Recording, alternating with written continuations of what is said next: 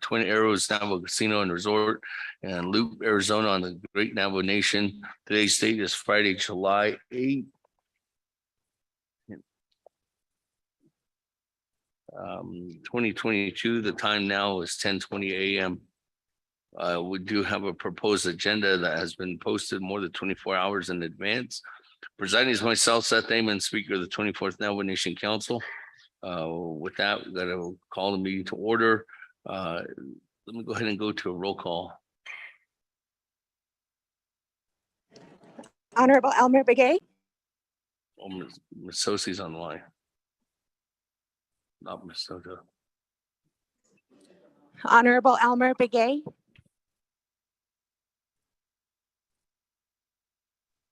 Honorable Elmer Begay did not answer roll call.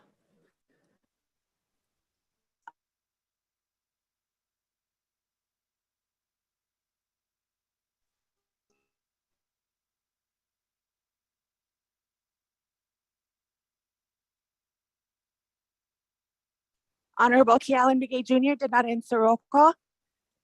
Honorable Paul Begay. Present. Honorable Paul Begay answered roll call. We couldn't, I didn't hear them call upon Delegate Kealan Begay. It just went quiet.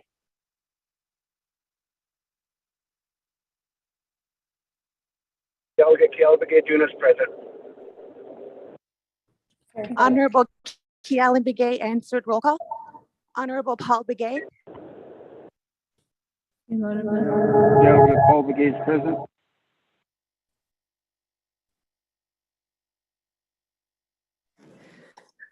Honorable Paul Begay answered roll call.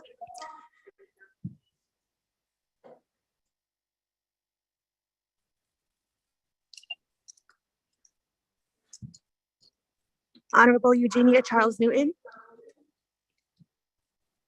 Delegate Charles Newton is present.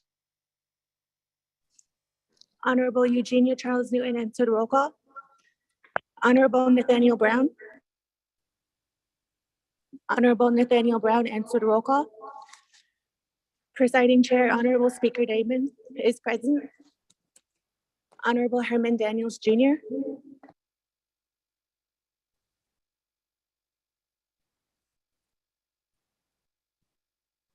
Present.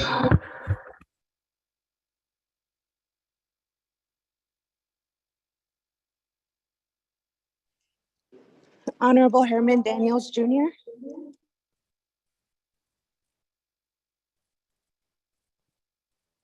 Present. Present. Honorable Herman Daniels Jr. answered roll call. Honorable Parnell Halona.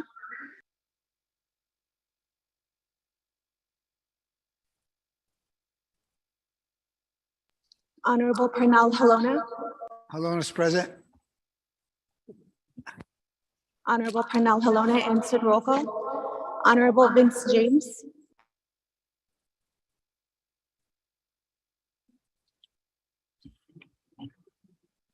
Honorable Vince James.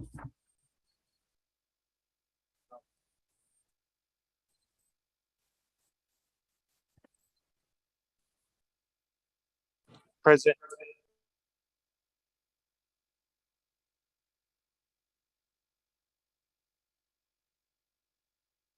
Vince James answered roll call.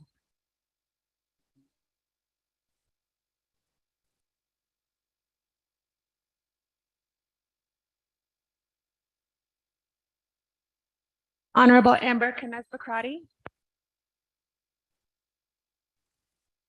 Yate Shadeja, this is Delegate Amber Knez-Bakrati. I'm on the call. Good morning. Amber Knez-Bakrati answered roll call.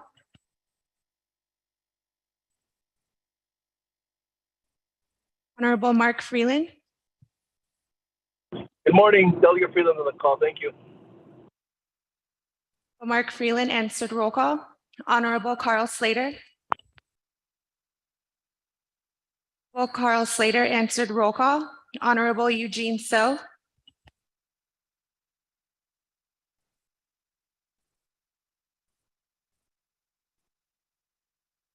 Eugene So is present.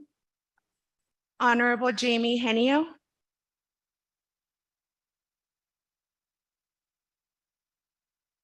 Honorable Jamie Henio.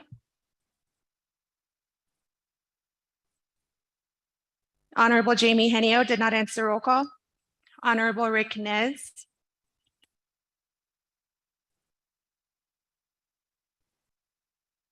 Vote Rick Nez.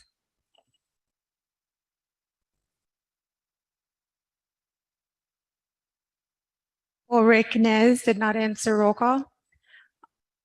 Honorable Charlene So. Honorable Charlene So is present. Honorable Otto So. I'm here. Thank you. Yeah, thank you. Honorable Otto So answered roll call. Honorable Raymond Smith Jr. is present. Honorable Wilson Stewart Jr. Present. Honorable Wilson Stewart Jr. answered roll call. Honorable Daniel So. Honorable Daniel So. Honorable Daniel So did not answer roll call. Honorable Edmund Yazi.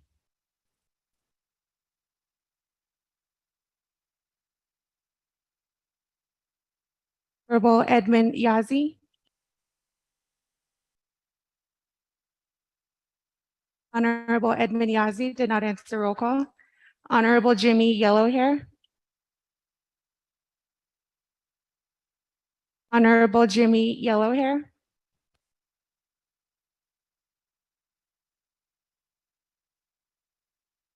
Honorable Jimmy Yellowhair did not answer roll call. Honorable Thomas Walker. Honorable Thomas Walker Jr.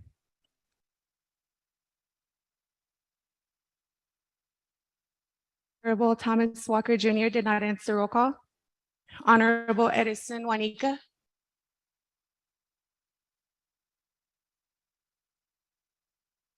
Honorable Edison Juanica. Honorable Edison Juanica did not answer roll call. Going back up. Honorable Elmer Begay. Honorable Elmer Begay. Honorable Elmer Begay did not answer roll call.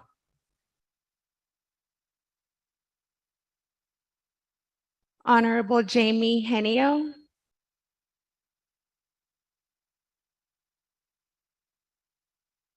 Honorable Jamie Henio. Honorable Jamie Henio did not answer roll call. Honorable Rick Nez.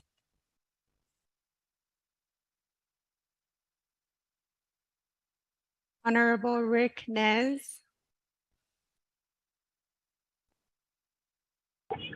Honorable Rick Nez did not answer roll call. Honorable Daniel So. I'm here. Honorable Daniel So answered roll call. Honorable Edmund Yazi.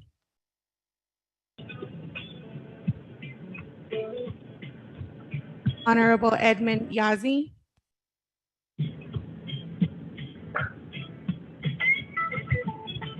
Honorable Edmund Yazi did not answer roll call. Honorable Jimmy Yellowhair.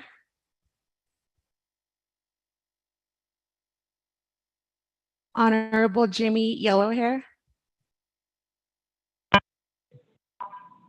Honorable Jimmy. on the line. On my way. Delegate Yeller's on the line. Honorable Jimmy Yellowhair answered roll call. Honorable Thomas Walker Jr. Honorable Thomas Walker Jr.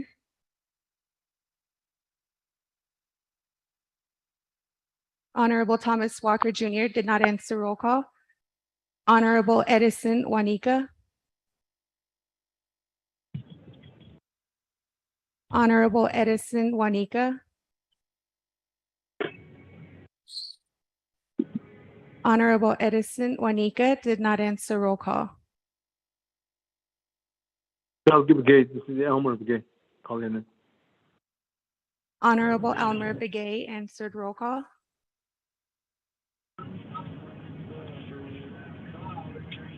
With that, Honorable Speaker,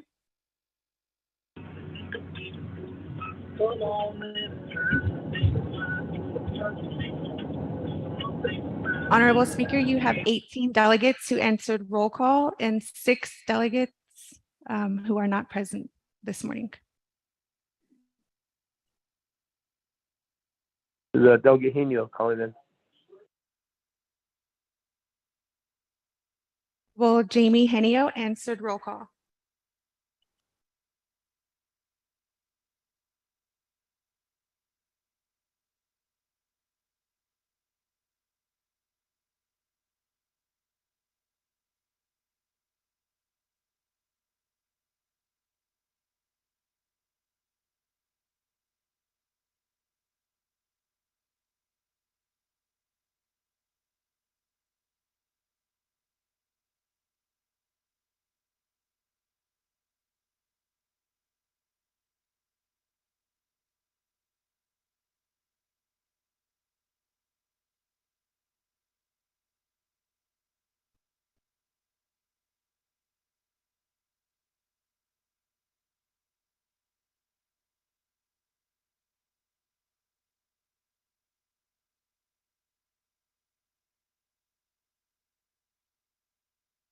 Well, Honorable Speaker, with that, 20 delegates have answered roll call, including yourself. Thank you very much, colleagues. That we have 20 members present. Here in the at the facility at 20 Arrows Navajo Casino Resort. On that, let me go ahead and go on down to invocation. Honorable Brown, am I doing the invocation for us?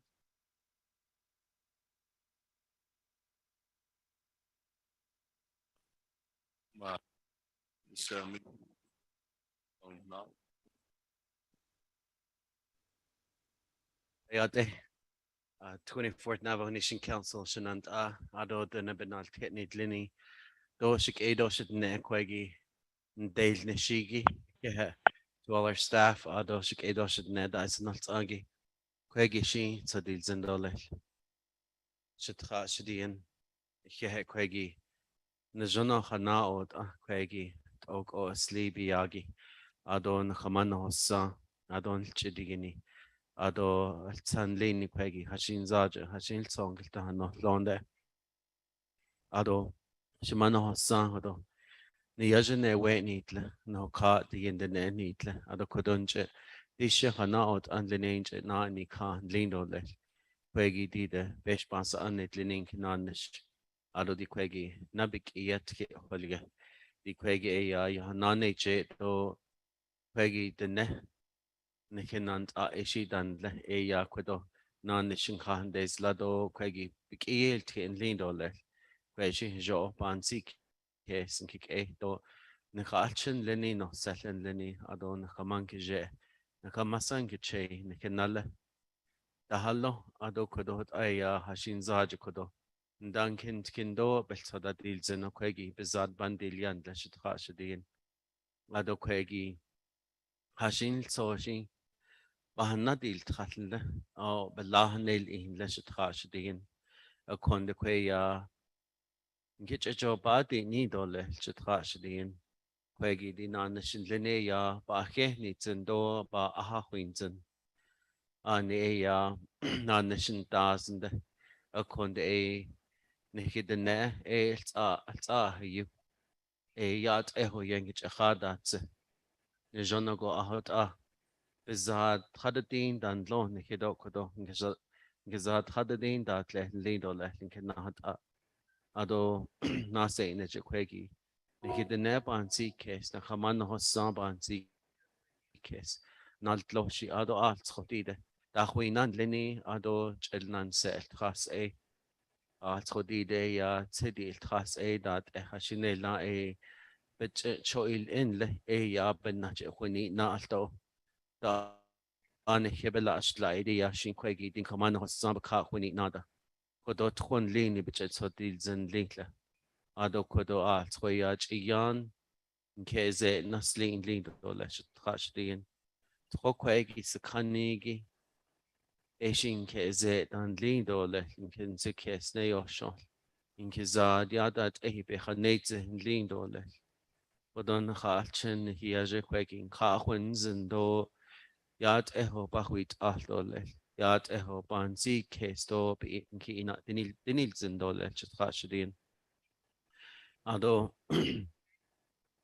Weshi jo nasti nidja el kan na dicha shatra shadien ado wegi shi jono shin ke nada de jolto ke nada halt kin dole shatra shadien eshi bata hada nilsen dole ado wegi disad beda na dit ai khashine la al kaisen ado wegi khanne lini shi jo nils ado na de kit hashin so ba hasalahle akonde jo shin wegi il khati chato ya teho nase nidja el cheda dil nil wegi hita igen den ekwedo ni hin so sindla bodo e ni hin so ado nghaol so do ni ke yo ne don ken hat ni hin se kes ni si hudin sindlini be hanan ke dotla ado kod jon dolle ado jon asli jon asli jon asli jon asli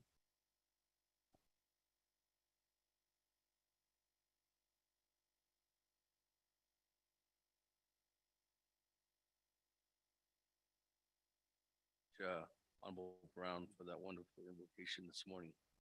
Colleagues, let's go ahead and continue down on our proposed agenda. Item number 2, recognizing guests and visiting officials. Is there any recognitions this morning?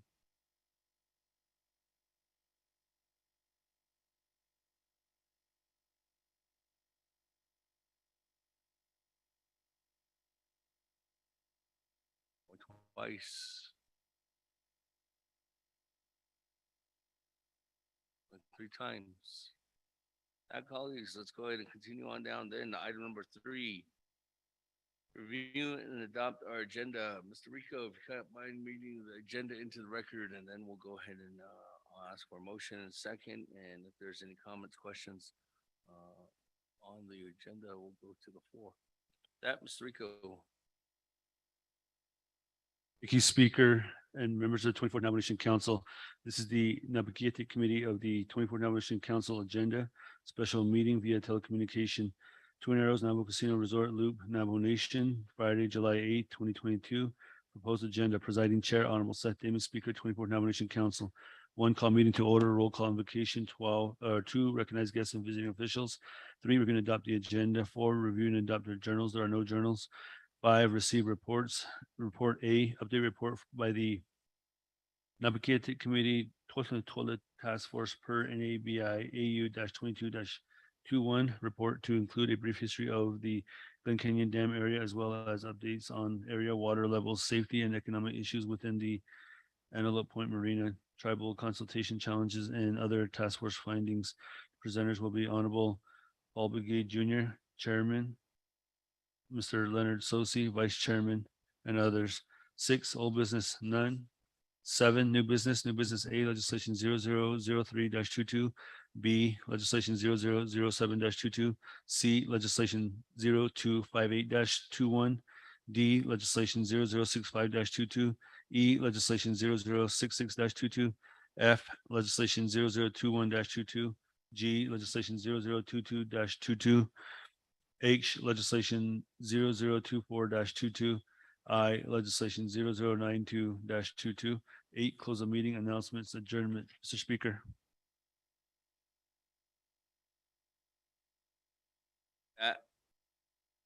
Is there a motion then, colleagues, on our agenda this morning? Motion by Vice Chair Smith, second by Honorable Nathaniel Brown. Any comments, questions, additions, deletions on our agenda? Speaker. Honorable Vince Shane. Then Chairman Yazi. On the main motion. Don. Nikki.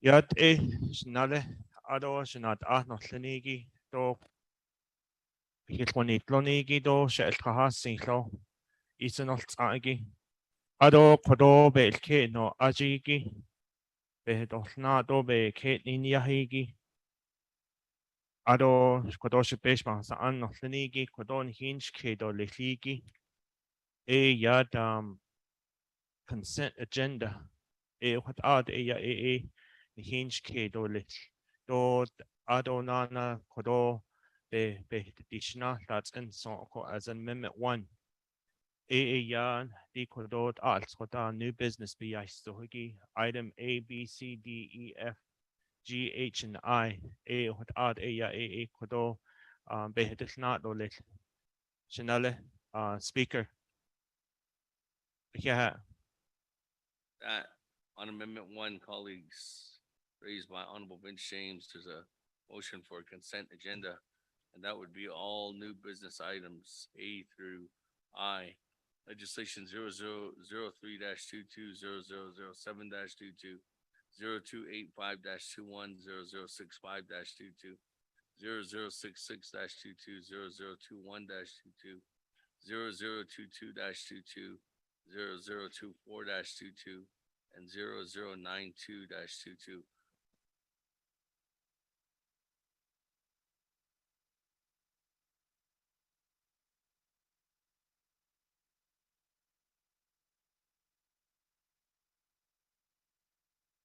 Those colleagues, all the items that I've just read and that Honorable James is motioning, all are destined to go to Navajo Nation Council, colleagues.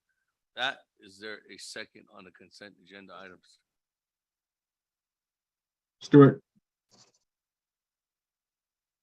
Honorable Stewart. Morning, Honorable Stewart. That, colleagues, Oh, good morning, Chairman. any comments, questions on the consent agenda?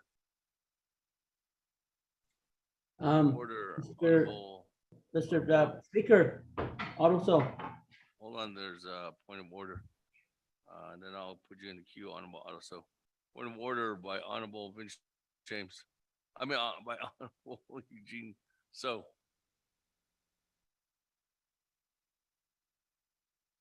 Your speaker don't really tell me a lot of good news when you're speaking like I hear like something's in the bottle talking.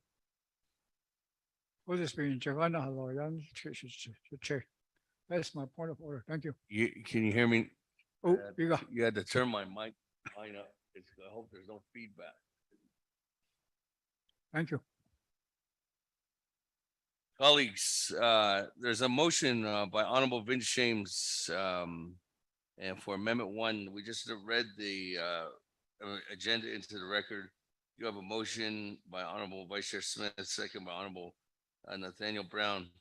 I did go to Honorable Vince James first in the queue. He's raised a consent agenda motion. And a consent agenda motion for items, legislations, all under new business A through I.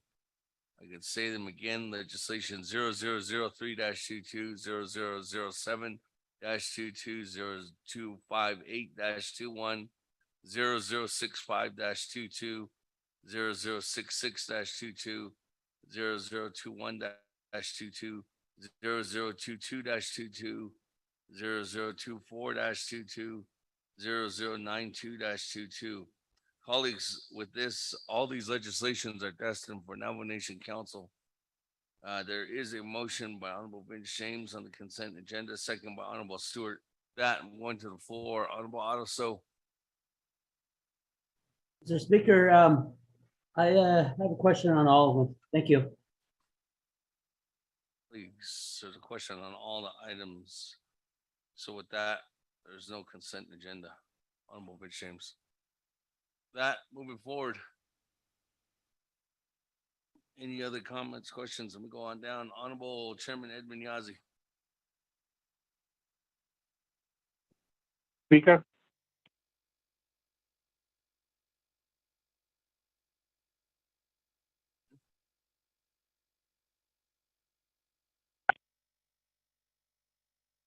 Chairman Yazzie.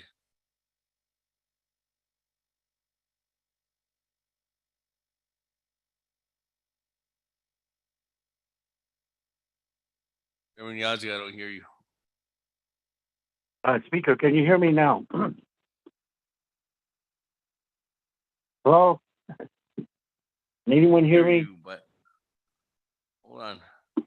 All right, just to let you My- know, my- Speaker, my I'm on colleagues call, can't okay? That's hear you. why I. Good Hold on, morning, hold on, sir, hold on, colleagues, Honorable Yazzie. everyone. Hold on.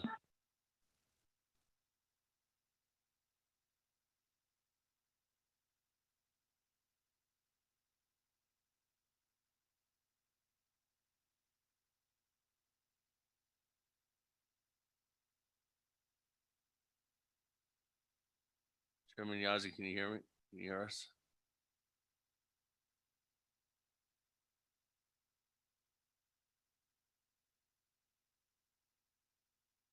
Chairman Yazzie, can you hear us? I can hear you, sir. Can you hear me? Testing 1, 2, 3. I can hear him on Zoom, but I can't hear him in the room. I can't hear him in the room. My colleagues can't hear him.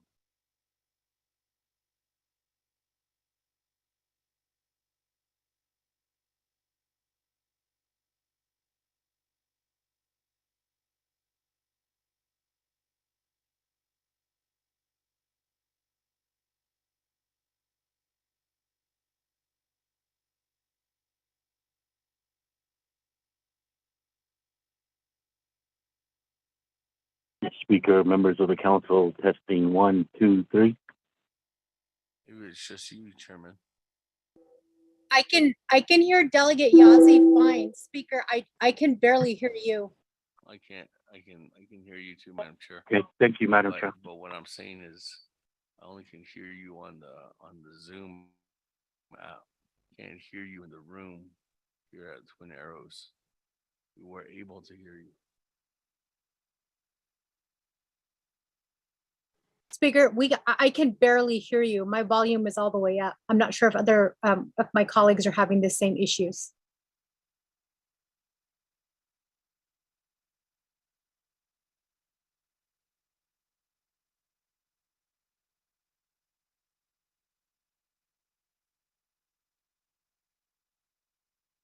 Yeah, Chairman Yazzie, try again. Speaker, I just wanted to let you know I'm checked in, okay? Sir, can you hear me?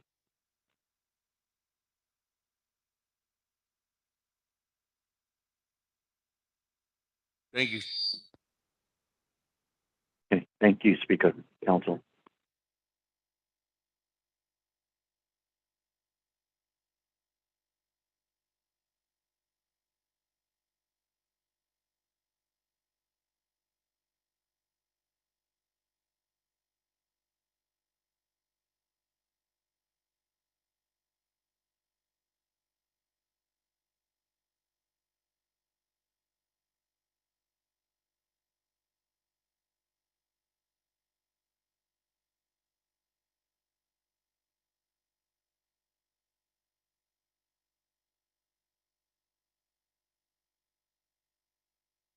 Chairman Yazzie, can we do a test again?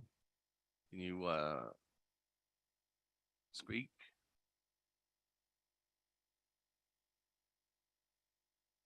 Speaker, testing 1, 2, 3. Ooh, now I can hear you. All right, with that, colleagues. Okay.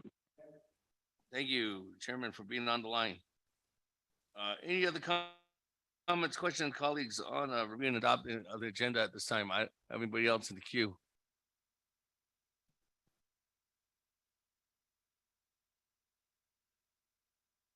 Texting in. Everybody in the queue. Only twice. Only 3 times. Speaker, this is Delegate Daniel. So Chairman Daniel, so yes, in regard to item on the good morning, Yati Sikido Sidania Sinandai Kwagi. I think we're experiencing some technical difficulties, but trying to get it through. I keep getting cut off from the phone call. But I had asked for Attorney General's a legal opinion regarding whether using veteran numbers or using the 50-50 formula in conjunction with 024-22. And so far, I haven't seen anything on the email from DOJ. I really feel like that particular legal opinion is necessary so that we chart a course forward. Right now, we're kind of like on a little hill and just all bunched up together to see how we proceed. And so that's, I think, the question that I had posed it, and there was response originally from, and his response was he understood the question from, I think it was Schneider, Attorney Schneider. So I feel like the committee needs to hear from DOJ so that we can proceed on 3 of the veterans related matters. Thank you. Daniel, so let me go ahead and do some additional questions back to you. In order to clarify, are you referring to a request that your committee, at the Health, Education, and Human Services Committee? And the reason why is I'm trying to follow up to see who did the formal request to the Department of Justice so that we can follow up on that formal request. Chairman Daniel, so. I thought I made it at the last NABI meeting. Made that request, but we ended up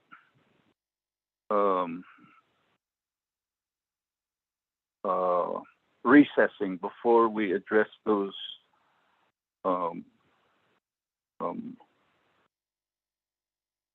three veterans related legislations. And so we never got that response, as I recall.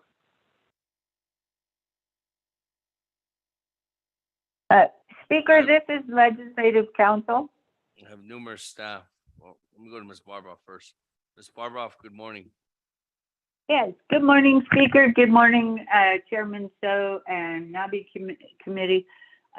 Under my notes and in what I remember is that the HES Committee made that request to the Department of Justice in the executive session that Department of Justice requested. I believe it was at the last HES meeting.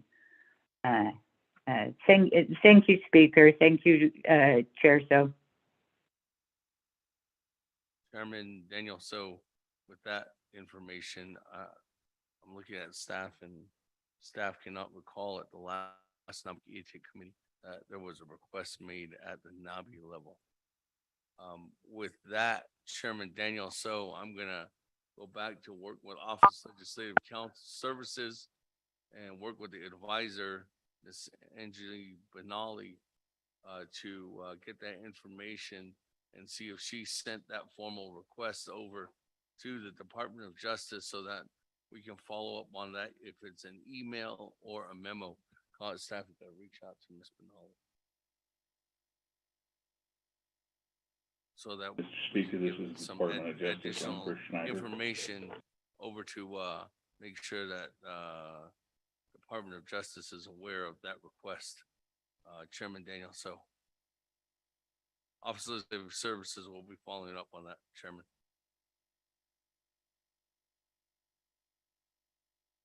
That, colleagues, any other comments or questions at this time on the agenda or the main motion?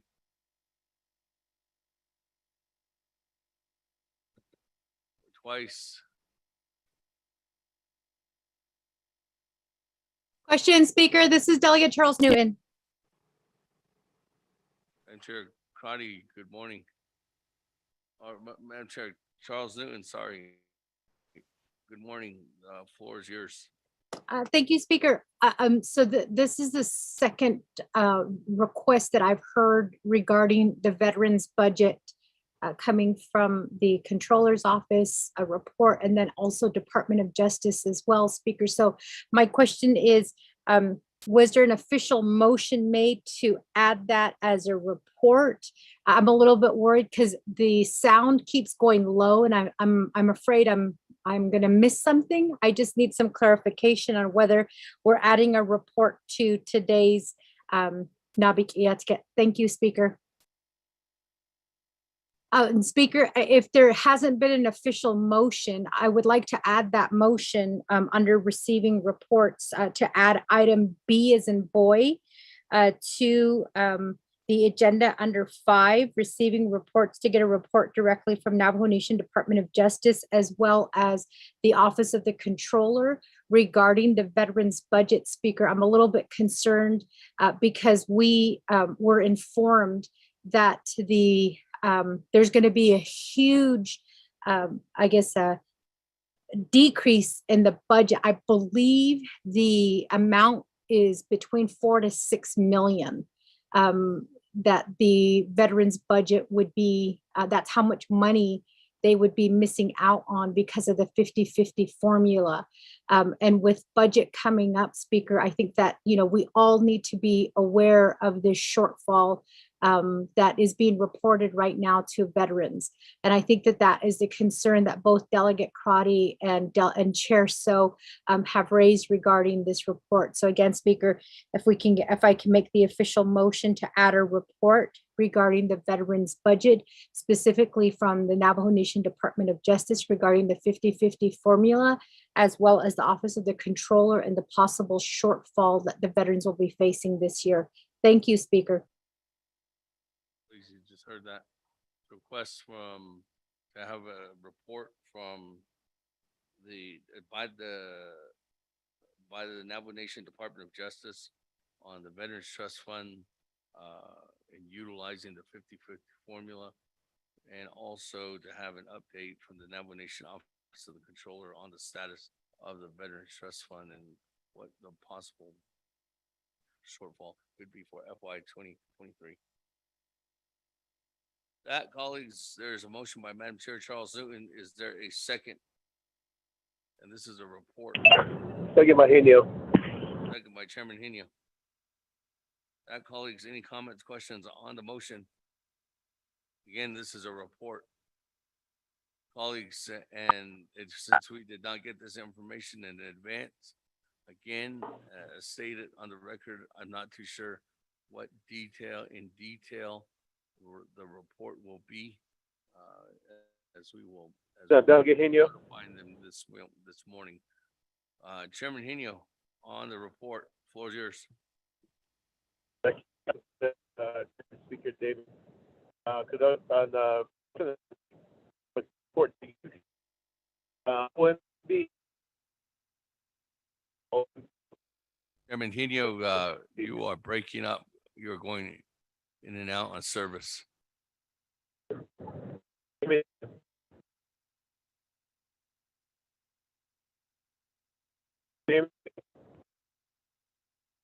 Henio, we cannot hear you. Okay. What about now? Hear you now. Yes. Okay. What Dominic tell our staff Now we cannot hear you. regarding this subject.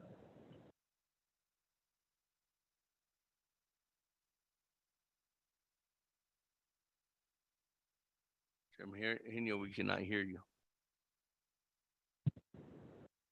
Okay, what about now? Yes.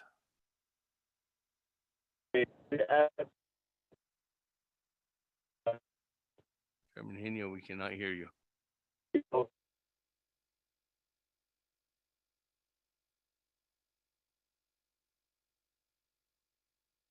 Okay.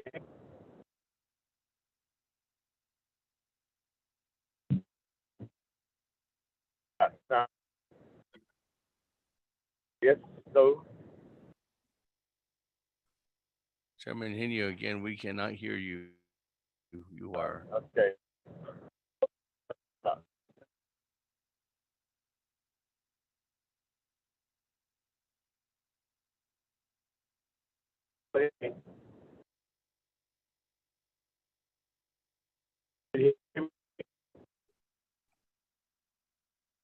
Chairman Henio, we cannot hear you.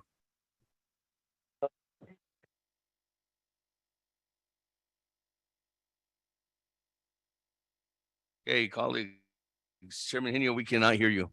I'm moving on.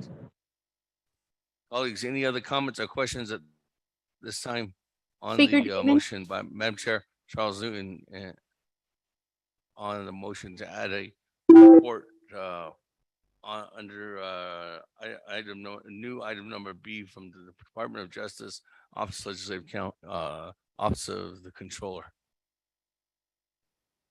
Madam Chair Speaker Damon? Charles Newton, and then I'm going to Honorable Herman Daniels. Thank you, Speaker. I see the amendment language on the screen. Can we also add OMB on this report as well?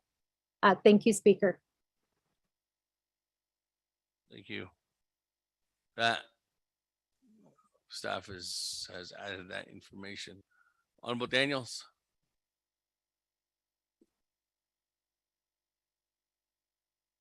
Mr. Chair, yeah. Arokodo Shanata, no Shanigi Kodo Naabik'íyáti committee members Kodo, yeah. Arinda Kodo Shasna Ash Kodo Tsatsurazum Nakabe Edene Ko Nakabe Inchne Ko I see yeah. Arokodo amendment Kodo Besh case Kodo be Dotzo Gaidam veterans Ajit added Hadil Soda. Vacation da deal ne no ya kudo around the kudo controller's office.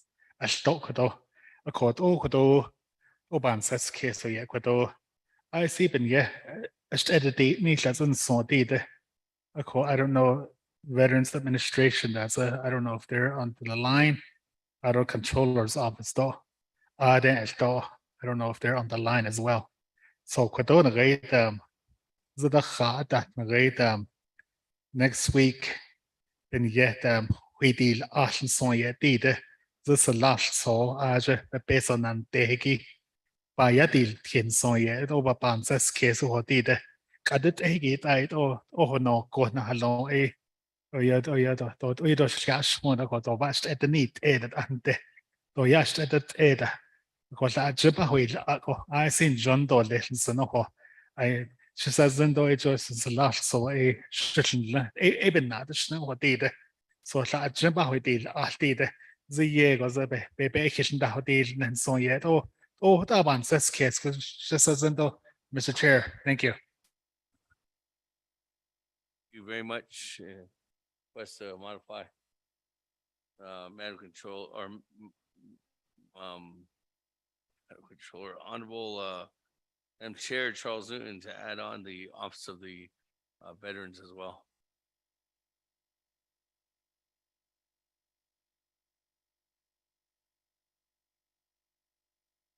Madam Chair Charles Newton. Yes, Speaker. I'm here. What was your question? It's a request by Honorable Daniels to modify, to add on the office of, to hear from the office of the Navajo Nation or the Navajo Nation Veterans Office of Veterans Administration. as well. Yeah, that's fine. Okay. Thank you. Any other comments or questions, colleagues, on amendment number one? Speaker Damon, this is Delegate Cardi with a question. Let me go to Vice Chair Smith first and then to Madam Chair Amber-Crotty. Vice Chair Smith.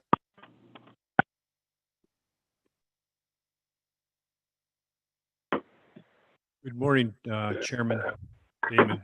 Ado shenandoah noch nigi Naabik'íyáti. Ado shenandoah Nathaniel Brown citizen Heinla. Malako naso tanigi hat epen. Yet Shinaidi Kidigi Yahakwad Honorable Herman Daniels Yahatzi. Ano going nalo. Ato Jost edatel neho. Benina naidi kid bit nazlado alita al dolnito Haila ben ye and ato later the veterans that's it. I see Jinaho did that egi a con later nada more she at it on a what I want this case did late when you stated all neto naidi kid be nazlagi. Jodi yali aj bandit ko yalagi a be ato zito ben don't stone le not len hida salat so a بالجهد أهلي بنيه وكوجوب دا بهن دو نايد كيدو بأهزن أي أهلشنا بنينا شنن شنالة أشكون نادم مول أي بيدوت أهل وتانش كيديد كده ها ديباني كايجي ها أي سيدو دا إنيش هالشين دا كيدو هكوبتو نيدو هذا دا not so that egi big baby ato zilgo. It would be had this city that chair here.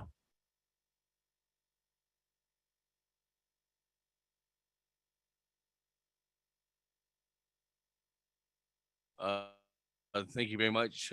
With that, if I pull in more individuals, we can reach out to as many as we can at this time, Vice Chair Smith. Again, this report, I think what we could do too as well as a further request. I'm not too sure how much information they're going to give to us today due to the fact that this is a last minute request. If we would have known in advance that this is something that was needed to be asked of, we could do it more of a thoroughly directed. Again, what we could do is that we're listening to it as a base point today. But what we can also do is that next Thursday, we are having a regular Naabik'íyáti committee meeting. And at that time, we can have a follow-up from the individuals who did not come on, or if there's any individuals from the advisory council too as well that could speak to this. We can ask of them to speak at that time as well too, Vice Chair Smith. So for concurrency, for making sure that everybody is heard under this specific request.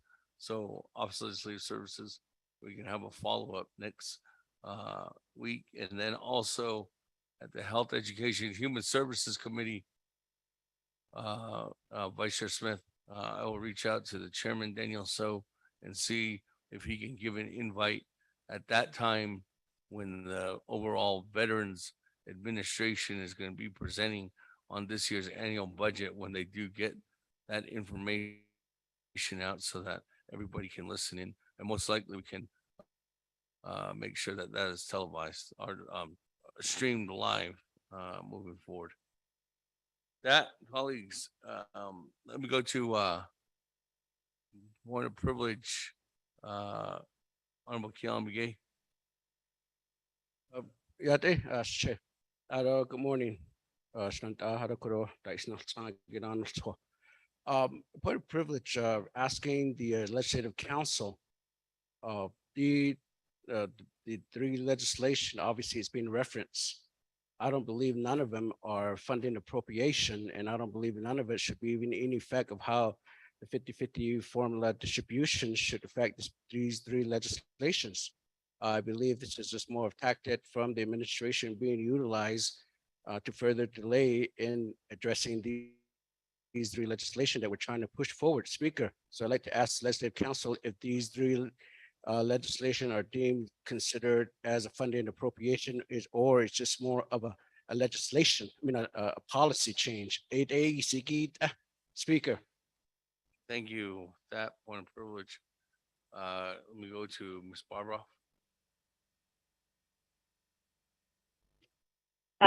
Thank you, Speaker. The three veterans legislations that are on the agenda today, none of them directly appropriate funds. They do not. However, there are some, perhaps some amendments, certainly some amendments to the trust fund that have been recommended to the trust fund statute that will potentially affect budgets. My understanding was that the request for the report did not per se, it wasn't focused directly on the legislation. It was more about the this year's funding distribution that came out from the controller.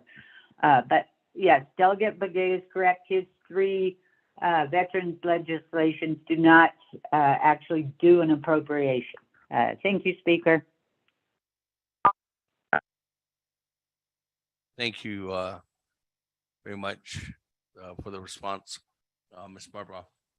That, colleagues, let me go ahead and go back to the lineup here. I do have Madam Chair Amber Crotty in the queue. The floor is yours, Madam Chair, on the amendment.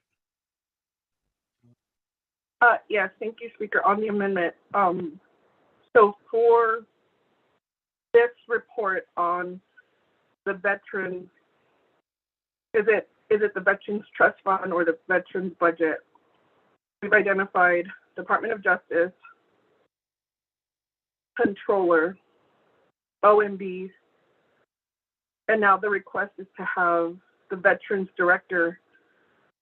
I'm not exactly sure why that request is being made. At that Budget and Finance, we try to get and receive a report from the Division Director of Veterans, and it was a grotesque, inappropriate story of, I'm assuming, a juvenile self-mutilating themselves. I'm not exactly sure what this committee expects from the Veterans Director, but we requested a written report. Speaker, I have not received that yet, and I'm not sure then if we are going to get the information that we need with the type of behavior that has been witnessed by the Budget and Finance Committee this week by the Executive Director, the Veterans Executive Director. So I would ask if they are going to provide that information. We're going to be in the same place as we were on Tuesday, hearing inappropriate stories, hearing inappropriate, condescending dialogue describing our Navajo veterans and blaming every other entity except the one person who is contracted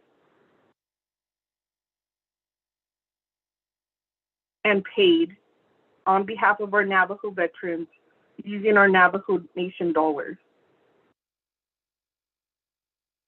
So I'd like to hear from the motion party, what is the intent of the report? And if that is the will of the committee, our votes will signal that. And delegates who continue to support this director and this behavior is outrageous. I'd like to know the intent so that we could keep to the report and not create a hostile environment or more traumatization to our veterans, to their families, surviving spouse, Gold Star mothers from this director. And I would ask this committee not to give him a platform to do that. That we get the information that we need to help our veterans. And anything from the director should be put in writing as from presentation to presentation, it changes, the blame changes, the sarcastic remarks change. I don't know if he's mentally stable, but what I'm concerned is he's making decisions on behalf of our veterans while not providing the correct information. Thank you, Speaker.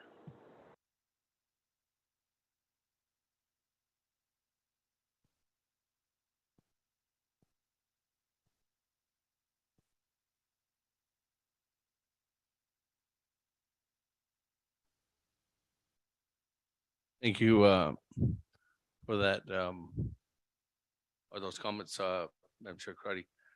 And what I'm hearing, I guess, in that, is that a request back to the sponsor of the, or actually to the motioning party to remove the Navajo Nation Veterans Administration from the report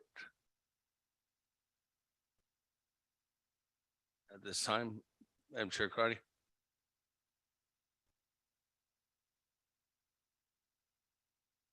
Speaker, I'm asking for modification or clarification in how the Navajo Nation appointed director from Jonathan Nez and Vice President Leiser, if they could just provide a written report. I need clarification on this.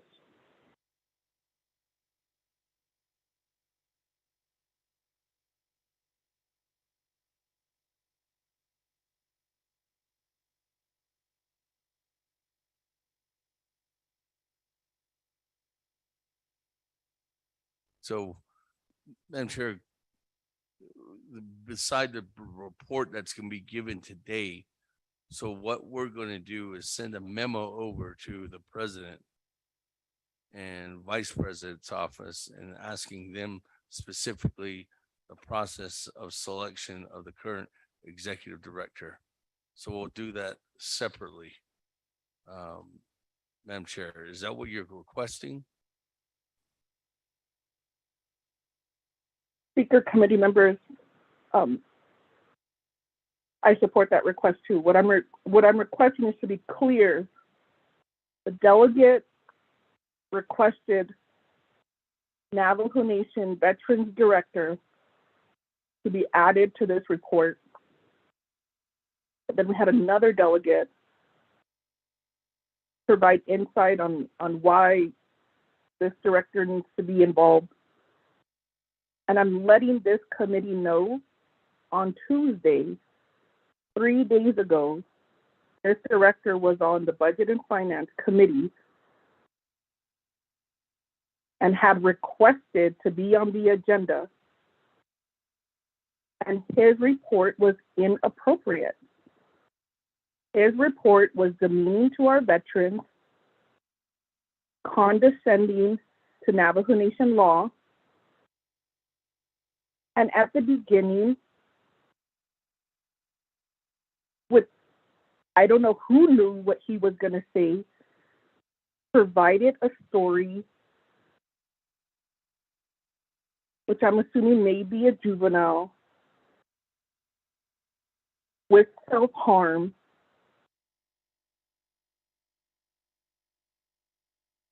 It is not clear why that story was presented. It is not clear what the division director was thinking when providing that story, and who in his story is he comparing to the juvenile holding a knife and self-harming themselves. This is what we're hearing from our director that delegates are asking to hear from. This is what we're hearing from our Navajo Nation Veterans Director when speaking about our veterans. And I am saying it's inappropriate. And at this time, if this committee can just receive a written report from the director and not give him the platform to continue to insult our veterans, our Gold Star mothers, our surviving spouses, with these analogies that are inappropriate. He should be banned from council from giving a report. He should be formally sanctioned by this committee in how he is representing himself in his capacity under President Jonathan Nez, and how he is allowed to continue to bully our veterans. And Speaker, if your staff did not brief you on this issue, there's some internal conversations that need to take place. I would say staff needs to provide that snip of what this director said and what he was saying to every delegate.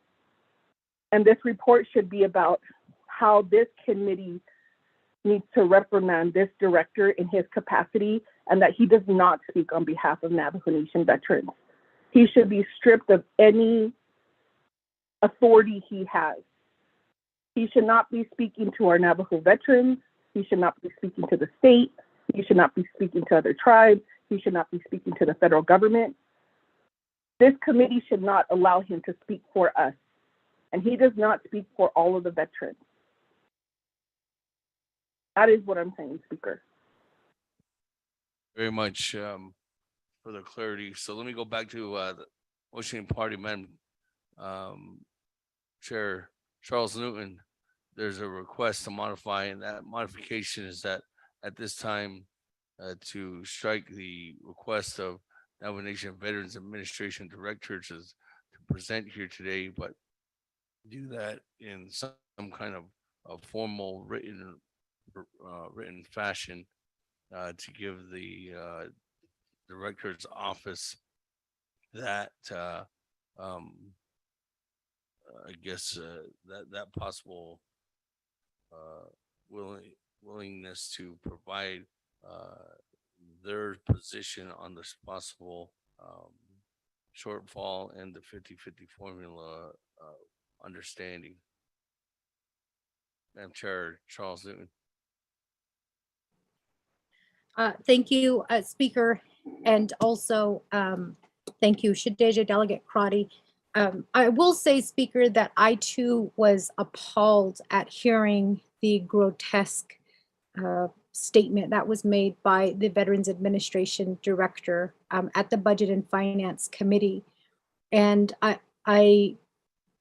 agree 100% with what Delegate Crotty is saying.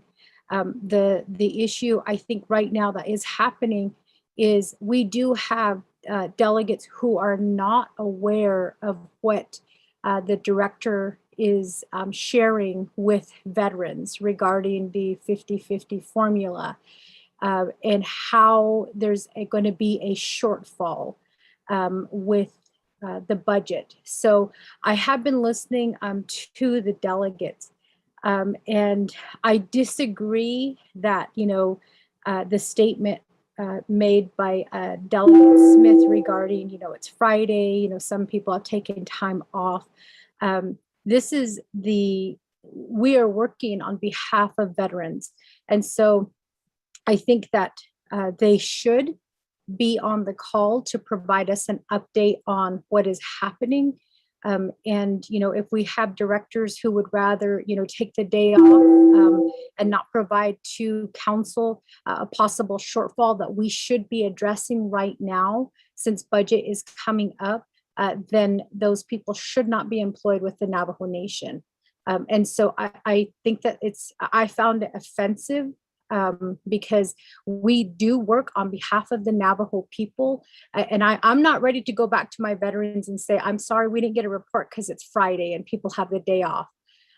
So I'm requesting this report because we need to all be on the same page with the possible shortfall. And then most importantly, I'm really worried because we did have the Veterans Director present to the Northern Agency Veterans Organization last night. And he did state on the record that the 50-50 formula is illegal and can't be used. And that really upset the Northern Agency Veterans Organization because that means that they're going to be receiving less funding, less money. In addition to that, I also heard from the Northern Agency Veterans Organization that they are submitting funding reimbursements that are not being honored by the chapter. And so they have, asked how do they go about getting reimbursement to go to appointments that are off the Navajo Nation. And so I'm just trying to get a full report. And I believe that as delegates, as the 24th Navajo Nation Council, we should be hearing the same report. I will be calling a point of order if there is another, gross story about self-mutilation being provided, or if there is no control over the way that the Veterans Administration Director is presenting information to this council. However, as council delegates, we should be aware that this information is being shared right now with our veterans. And I can say that many of the veterans with the Northern Navajo Veterans Organization were upset, they were confused, and they had a lot of questions. And the only thing that I could tell them at that point was that no official Department of Justice opinion has been issued. But I know that the director will be making his way, as he did with the Eastern agency, providing information. What we do need to find out as a council is, number one, the information that he is sharing with veterans.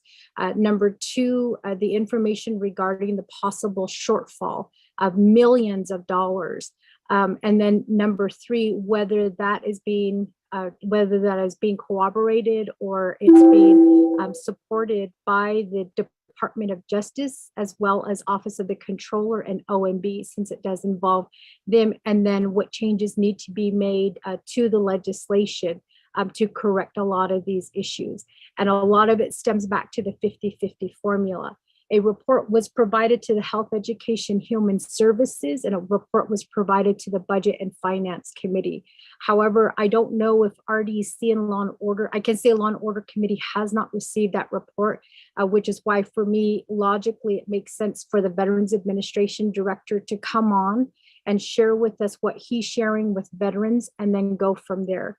And if they're not ready today, after providing a report to Health, Education, Human Services, and Budget and Finance, then shame on them for not being prepared to present that same information to the 24th Navajo Nation Council. I do understand that it is Friday and a lot of people, are off.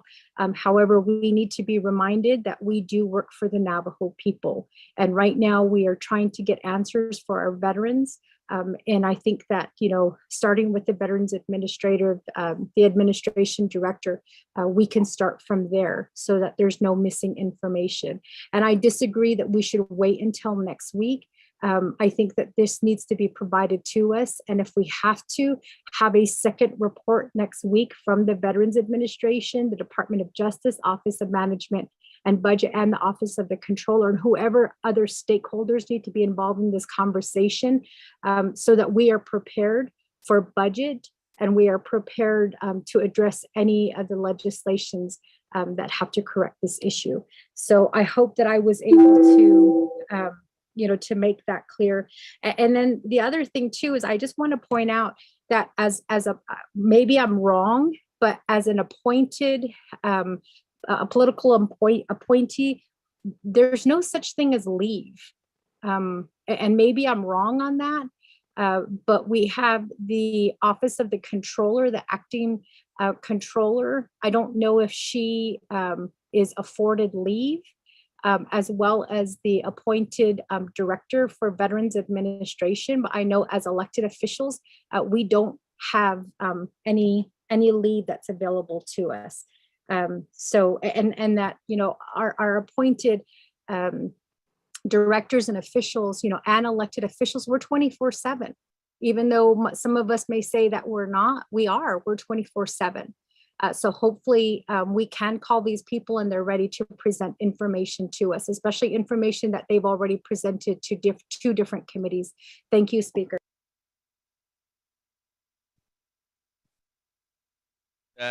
So I assume then, Madam Chair Charles Newton, that you're staying with Amendment 1 as is right now. Yes, Speaker, thank you. Okay, thank you. With that, colleagues, anybody else in the queue? Any other comments, questions on Amendment 1, which is adding on a report from the Department of Justice, Office of Management and Budget, Office of the Controller, and Navajo Veterans Administration regarding the possible shortfall and the 50/50. Well, I guess that's the same thing of the Navajo Nation Veterans Trust Fund budget for FY 2023.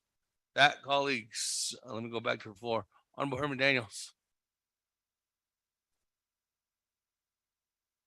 Mr. Speaker, Mr. Chair, yeah, nana kodo, ado nana kodo, motioning parties, kodo amendment number 1, kodo bel case, kodo ni bahasi, ado shanalaza da hot ayahanatzi, kodo delegate Smith, kodo na gate I see ben yeah, the Nielsen what did next week. The count should be got all Monday, Tuesday, Wednesday. That's a big got all or maybe half a day about we did did Mr. Speaker did we what about this case what did I don't know any what that we saw because last so I don't let it in the has the one that I don't know to take away peso nante hiki joy could I hashin so his could the ben his now don't no shortfall.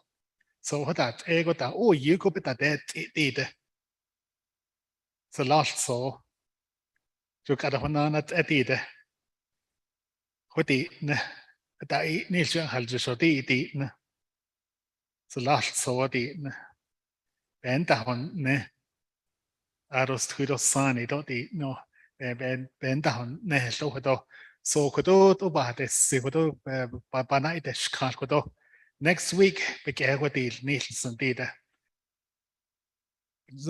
hazoba ikeshin da hotel ne to na gaidam OMP yast edito nish aronana na gaidam controller's office to yast edito nish aja aro DOJ do kon kito ikoto e naidi kidishin o yin keta hol no dollars aronana na gaidam veterans aja na gaidam saneligi sto aja nat lenigi Asian sto koto da ito sin koto kada da bakail ya goito dos thousand dollars ko tida asaka as leila nzen dollars ko kwegi is ko tida so ede banan ko ska dollars ko do ko do jo be sha honil netide do ado be khanit no ya et dollars sentide be sha na honil ne ado to be khanna ne to banna di kha ko tide e ado e ya en sin ko sa zendo ko be khanaz na ito be khanaz na dollars ko date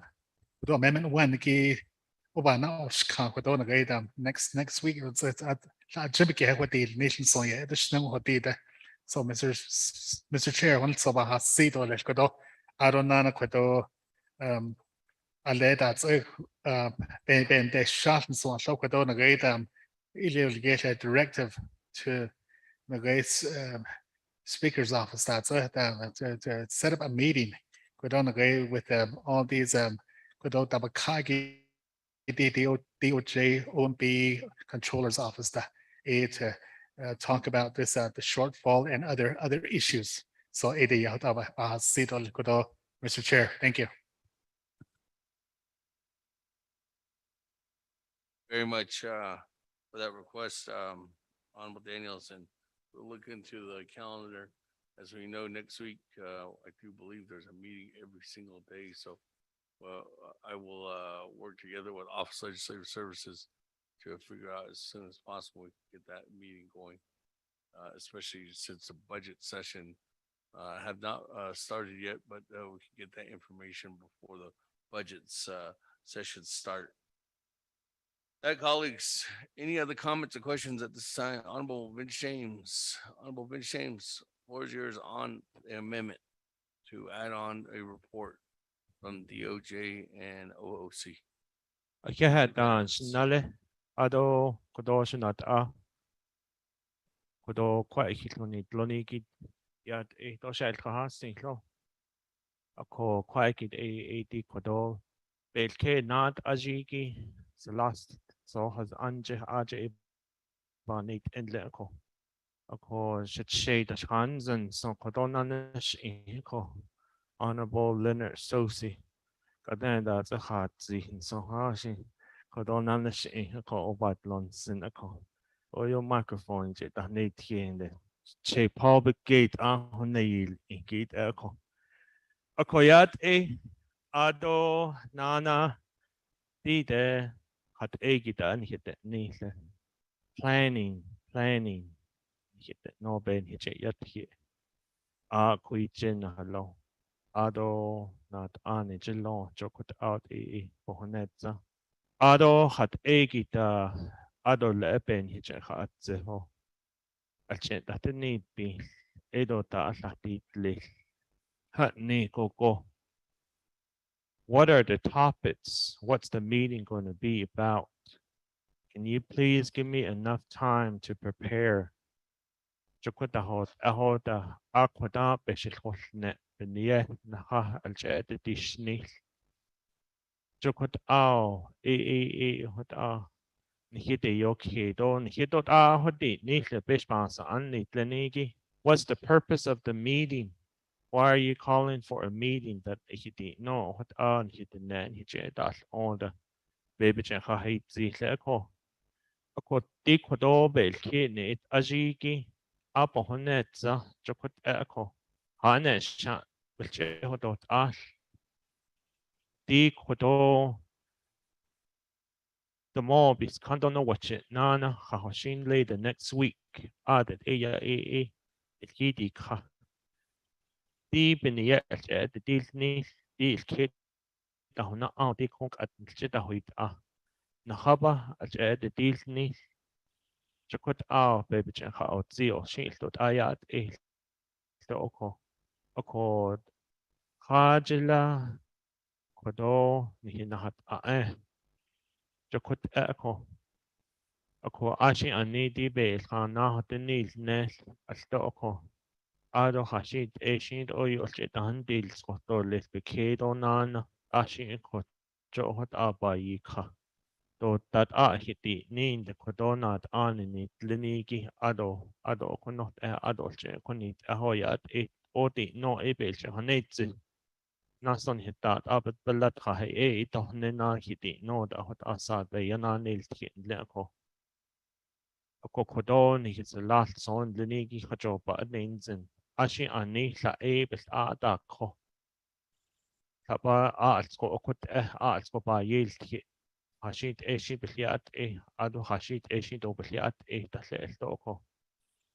Okonde kodo nachm hiesalat son lenigi yego ha das pa do la yego kita honi. Kota hot ego hojo pa atin zon ya ta is hane hala hot la choko hot eko. Okos je pes pas an noch lenigi shinat noch lenigi kodo banai nishka. Akod Oshi Kodo Jashi Hadoni like Kodoni.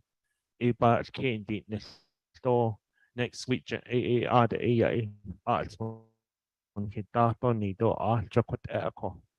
Akot ad in Haban's case od Kodo Banaisis Kandolikako.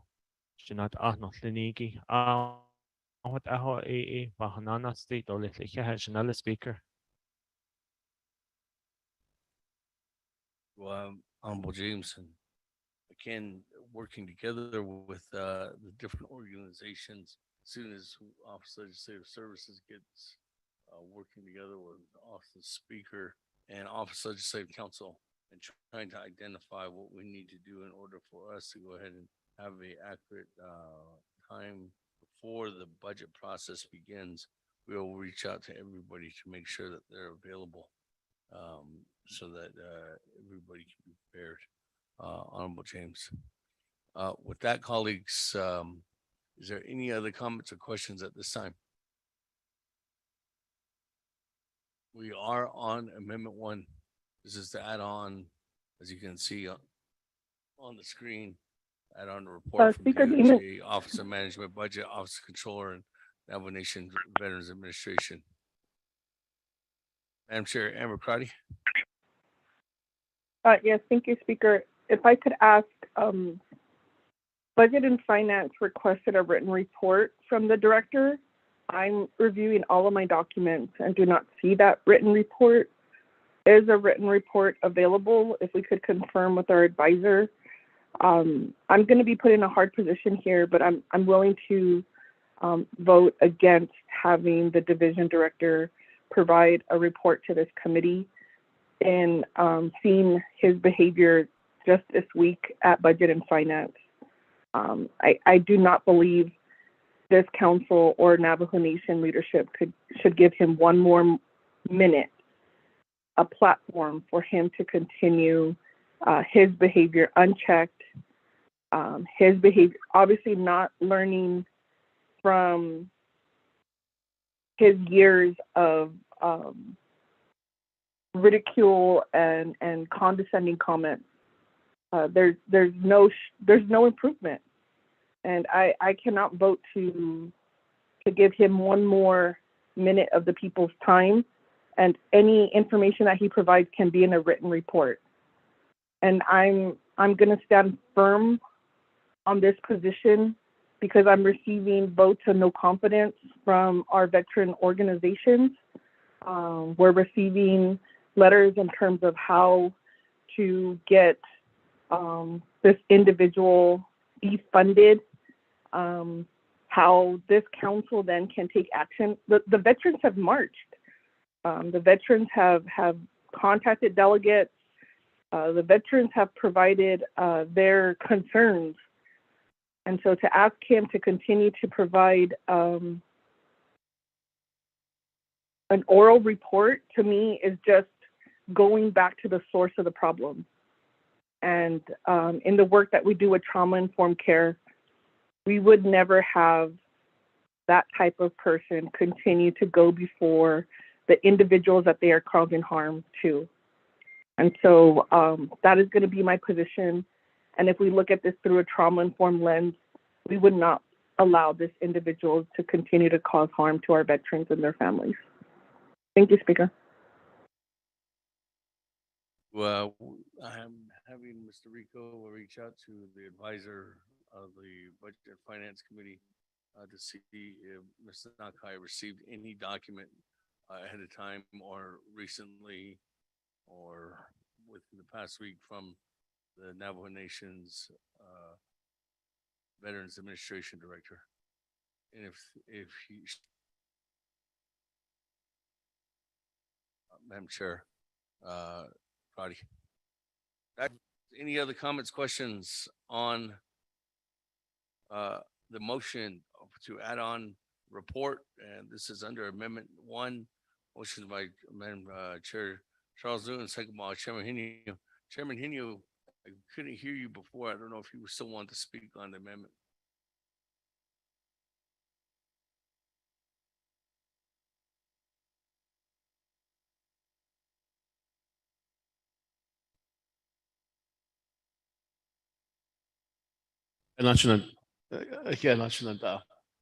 Chair.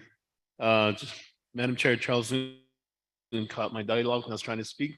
This was simply to add OMB to the report. Thank you. Thank you.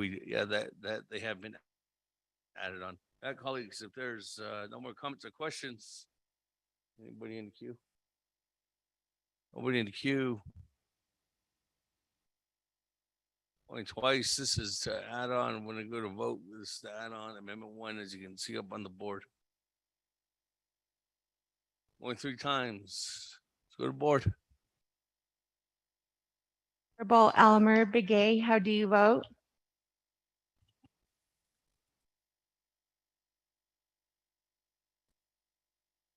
Honorable Elmer How about Begay green? votes green via text.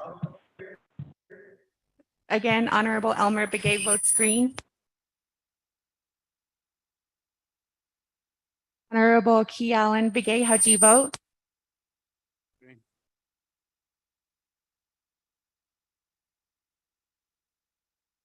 Honorable Key Allen Begay, how do you vote? Green. Honorable Key Allen Begay votes green. Honorable Paul Begay, how do you vote? Your Paul Begay votes red. Honorable Paul Begay votes red. Well, Nathaniel Brown, how do you vote? Delegate Brown votes red. Honorable Nathaniel Brown votes red. Honorable Eugenia Charles Newton, how do you vote? Charles Newton votes green.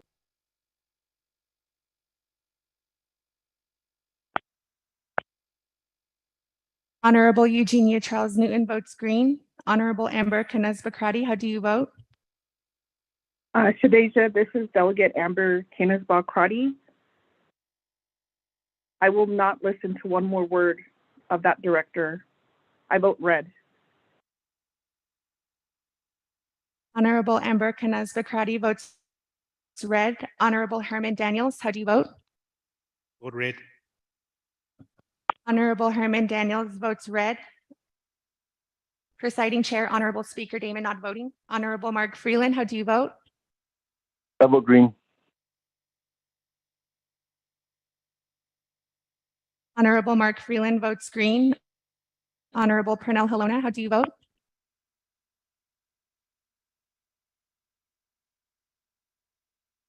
Votes red.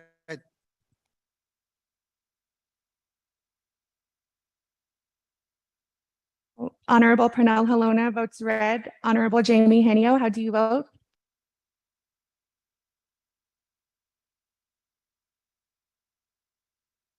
Honorable Jamie Henio votes red. Honorable Vince James, how do you vote? Delegate James votes green. Honorable Vince James votes green. Honorable Rick Nez, how do you vote? Delegate Rick Nez votes red. Honorable Rick Nez votes red. Honorable Carl Slater, how do you vote?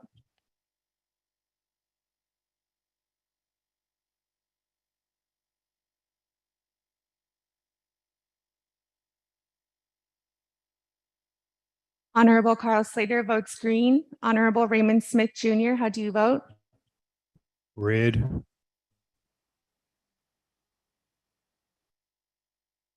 Honorable Raymond Smith Jr. votes red. Honorable Wilson Stewart, how do you vote?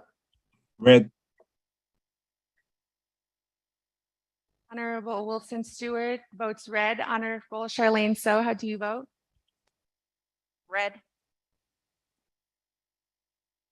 Honorable Charlene So votes red. Honorable Daniel So, how do you vote?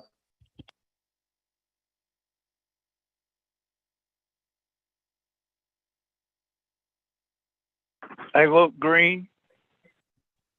Honorable Daniel So votes green. Honorable Eugene So, how do you vote?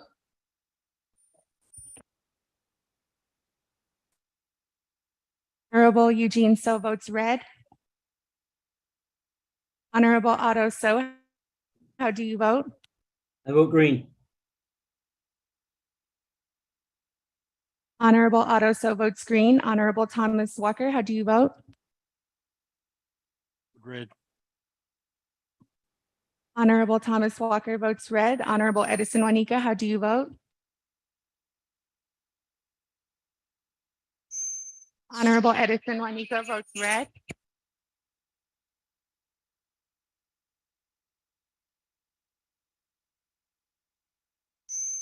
Honorable Edmund Yazzie, how do you vote? Red. Honorable Adjournment votes red.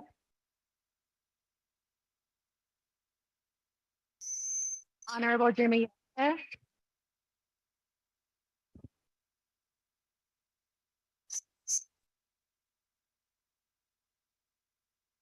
Honorable Jimmy Yellowhair, how do you vote? Delegate Yellowhair votes red.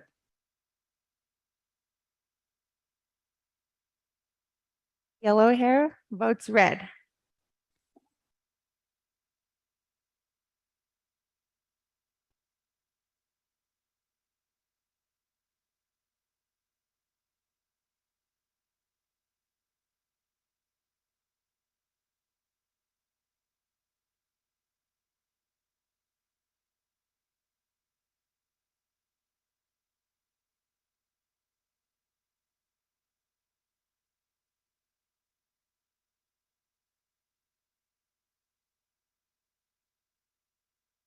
With that, honorable speaker, you have 16 delegates who voted to oppose.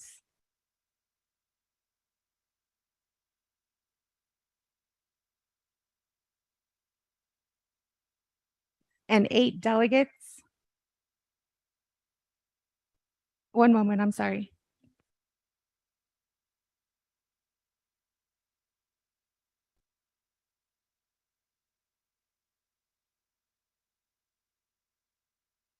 Honorable Elmer Begay votes green. Honorable Kealan Begay votes green. Honorable Paul Begay votes red. Honorable Nathaniel Brown votes red. Honorable Eugenia Charles Newton votes green. Honorable Amber Knez-Bakrati and Honorable Herman Daniels both vote red. Presiding Chair, Honorable Speaker Damon not voting. Honorable Mark Freeland votes green. Honorable Pernell Halona and Honorable Jamie Henio both vote red. Honorable Vince James votes green.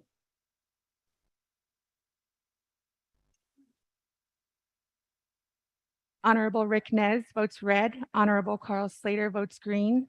Honorable Raymond Smith Jr., Honorable Wilson Stewart Jr., Honorable Charlene So, all vote red.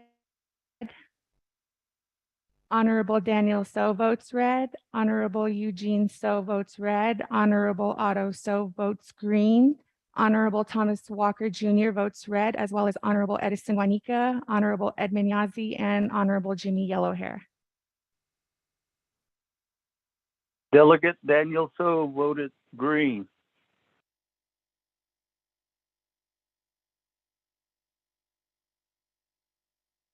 Honorable Speaker, that changes the vote to 8 delegates who voted in favor and 15 delegates who opposed.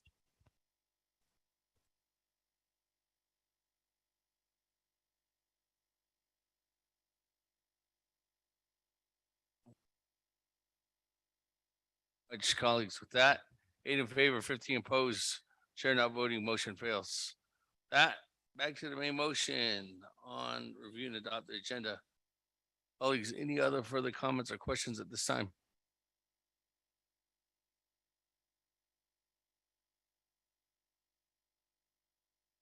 Going twice. Speaker Damon, this is Delegate Carter.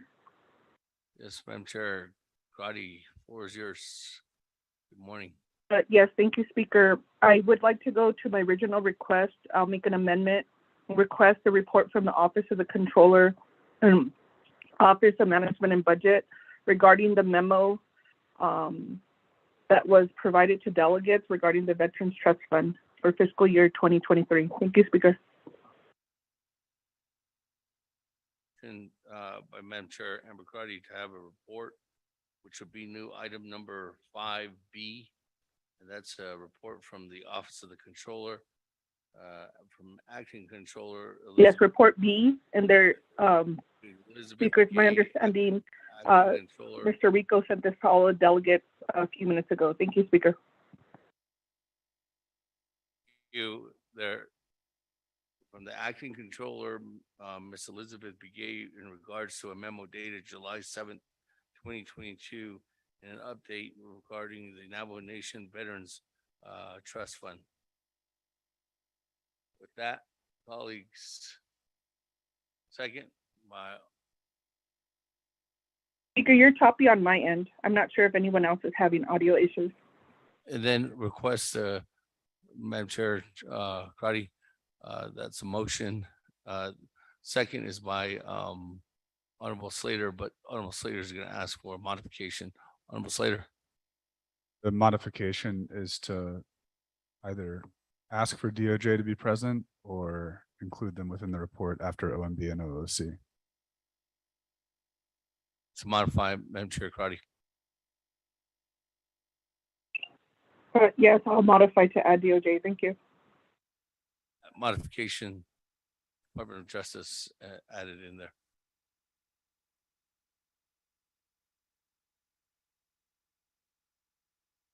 This is a motion by Madam Chair Karati. This is Amendment 1, item number 5B, adding on a new report. Second by Honorable Vice Chair Slater. Hi, colleagues, any comments, questions on Amendment 1?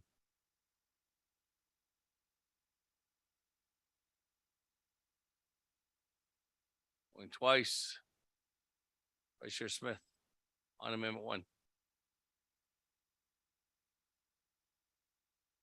Here, Chairman Damon, though, the Naabik'íyáti deeded amendment number 1 again. Oyoshidis related Veterans Administration AB Totso Lanan Sinyan Apahon is not quite amendment 1 again.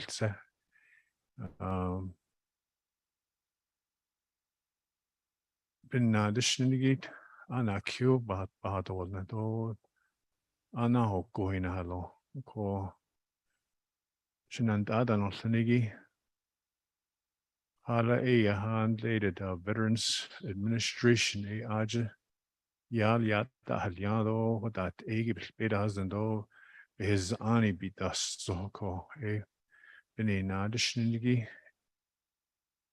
ona hoko hinahalo Elia Adot onaide kiddi the OOC do the Department of Justice igi ko IC dad nishigi ain't Veterans Department of Administration. You ain't yal bendo nishin 2023 a height zado halet a shortfall dano. A naide kid be naznil ko a kedo a hashit edo lektide. Ashini uyun hitatil adide ko ashhoda dide le nas nada dot alch etati nene le nada mo et ad ebenist edolito dat egi akon le nat behne bi nazlagi dat di tito dat egi dona kinlo ekutaw e hat decision and hela.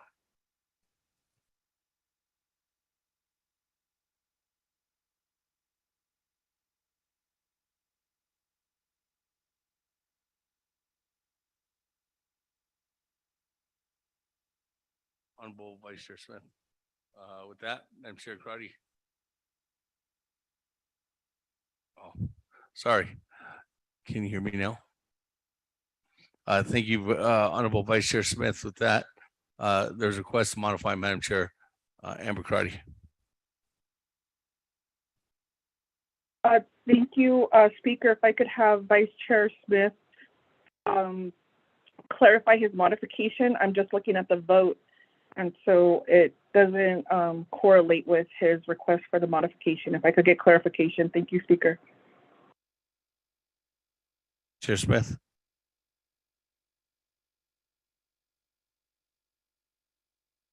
Vice Chair Smith.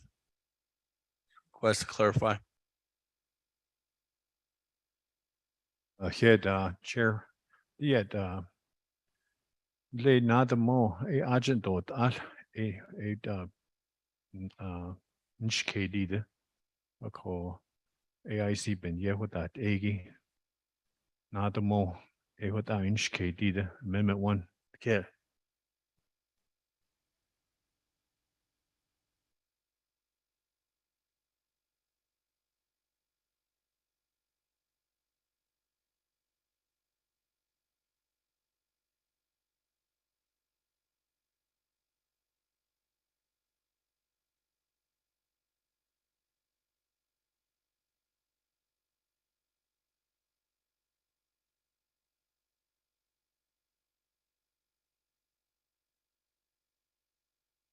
Okay, thank you to the staff too as well for the clarity. With that, Madam Chair, Cruddy, there's a request to modify or even modify to move this even till next week. A request to have a special meeting on this. I'm looking at staff, and if that does go. Thank you, Speaker. No, at this time, I'm going to move forward with my request to hear from the controller regarding the decrease in about $2.3 million for our veterans. That's an issue that council should and can discuss today. And the individuals are on the line and ready to provide that report to council. I agree, we should have a special session regarding this issue to have all of the facts. And there was a request by Vice Chair Smith to add division, the Veterans Division onto Budget and Finance Committee. And so that was, for me, a completely inappropriate report. And so I cannot agree to any of his requests for modification. Thank you, Speaker. He needs to talk to that individual and keep him accountable. Thank you for the response, Madam Chair. Member Cruddy. With that, colleagues, we are in Amendment 1 at this time. Is there any other further comments or questions at this time? Mr. Speaker, Delegate Otto Self. Honorable Otto, so floor is yours on Amendment 1. Yeah, no, thank you very much. I think we will have a better reporting mechanism from the Office of the Controller pertaining to the reason of the decreasing of what's going on. This issue should have been brought to the attention to the Navajo Nation Council months ago. The budget season, so peso but that ile eko oyo nan aya had night ego kono koko ya at it ya dt ajne no veterans budget, and this should have been brought up to the council months ago, because I think they knew before a couple of months back. Well, we're going into budget season in about budget session in about 2 to 3 weeks, and to know that to know that there's gonna be a shortfall issue in the Navajo Nation veterans budget, the administration should have alerted us long ago. 2 to 3 weeks at the budget season, budget session, budget hearings. There's, if that number is correct, about $100 million shortfall. Guess what? Our veteran program out there, you're going to have a shortfall that's going to hit you, and you're not going to have much resources for the current services you receive off of the Veterans Trust Fund. Maybe it may even affect the day-to-day operation. Veterans Administration, and I think this is very, very important that we hear this from the Controller's office, because I see the Veterans Office, the last so, but that is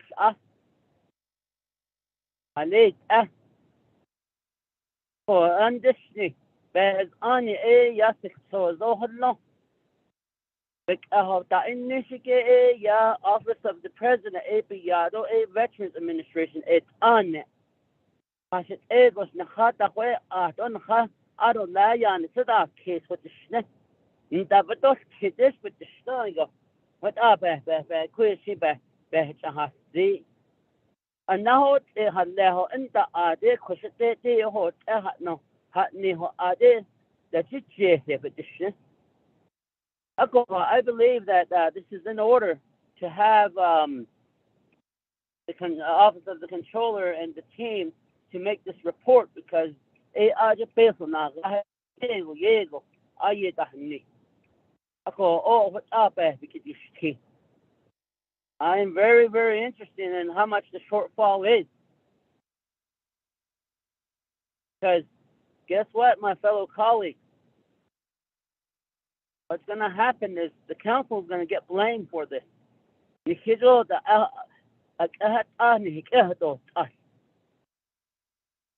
So I think it's in order to hear what Honorable Crotty has proposed in this amendment to get this report on the floor here. This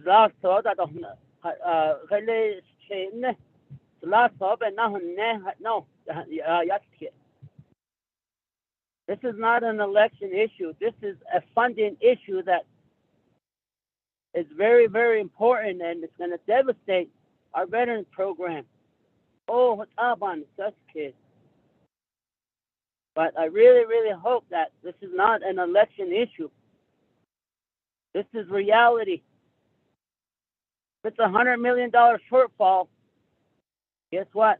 Our veteran programs and the services provided to our veterans are going to be cut.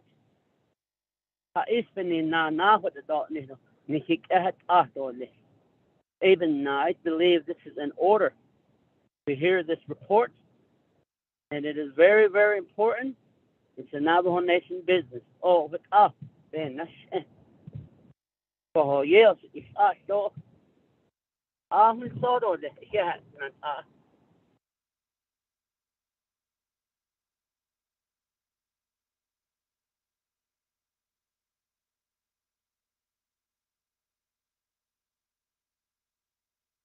Very much with that, colleagues. Go ahead and go back to the floor. Any other further comments or questions on Amendment 1? I don't have anybody else in the queue at this time.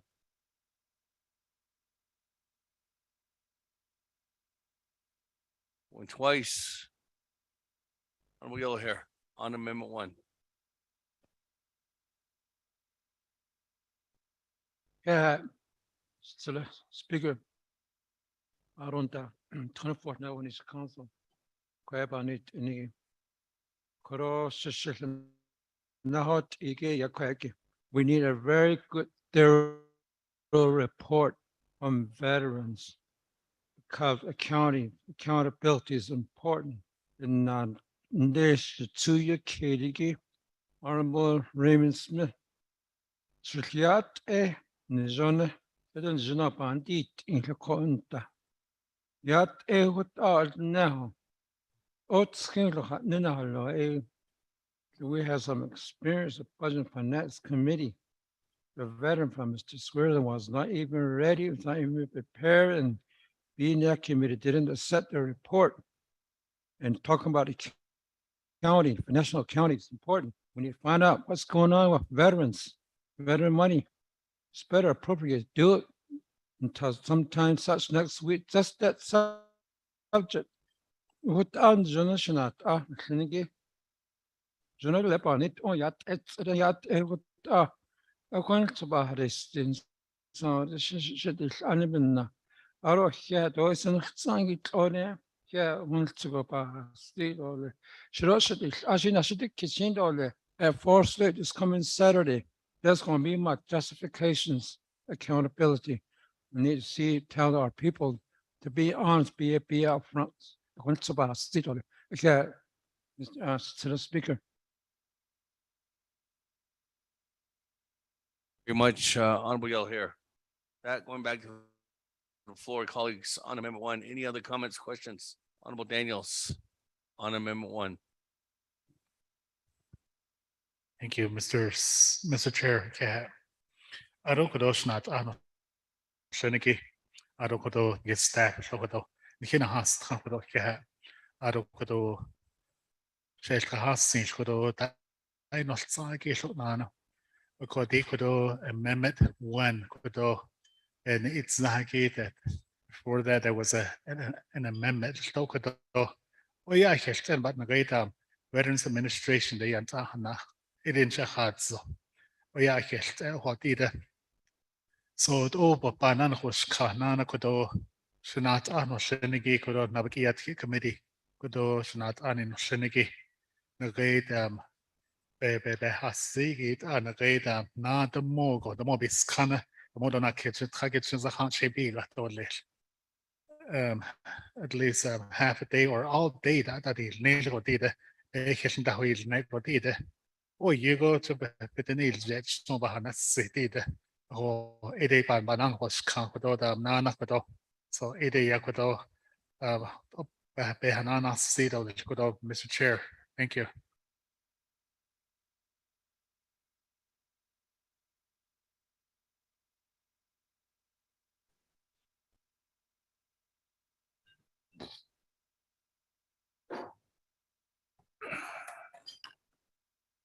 Thank you very. Can you hear me?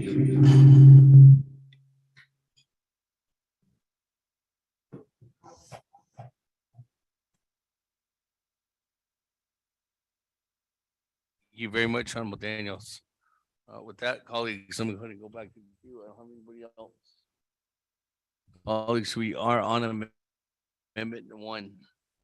And this is to add on, as you can see there up on the screen, a report, new item number 5B under the reports Mr. section. Speaker, This is also, from the Office of the Controller, Office of Management Budget, and Department of Justice regarding a memorandum dated July 7th, 2022, FY 2023 recommended budget for the Veterans Trust Fund Program and Veterans Trust Fund Housing.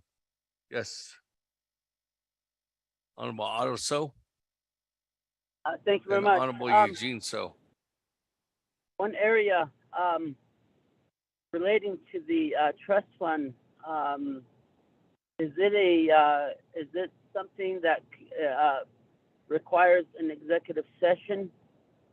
Because I think the nature of the shortfall is something that is very, very important, and because the nation's gonna have to make a position if there's a shortfall,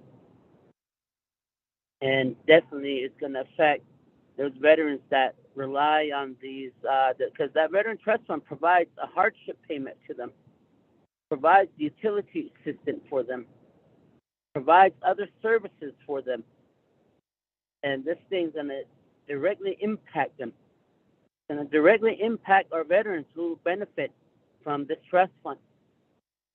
And will this require an executive session related to this discussion? Thank you. Honorable Otto So, I think that question is a question that will be answered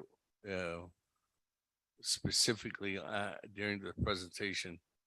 And that's something that can be answered at when the presentation is being presented after the presentation from the Office of the Controller, OMB, and Department of Justice. And that's something that you can specifically ask, and you will get an answer from that. Colleagues, any other comments or questions? Honorable Eugene So, sorry.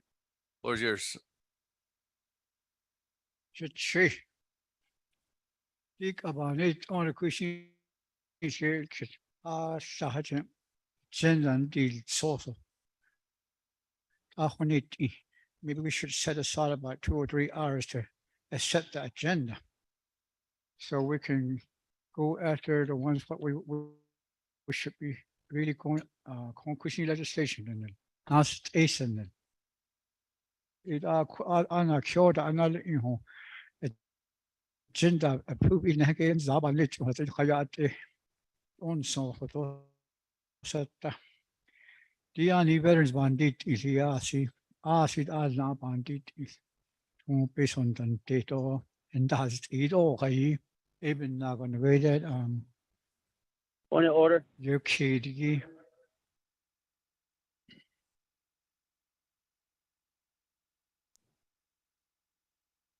Honorable Eugene So, please hold on, sir.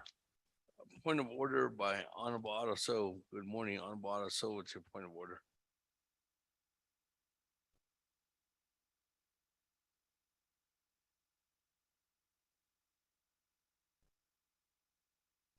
So Thank you very much, Speaker.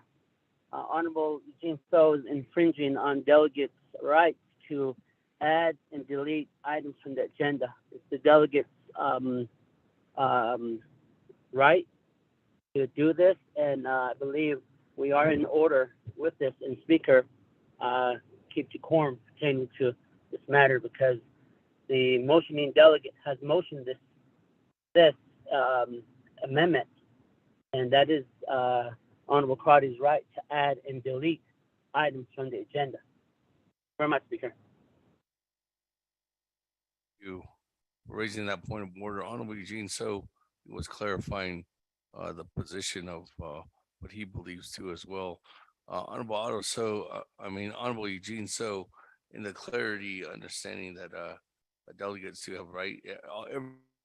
Everyone has a right to motion. This is not the committee. And sometimes it does take a while for an agenda to get put together, but I understand what you are alluding to, Honorable Eugene. So I'm going back to Honorable Eugene So for further clarity on his presentation. Honorable Eugene So.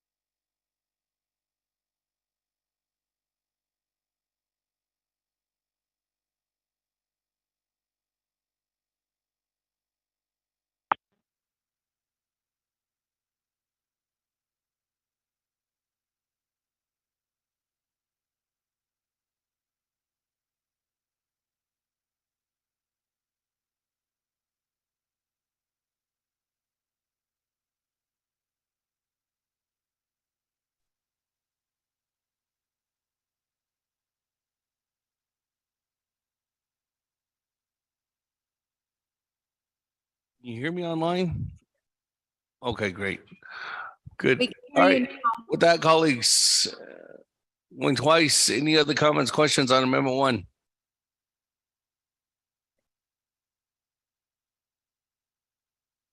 None. There's nobody in the queue. Go ahead and go to vote on Amendment 1.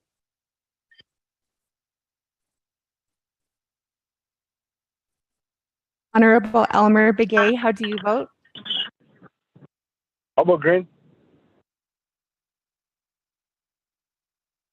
Honorable Elmer Begay votes green. Honorable Kealan Begay Jr., how do you vote? Honorable Kealan Begay Jr. votes green. Honorable Paul Begay, how do you vote? Honorable Paul Begay votes green. Honorable Nathaniel Brown, how do you vote? Honorable Nathaniel Brown votes green. Honorable Eugenia Charles Newton, how do you vote? Honorable Eugenia Charles Newton. Charles Newton votes green. Honorable Eugenia Charles Newton votes green. Honorable Amber Canesva-Crotty, how do you vote? Shadeja, this is Delegate Crotty. I vote green. Thank you. Honorable Amber Canesva-Crotty votes green. Honorable Herman Daniels, how do you vote? I vote red. Honorable Herman Daniels votes red. Presiding Chair, Honorable Speaker Damon not voting. Honorable Mark Freeland, how do you vote? I vote green. Honorable Mark Freeland votes green. Honorable Pernell Halona, how do you vote? I'll vote green. Honorable Pernell Halona votes green. Honorable Jamie Henio, how do you vote?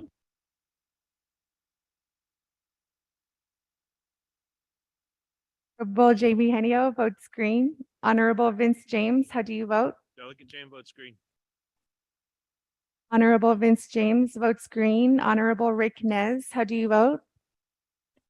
Delegate Rick Nez votes green. Honorable Rick Nez votes green. Honorable Carl Slater, how do you vote? Honorable Carl Slater votes green. Honorable Raymond Smith Jr., how do you vote? Red. Honorable Raymond Smith Jr. votes red. Honorable Wilson Stewart Jr., how do you vote?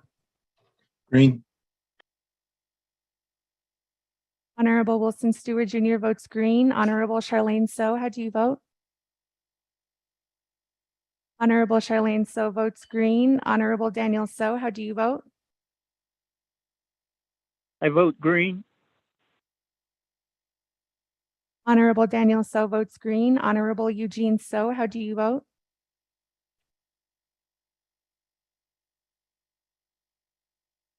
Honorable Eugene So votes red. Honorable Otto So, how do you vote?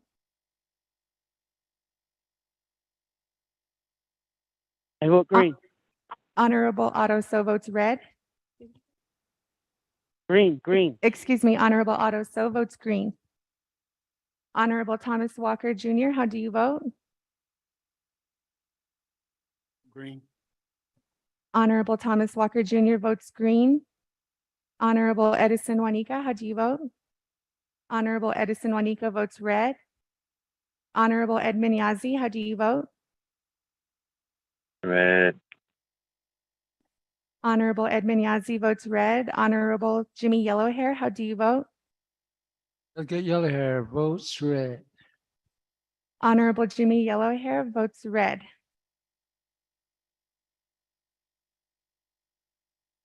With that, Honorable Speaker, you have 17 delegates who voted in favor and 6 delegates who voted to oppose, with presiding chair not voting. Thank you very much for that, colleagues. 17 in favor, 6 opposed. Motion carries on Amendment 1. Speaker. Delegate Begay. Honorable. Yes, Speaker, my vote was red on that last vote. I jumped to the green real quickly. Thank you. To the vote, can you pull that back up? With that, Honorable Speaker, that changes the vote to 16 delegates who voted in favor and 5 delegates who oppose. Okay, thank you. That's 16 in favor, Point of order, Speaker? 16 in favor, 5. It's supposed to be 7 opposed, Speaker, 16 in favor, 7 opposed. That's what I got on my notes, Speaker.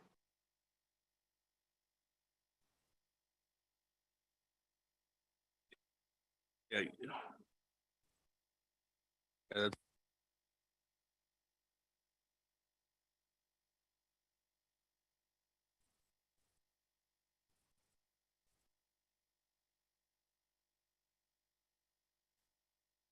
Very much, colleagues, with that. That vote is then changed from 7 in favor, 6 opposed to 16 in favor and 7 opposed. At this time, motion carries. That we are back onto the main motion, colleagues, on review and adopt the agenda. Any other further comments or questions? Are we ready to vote and accept our agenda at this time? I don't have everybody in the queue.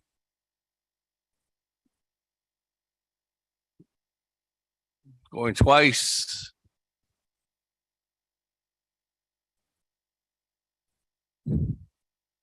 Going 3 times. With that, Mr. Rico, second reading.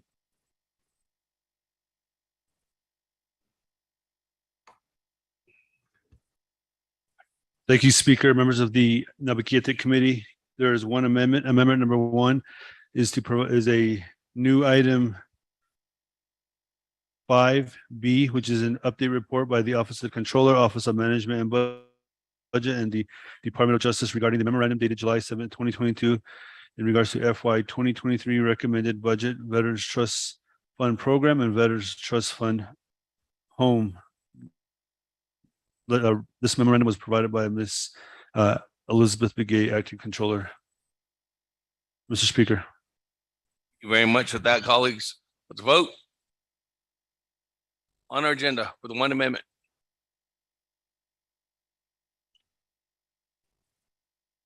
Honorable Elmer Begay, how do you vote? I'll vote green. Honorable Elmer Begay votes green. Honorable Kealan Begay Jr., how do you vote? Honorable Kealan Begay Jr. votes green. Honorable Paul Begay, how do you vote? Begay votes green. Honorable Paul Begay votes green. Honorable Nathaniel Brown, how do you vote? Honorable Nathaniel Brown votes green. Honorable Eugenia Charles Newton, how do you vote? Charles Newton votes green. Honorable Eugenia Charles Newton votes green. Honorable Amber Canes Bakrati, how do you vote? Shadeja, this is Delegate Amber Canis Bakrati. I vote green. Thank you. Honorable Amber Canes Bakrati votes green. Honorable Herman Daniels, how do you vote? Honorable Herman Daniels votes green. Presiding Chair, Honorable Speaker Damon not voting. Honorable Mark Freeland, how do you vote? I'll vote green. Honorable Mark Freeland votes green. Honorable Pernell Halona, how do you vote?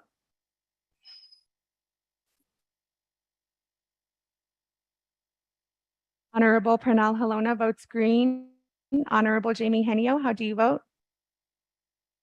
Honorable Jamie Henio votes green. Honorable Vince James, how do you vote? Delegate Jim votes green. Honorable Vince James votes green. Honorable Rick Nez, how do you vote?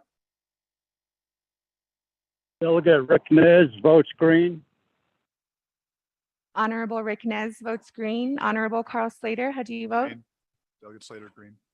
Honorable Carl Slater votes green. Honorable Raymond Smith Jr., how do you vote? Honorable Raymond Smith Jr. votes green. Honorable Wilson Stewart Jr., how do you vote? Green. Honorable Wilson Stewart Jr. votes green. Honorable Charlene So, how do you vote? Honorable Charlene So votes green. Honorable Daniel So, how do you vote? I vote green.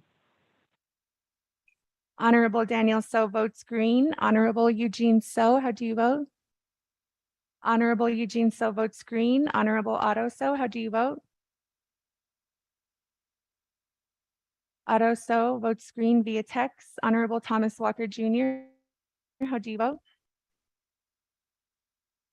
Honorable Thomas Walker Jr. votes green. Honorable Edison Wanika. Honorable Edison Wanika votes green as well. Honorable Edmund Yazzie, how do you vote? Red. Honorable Edmund Yazzie votes red. Honorable Jimmy Yellowhair, how do you vote? Delegate Yellowhair votes green. Thank you. Honorable Jimmy Yellowhair votes green. With that, Honorable Speaker, you have 22 delegates who voted in favor, 1 delegate who voted to oppose, with presiding chair not voting. Thank you very much. With that, colleagues, 22 in favor, 1 opposed. It's chair not voting. Motion carries. With that, we do have an amendment. Oh, we do have an agenda here before us. With that, taking into consideration, let's go ahead and continue on down. Item number 4, colleagues. You can adopt the journals, and at this time there are none. So let's move on down to the reason why we're having this special meeting here today for the Tola Task Force to go ahead and give the report pursuant to NABIAU -22-21. This is a Naabik'íyáti committee Naabik'íyáti committee task force, and they're going to report to a brief history on the Glen Canyon Dam area, as well as updates on the area water level, safety, and economic issues within the Antelope Point Marina, tribal consultation challenges, and other task force findings. That I do have the presenters here before us. We do have a chairman of the task force, Honorable Paul Begay Jr., and then also have the vice chair, Honorable Leonard Sosi. With that, I know that they have a couple of different agents too as well, who are, they'll be introducing those agents. So without further ado, let me go ahead and turn Thank that you. over. I know we have 20 minutes on the board, but if you need additional time, we'll go ahead and give you ample time for the report. And we'll go ahead and give you some information. Colleagues, there was a presentation that was handed out by staff. If you did not get that presentation, please raise your hand. Everyone got one? That. So without further ado, Honorable Paul Begay, I'm gonna go ahead and turn the floor over to you at this time.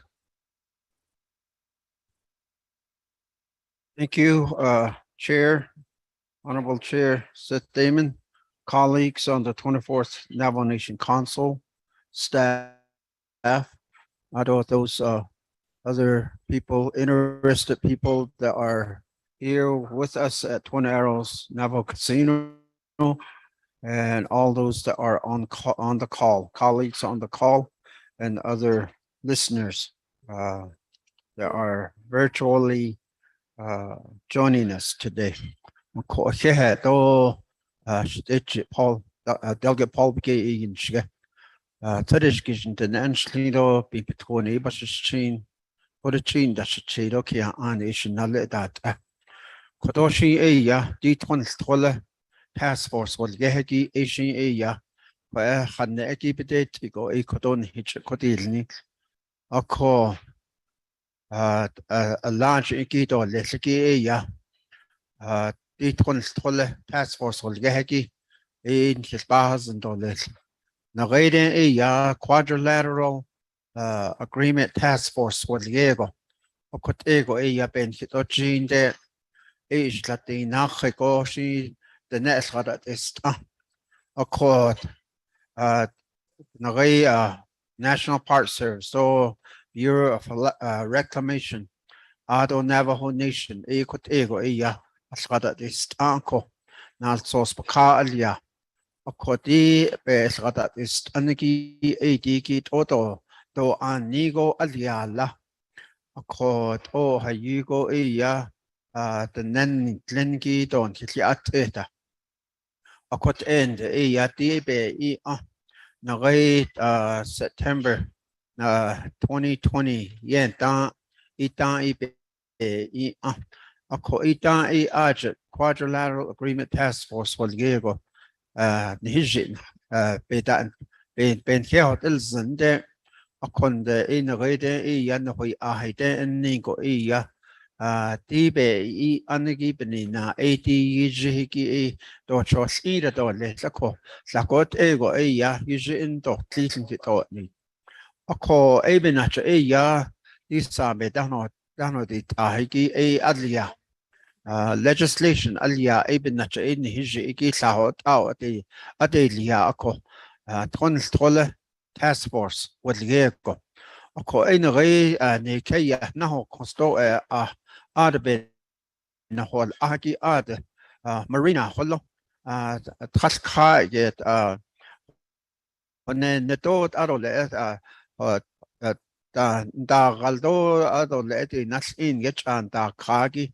Baholo Koake it's not Estata Es Ado ya Hashin now the husband the Tangi Ado yatsna esa ediki chudo insigida bene yenhas anko ko ein hinhi keya pakai kot ego olia ko marina ki ein hi na be hoppe kot hayu yaton hispahazanda ko enda has on has ada atson hidin hi keya pakako na tin sustadamelia jo kot ego Hahotzo okot ego keyan gitasa anigi hayu in the has to it and Antelope Point Marina is not excluded from those problems.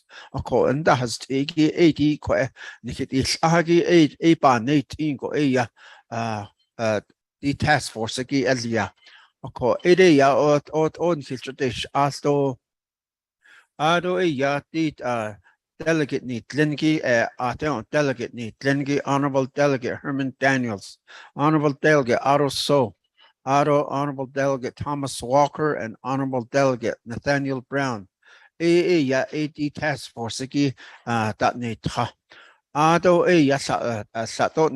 nihika natja a Western Navajo Agency Council was Diego se pizza that Tanas and Libertahas Achiki a yenti jeto a yati not yanas tahagi at the community level a yenti jail ye lanta asli a advisory committee was Diego a hotel be hotels nako a koto ya Diego but a husband of course a behanas. I believe that they are the core of this task force. They are all full of knowledge and I know we had introduction before, but I would like to ask the advisory committee to come up here where I'm sitting and at this time.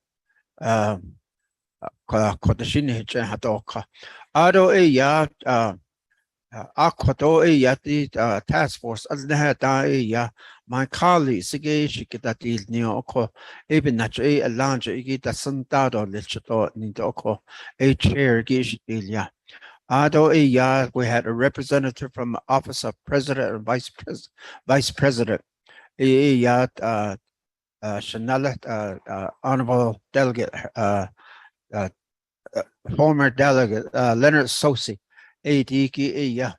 account as a start on this photo need to call even natural ego as kid that he that's a call in Kisbahas and all this okoshe and the advisory committee nature did all things ado bekedo vice chair Leonard Sosi dish ato ego nagay what that shadow let PowerPoint and not on even that again that is neat go here.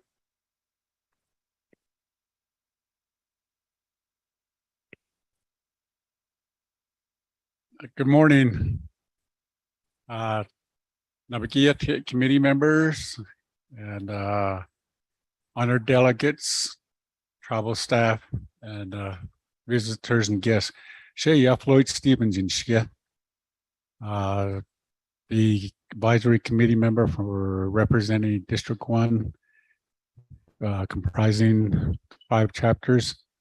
And it's not in Schlot Kapabas chain do be 20 dash chain do was done dash another. I got a good the Nench. I don't a Coppermine chapter there you see in the shadow. I was a former delegate from 1986 to 1995. Thank you. Ja, there been speaker, Aro Shna Ash, LGBG, Aro the vice chair, Sosi, Aro in the staff, also the delegates, Shnat Ani, my name is Jerry Williams, Aro, the way to Chido, that is what's on the page. Cut sheet in slow, this chini buses chain, Aro me between it, or what they Chiros Nalida Tedo advisory committee instead to Winzache and Kina Nishidil Neto Nade Nashi been dealing so go here. Good morning. I'm Michael Anderson. I am I Yesina Shah Konda Page I've been there for over 30 years. Good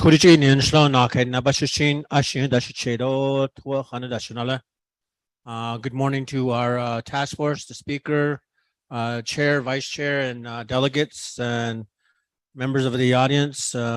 Welcome. Appreciate your attendance and I appreciate the opportunity to work with the task force on the advisory committee. I can't. Oh yeah, the speakers today. Aro kodon hinanda no senikwe when can I saw tangi do aronana kodota Hank Stevens the Shannon great Nazis already Nasha are the Nazi region which and Herman Daniel the Hashing so I didn't hot Hadawa Leho. Though the Kaya Hashing so has Angi a Totasiginigi Hashing so the Nazi Hashing so Kelani and Lenko. But on it Nancy though Aron a stage top on Bashin not the Ashin that shadow for the chain national Lenko. Aronana and great also see the Bears Air Intertribal Coalition as Navajo Nation has representation. Aronana Bears Air Commission as it has social knowledge other grand staircase escalante as it over Kakis Linge as it was in school. Banashan Lenko Aro without Nens Lenko though. Okay. Thank you, Hank. My name is Eric Stanfield. I work in Navajo Nation Heritage and Historic Preservation Office, and I have been working to support the task force on kind of logistical issues, research issues, and other items like that. And I'm honored to be able to support the committee and be working with you all today. Thank you. I don't know if I can, so I'd like to introduce Chuck Hall, as advisory committee in Lensto, and he wasn't able to make it today in Lenko, so he's probably home recuperating. So he wasn't able to make it, but later on the day, we'll probably give him some time, and he'll be the major spokesperson for the advisory committee. Thank you. These men have contributed a lot to our cause, a lot to our issues, and what our goals are. One other person I also want to introduce, Mr. Mel Shopman, way in the back. He's also one of our great resource person that helps us with the task force.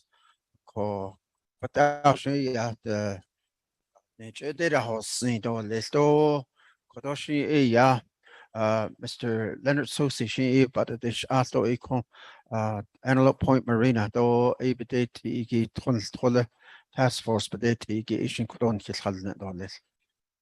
Mr. Sosi.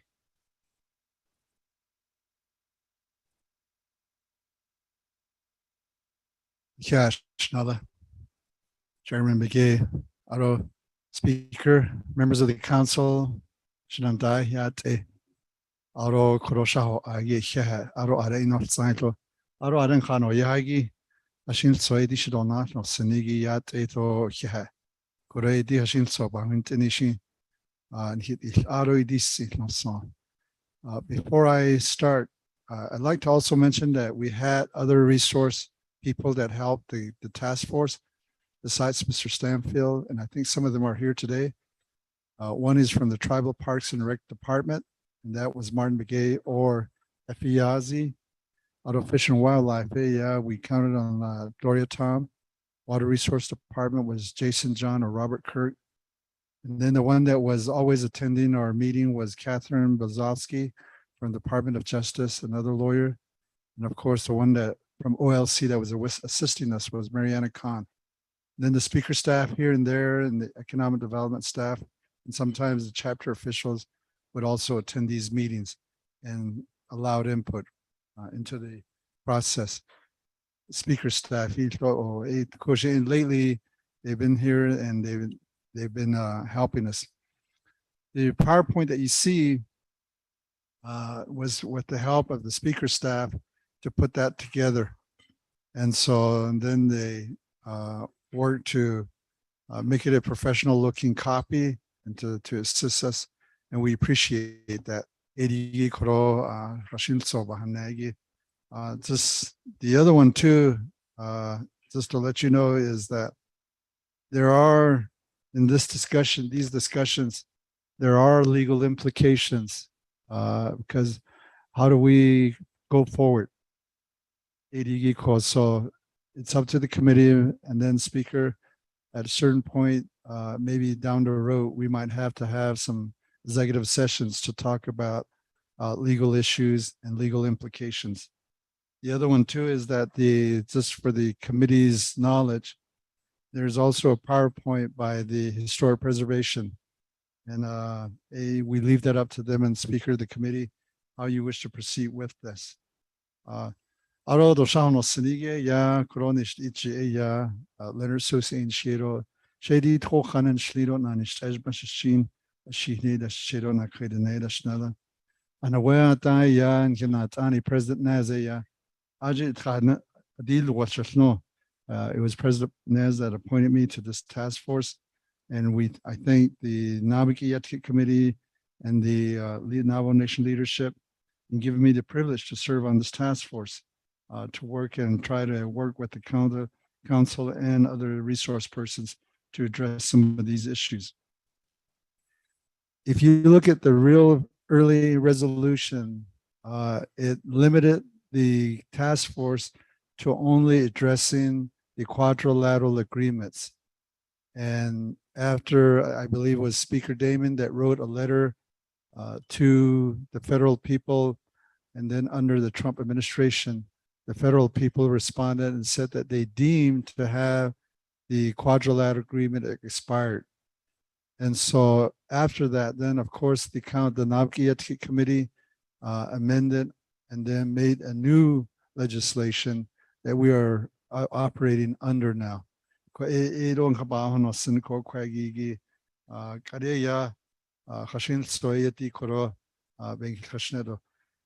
had the task force had many discussions, many resources came before the task force, and at times we went into executive sessions also to talk about it. I would also want to thank Mike Colonna, the Navajo Land Department. They provided some of the maps that you will see, and so we appreciate that. And then we also had talked about, and that you will probably not see, is the executive order lands and the discussions on it. ADG, Koko, DDG, just in broad terms, don't get positive. A long time ago, there was no dam, there was no lake pile, there was no Glen Canyon Dam. All of that, either was a Colorado River. There was a raging Colorado River. And if you look at the executive order lands, the boundary at that time, we believe that was recognized, was to the mid channel of the Colorado River. No executive order. That's not in here, but down the road, she will be talking about that. And so, and then in the 50s, the discussion came along, and that is to talk about a possible dam. And the federal government approached the Navajo Nation at that time. None of us were involved at that time, but at that time in the 50s, the council talked about this with the federal government. And then the ball started rolling about the possibility of building a dam by the Page area. And then how is this to be done? And the federal government approached the Navajo Nation leaders, the Navajo Nation Council at that time. And so, and then there was then brought up the subject of a land exchange between McCracken Mesa and the land at where the dam sits. But if you look at the language on all these things, Iggy, one of the things that happened at that time, and we don't know if there was a specific direction. We don't think so, because the Navajo leaders were asking for also access to the water, at least to the shoreline. But when it came about, or the final thing that happened, there was an elevation that was established at 3720. Just to use it as an example, let's say this is the top of the dam, and the 3720 is about 5 feet above it. And if you go with what the federal legislation says, the water will never touch Navajo Nation. 3720.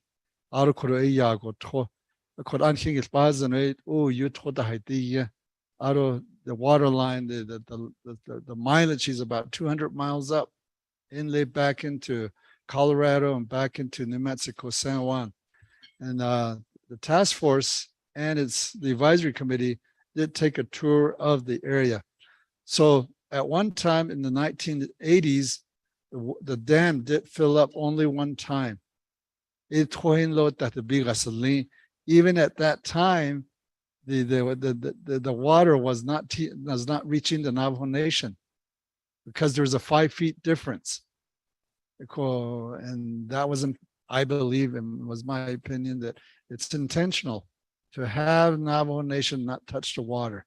But we believe that many of the Navajo leaders thought that they would be able to use the water. Then the drought came in and the water started going down. That has become a big issue, the drought.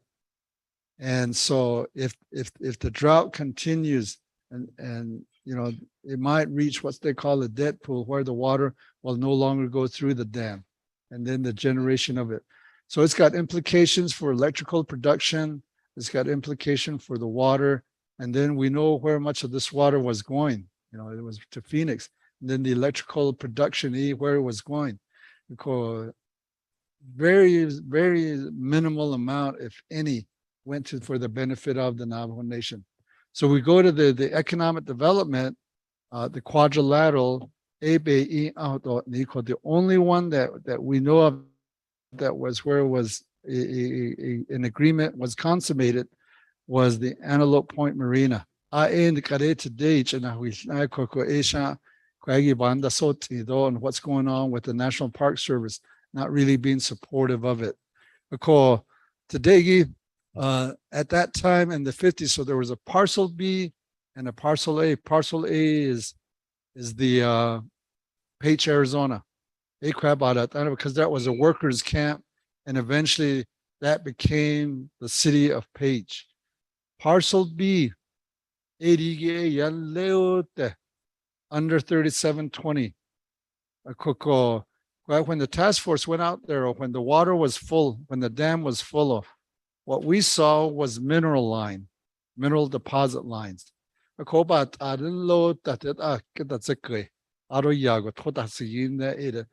So today, all of those have dried up because of the drought. So you can see how much land Navajo Nation lost to parcel B. And the Navajo Park Service, and the National Park Service claims that. But what we're asking for today is some direction from the Naabik'íyáti committee towards the recommendation. We'll see it. And in this map, you will see up there the parcel B.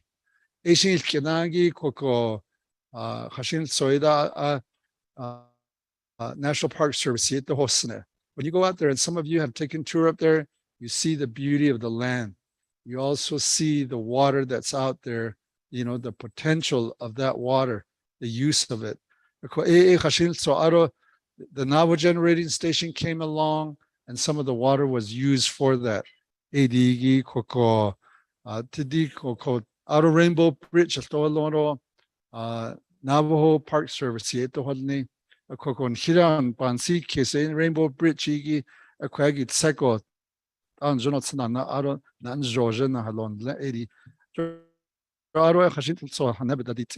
many of the advisory committee, you know, in telling us stories about these things and how it was sacred to that area. Delegate Herman Daniel was involved with that too, and trying to talk to us about those things. The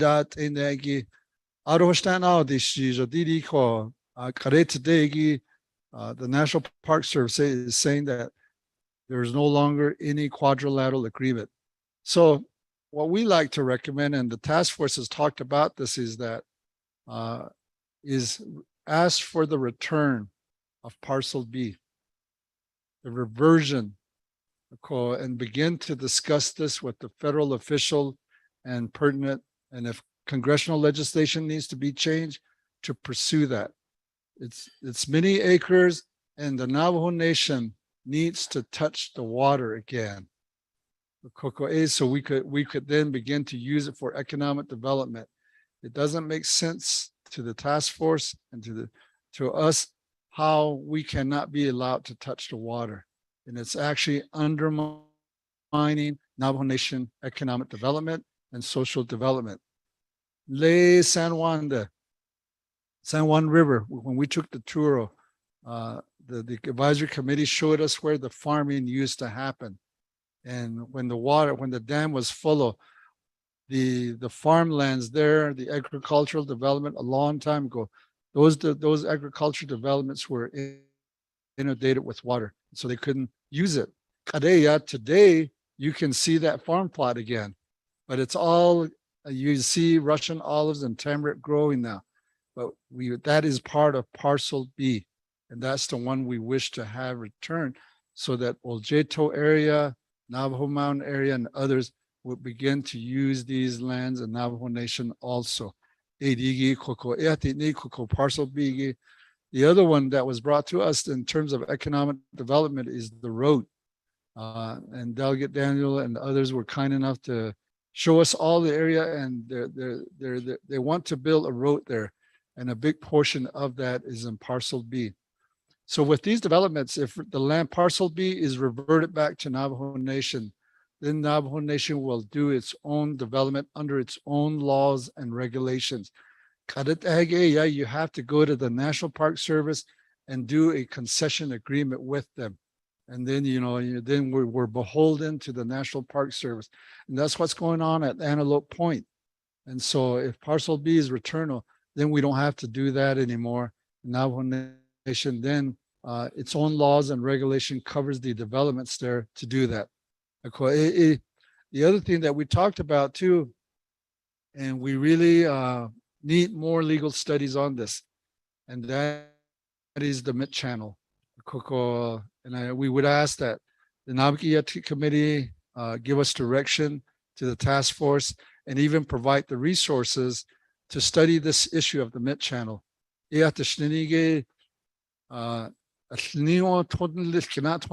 water, you can't see the river. But a long time ago, there was a river. And then a long time ago, there was an executive order land. And in that executive order land, it described it, where it was. And so this is where we would wish to go back and say that the boundary of the Navajo Nation is the mid-channel. Yes, the National Park Service will disagree.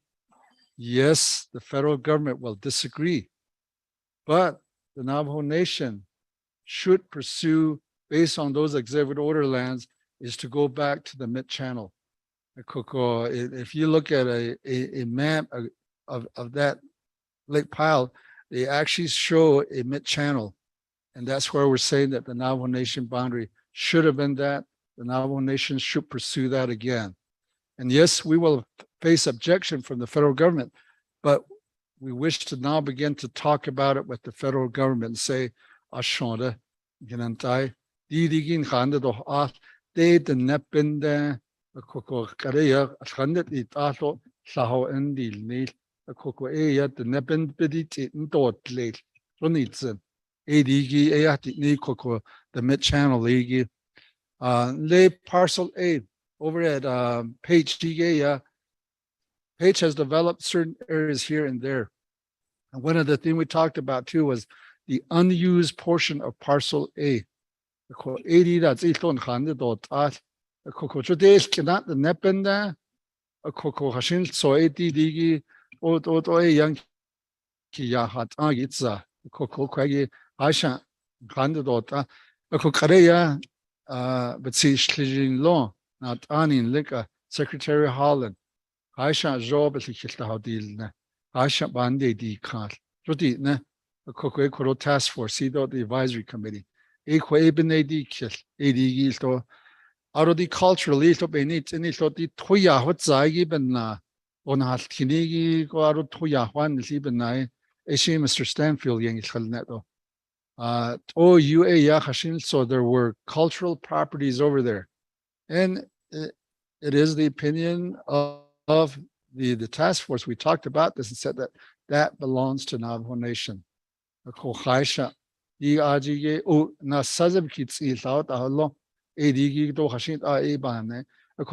are cultural properties. Arot at the nebi lo shin soy aji aro ye gilta now e kwag e tochwini in a joint na koko arotla Navajo times are kashin soya not so spatially no long kilhodna. Kashul yen John somebody koko I'll find his name in a little while. But he managed to establish relations with the family out there, and he talked to the task force about how Navajo people used to farm down there before the flooding. And they used that land, and there were trees, peach trees down there, and the sheep were down there. So now, one of the questions that comes up is that when the dam was built, though, there was no NEPA analysis under the Navajo or the National Environmental Protection Act law. But today, we have that. So should the Navajo Nation begin to raise the issue that before you refill the dam, you have to protect these cultural properties under NEPA, because that's the law today. Yes, at the time when the dam was built, maybe that law wasn't there and it was not, but Kareya, it's there. And now we have the resources there, cultural resources that we can see now. But before you flood it with water again, maybe there needs to be done a NEPA analysis, and that Navajo Nation may need to ask for that.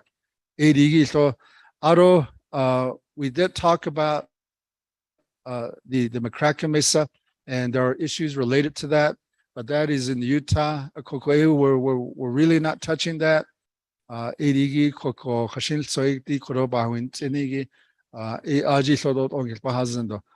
the main thing, Shinantai, is we believe as members of the task force that by having Parcel B be returned to Navajo Nation, it'll answer many of the questions. It'll resolve many of the issues, because now that land will become the trust land of the Navajo Nation again. So the advisory committee also pushed what we called a co-management. The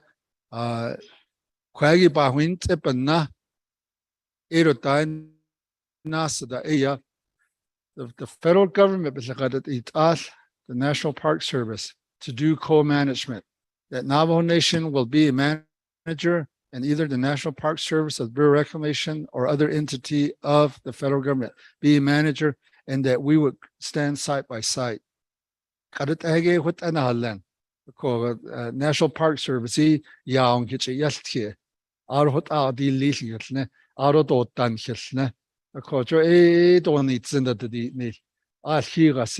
want to do co-management of these lands out there. Then for many of you that have been out there, the economic development potential is there. All you have to do is look at Antelope Canyon. All you have to do is look at the lake itself. All you have to do is look at the scenery. There is $1 billion value of all of that. And one of the things that we talked about and that was presented to us was that Las Vegas, they all get on a helicopter and they fly to Grand Canyon and Glen Canyon.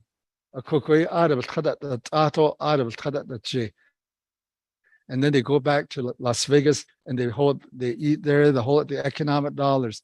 But Navajo Nation ain't that. And a real another good example is Horseshoe Bend. Page,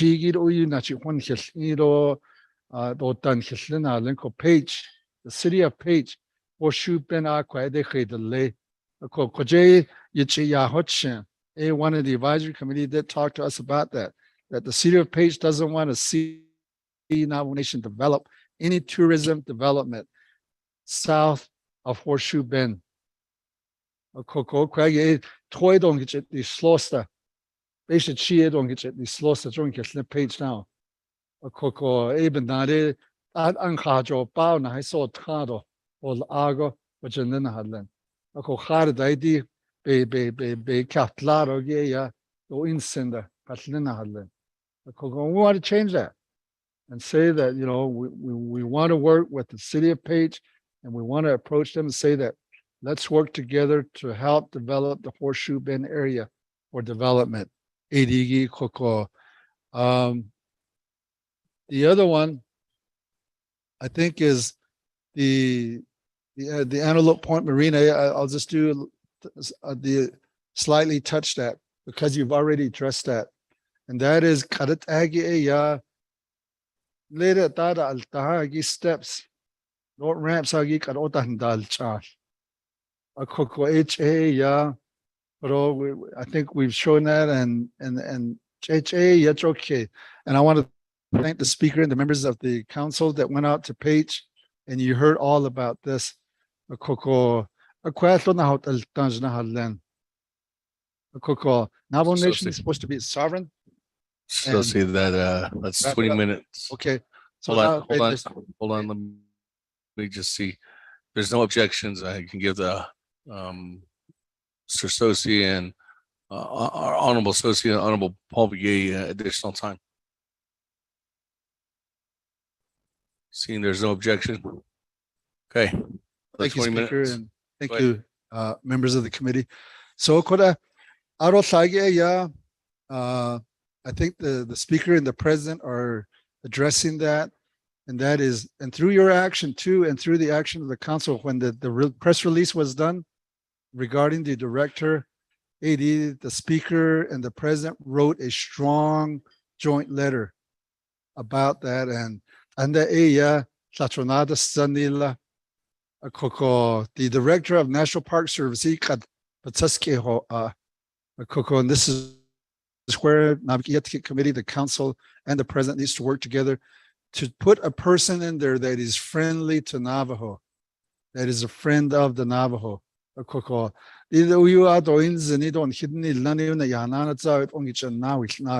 that's the other thing. The other thing that's happening too, and if you look at the recommendation, is about a month ago, the Secretary of Interior, the Assistant Director Trujillo, they had a meeting at University of Colorado Law School, and there the states, the 7 states that agreed to the Colorado Compact, were told that you need to limit your use of water and do more conservation. 2 to 4 million acre feet of water. And if you don't do that, the states, the 7 states, I will do it for you, Dini, the federal government. So aji nada this years. What we're concerned about is that when those conservation matters are put in place, so what will happen to the Indian water rights and Navajo Nation water rights? Like what they told us is that, well, we don't have perfected water rights in the state of Arizona, but what we do have is perfected water rights that's a tributary to Colorado River. That's the San Juan River in New Mexico, and then also the state of Utah. So those are perfected water rights that are tributary to the Colorado River. So the task force and others were of the position that we do have a say in the Colorado River. Arizona and the Bahuinta, but for at the moment, to the task force is of the position that you can't tell us that we don't have any say on the water rights. We do. And that's where, we would ask for direction and blessing from Naabik'íyáti Committee to work with the Navajo leadership to say that we request a seat at the table to address the management of the Colorado River and the drought. Finally, the Glen Canyon Dam produces a lot of electricity. When the water was really, the generators were turning fast, it was producing a lot of hydroelectric power. NTUA, I understand, has access to it. I know NAPI uses hydropower. So what would happen if less and less hydropower is developed because of the declining lake level? We believe that the Bureau of Reclamation and others will reduce hydropower availability to NAPI and also to NTUA. What does that mean? That means they have to go somewhere to get the power. And what does that mean? You have to buy it at a higher rate. So we don't wish that to happen. That's why we want to be part of the discussion. Yes, the federal government and the states will push us and say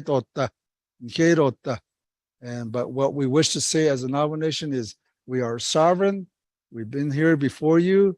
We have a certain amount of protected water rights, and we wish to be at the table, and we wish to be part of this discussion. So that's the recommendation, and then the report to you from the task force. We believe we had good meeting, we had good participation, and I really want to thank the advisory committee. I think unladen has any hot aggie yengista now what I kahwit, what I banna the seat. Don't the end that is Aaron Kevin Paz and it hasn't no. And it at in Hashil Soikro Ajeb and Hatagi Hashil Soikojibita seat. So Aaron the speaker's staff from Hikaijo, Dia what I Naabik'íyáti Hilhodil Neto. Of course, we ask for your blessing to move forward to the next step, and that is to begin to work with the federal government to address these issues. And the Secretary Holland and the Satara, Aisha Dolta, Bande di Kar, Elikilaudilna, Aro Ajige, Hashil Sobel that need Navajo as a Navajo nation, a lady, Erojodi, Kokot Aibanaika. One solution, I'll turn it back to Chairman Begay. Mr. Leonard Sosi, Kodoi, Jungoya, Nikone. Again, I'd like to thank the speaker's staff, chief, algebra staff. These issues were not, nobody really knew about it until we began to do some public relation work. ADG, Haneki Yat Naha, Ada Lato, Ibn Nachia, Yegopatat Nishako, Ado Yat Kotoshi Naso, or Jashoya. We want to address these issues and remedy. Ajo or Nito, the Na in Zangita, that is Nistotati. And we also express the importance of the advisory council. Advisory committee. If I may, Speaker, give a short time to Mr. Chuck Howe and have him give a remark. Also, Mr. Mike Belecki has some very important information from the state level pertaining to water. If I may, Speaker, I'd like to give some time to Mr. Chuck Howe. Thank you very much, Mr. Howe. Are you on the line? Yes, I am, Speaker. Okay, go ahead, Chuck. Thank you, sir. Good afternoon, everyone. Shinatani. Appreciate. This is Delegate Charles Hoon.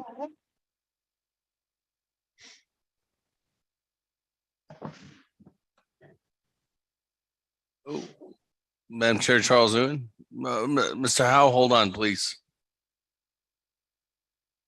Yes, Speaker, how much more time do they need? Because we're giving them a lot of time, and it sounds like they're not even halfway done. Perhaps they should have properly put together their presentation so that it would have allowed other speakers to speak. We gave them another 20 minutes, Madam Chair. How much minutes do they have left? They have 13 more minutes. Mr. Howe. Thank you, Speaker. I'll keep my comments brief. Appreciate the opportunity. Appreciate the summary that Vice Chair Associate provided. A couple additional points that I wanted to identify. Identified that we do have other agents that don't necessarily need to speak, but are available to answer questions, including Water Resources, Water Management Branch, the Water Rights Unit from DOJ, as well as Tribal Parks. And a couple of the points that have been discussed, one of which it was never addressed under the quadrilateral, was the area downstream from the dam to Navajo Bridge, which is also under the jurisdiction of Glen Canyon National Recreation Area. This area in particular has been discussed by the advisors prior to the task force being established. in addition to tribal parks plans to develop that area in the interest of the Navajo Nation. And the ambiguity of not having any of those areas addressed under the quadrilateral or any other management strategies really limits the opportunities. And as Vice Chair Sosi identified the fact that the quadrilateral is expired, we're wading into uncharted waters from the standpoint of, if we are to pursue something, would we see a cease and desist from National Park Service thinking that they still have control and authority, or do we enter into agreements and focus on the co-management in a I would say in a friendlier way up front? And that's the strategy that the advisors have recommended and that the task force has accepted, that we initiate these discussions so that we can move into this professionally and hopefully seek the respect at the Washington, D.C. level. One of the other points that I believe was touched on, but the concession agreements between Antelope Point Holdings and National Park Service, those are the business site lease for Antelope Point Holdings, as well as their concession agreement with National Park Service, are both due to expire, I think, respectively in November and December of this year. And the advisors feel that it's most appropriate that the concession agreements are something that are held by Navajo Nation, not by the National Park Service. These should be Navajo Nation's jurisdiction to administer, and certainly terms and conditions that National Park Service needs to ensure are administered consistent with the federal requirements, or certainly would be added in. But these concession agreements it's very important that this is managed at the Navajo Nation level, not by the National Park Service. And I think that would alleviate a lot of the issues that all the staff from Antelope Point Holdings would identify have been the root cause of a lot of anxiety and lack of the ability to develop and expand within the business site lease area. And again, the resource management within what's identified as a parcel B area, which also overlays with the 2.1 million acres of Lake Powell Tribal Park, which is administered by Navajo Nation Tribal Parks and Rec. This is something that's significant, something that could be factored in with this co-management strategy that the advisors have identified as the best path forward, based on some of the experiences we have, some of the national precedents that have been set by other groups, including Bears Ears, which is now co-managed by the 5 signatory tribes, as well as many other areas throughout the country. The timing and the appointments in Washington, D.C. with the current administration are very good for us to pursue these types of agreements. Certainly better recognition of tribal sovereignty and tribal rights. Treaty rights are definitely an issue as well.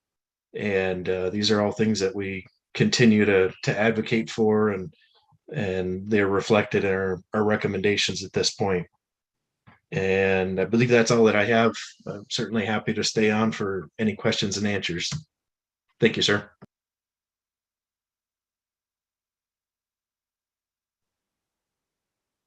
Thank you, Mr. Chuck Howe, for your remarks. I'd like to get Mike Bilecki up here also, make some brief comments from the state level concerning water. Damon, this is Delegate Coffey. Speaker Damon. Yes, Madam Chair. I'm sorry, Speaker. Did we receive information on Mr. Howe? I'm not sure what his capacity or the authority that council has provided to this individual.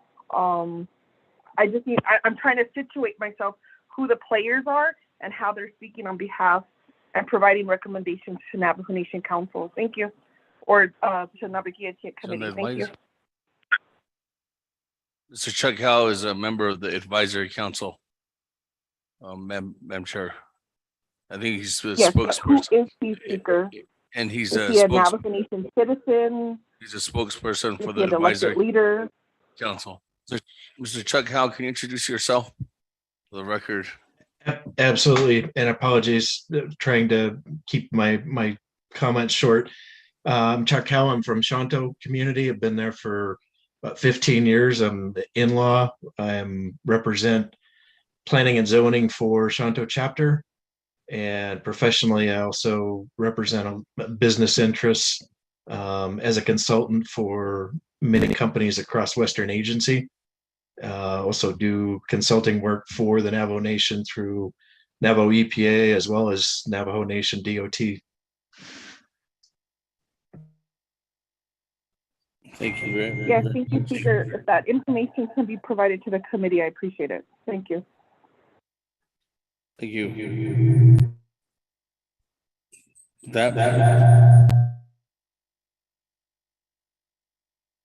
With that, let me turn the floor back over to you, Honorable Paul Begay. Thank you, Chair.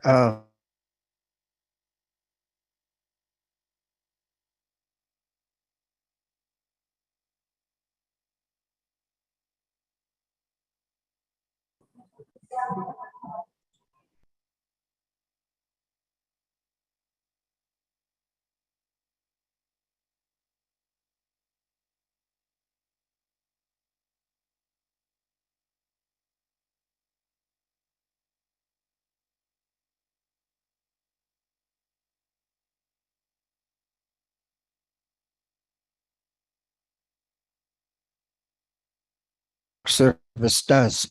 These are very important issues, and we should not be concerned about time when these important issues, our land, our water, are being discussed. Mr. Bilecki, turn the time over to you.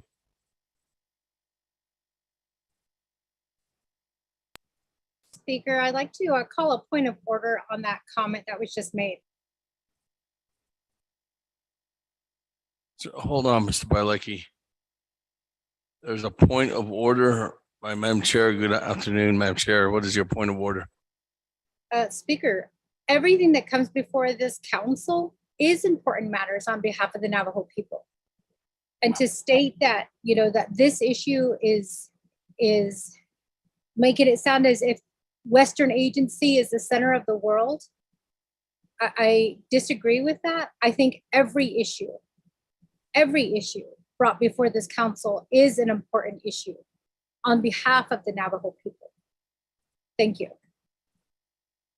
Thank you for stating that, Madam Chair. And I think that at this time, given to the amount of work that's been put in by the task force, I just wanted to recognize that the team here has put together a report. I don't know if that the report falls out of the time frame of the usual 20 minutes.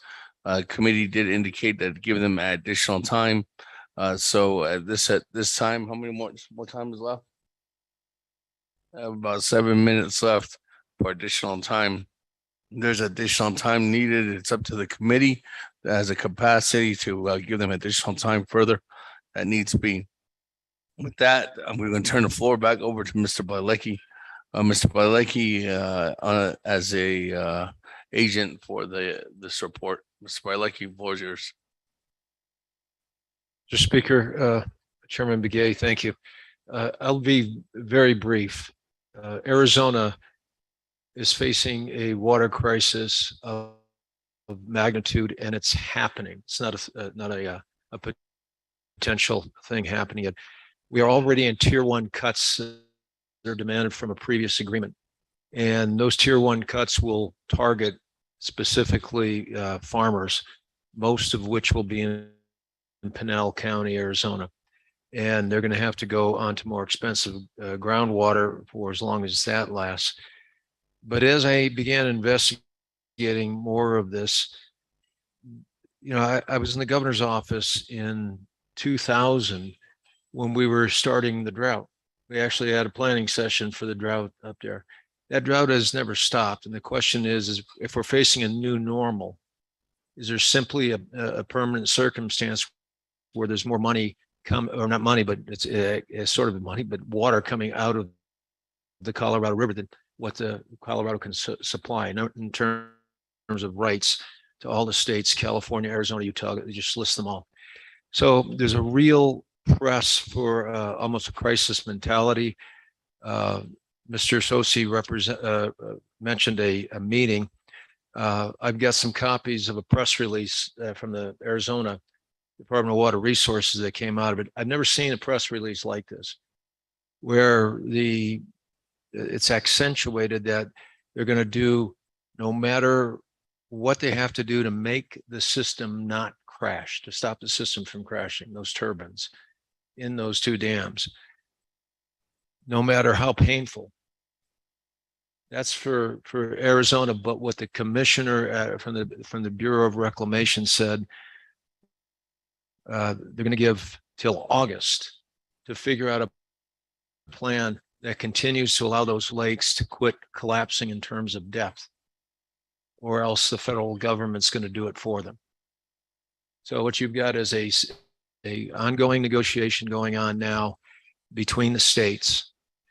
We have Navajo interests, and I confirmed yesterday the possibility of a meeting of maybe some half dozen of the most critical folks with the Department of Water Resources, so they know what we are concerned about, both in terms of the level of Lake Powell to be able to use the facilities that we have now, and in terms of some of the longer term issues that have been discussed today. So that's my report. It's truncated and abbreviated, but I'll try to stay within time. With that, we go back to Chairman Begay. Thank you, Chairman, and thank you, colleagues, for listening to our concerns, to our report. And I'd like to also thank all of my colleagues, staff that went out to Antelope Point and toured the area and firsthand got the knowledge of what the issues were. Yeah, I appreciate giving the report to you. Council, 24th Navajo Nation Council. Yeah, when he's not sound, the report, yeah, that will conclude our report. Chair, I'll turn the time back over to you. Thank you. Thank you. With that, on receiving a report from the Naabik'íyáti Committee Tola Task Force, that is there a motion, colleagues? Motion.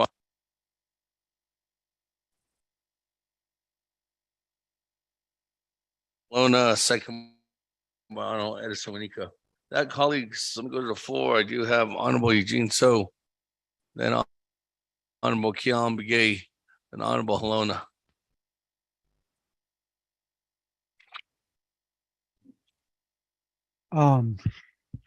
Kuro share personal I or he chip in the ahagi ko because earnings Kate eating alone. But not as linking the way Queen Ahadashi. A con which Nahisi Hala should all personally on this case. I think he this law. Ado Jo Itashi art and I hate and highest situation that's up on that. Ariasi, it's like that. Because on it energy pop law 85-868 on Yani city which cannot seem it's changed the house. So Tito and at the week on the hot and he was not on na atlot it bahasan ko konhila ko na ha daily na reservation gi na so ayon it's on na so twaki na so when so nishito we're losing ground na halam ani ni Astquien Ada Nishinde Ile to be gone the Tage Ada Hotso. I know you are the Yolanda is there. I think this was the case. The Queens and Sheen danced up in the middle of the river. No matter which side the river goes, it changes with the weather, it changes in the climate. No, those are some issues that I guess we didn't see at that time to make this agreement with exchange. With agua no, knowingly that the water level at where it is for Navajo Nation to agree on, versus the weather and the climate. I don't know about that case. These executive orders, a parcel A, Ninito, parcel B, Ninigi, Sashay, page specially, Sai Bigi, it has on, she could always bear the husband, Kate A, Sahotato, Nishigi, Kate A, Nicha Hondo, Nishigi. The beach in leader have some parcel like that. Kayagi Bia A, Beninch Kado, Nicha Honda Yitla, Sainana. So also another thing that needs to be looked into is case studies. Also precedent cases. What that laws, that's case laws and precedent laws. Beyond and lay not on the Nabe Indian tribes with what are Chitayos, with Ageda all sorts of Indian tribes all across the United States that should be looked into research it to really get deep in nation, which isn't even yet. I would really like to recommend that because there is a case within the National Park Service in Chinle, Nez versus Hunter.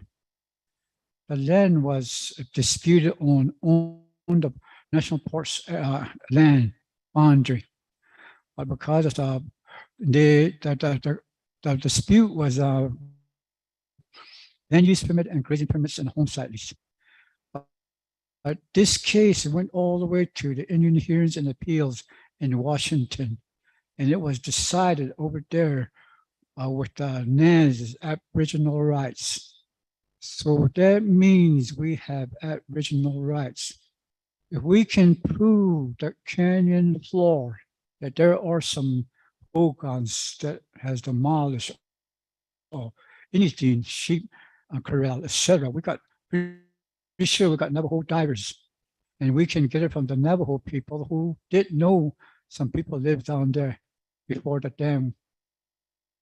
But I will be still to know national that if we can prove that, and we by not Okodoban case Opa Yatui Ani or Ani Akiani in there, but we need to bring something to them to say that we did live down there.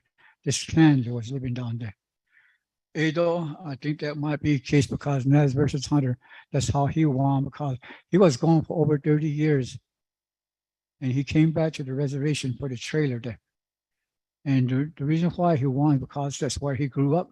The house was still standing, a little bit of it, it's all demolished, but he proved that that's where he was born and that's where he grew up.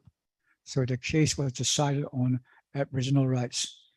I'm pretty sure there's a lot of cases across the United States in regards to that Indian rights. Has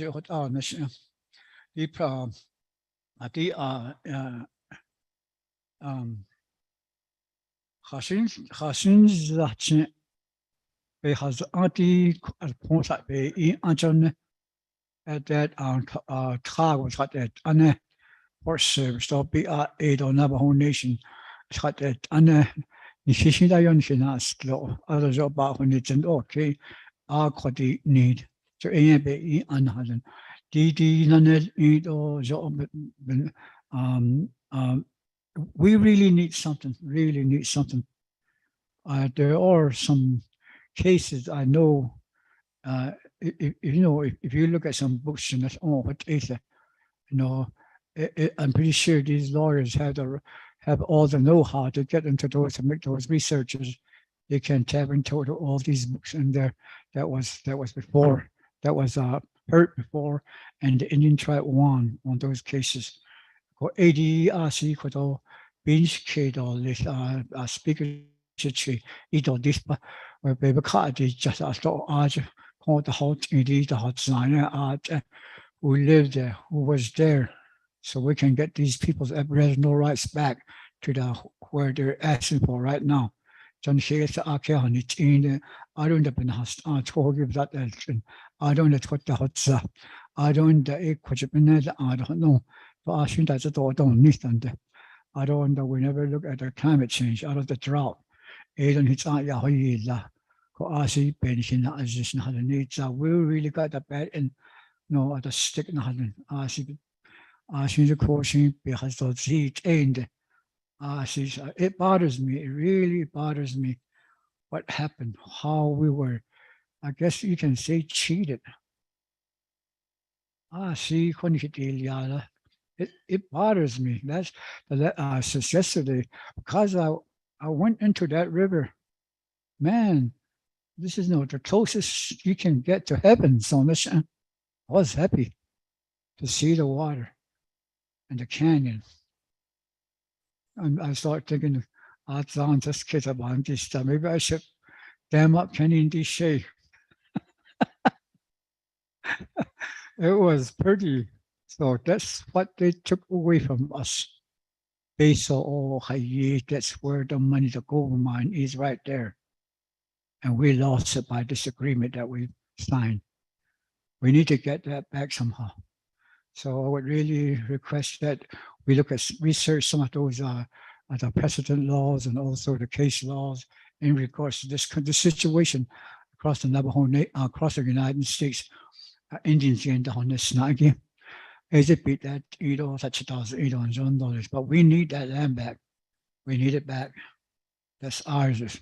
We had to show it to them. Speaker chair. Thank you. Thank you very much, Honorable Eugene. So with that, let me go ahead and go down to Honorable Keon Begay. Honorable Keon Begay.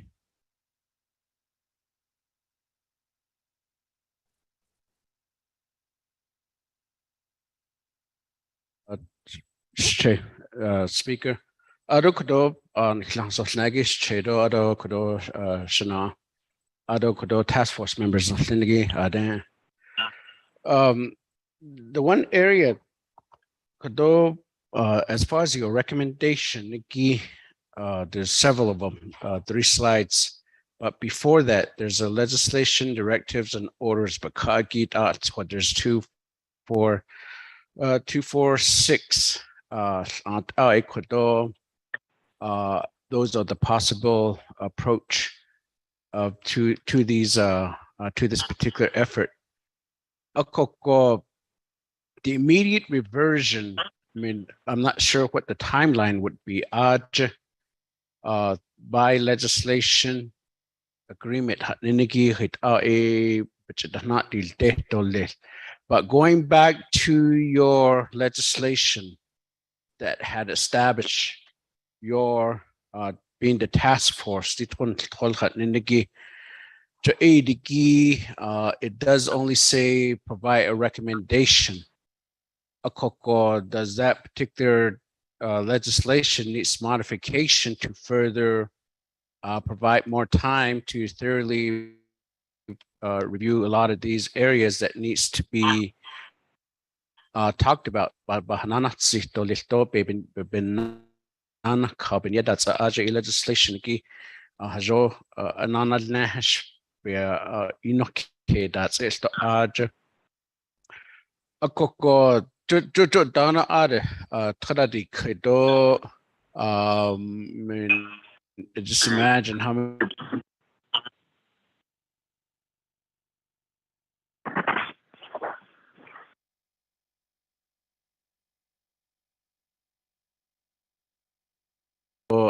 in anything that relates to recreation water. The one thing that was brought up to our attention, that's part of the recommendation that yad and linigi koto don hichahul da no da bayat bahata isi sto hoda hakishin ani yego koto that is ado halet at johinson akoko jobinina go dikat. Going back again, being on the Resource and Development Committee, that's the other area that I wanted to ask question, Chairman. Dika Kwajet, Resource and Development Committee, is there any specific directly that some of the area that Resource and Development Committee may address in part in what we're doing? So, RDC linigi latui kedes ingi bebe nacho kwa agidid ge ajin hiben hoholnito kwa agidid benyeshto neto chanotlejo no so sahot esto. I don't know if that could be further be I guess extract from this these recommendations, unless it really does need to be at the level of NABI and the full council.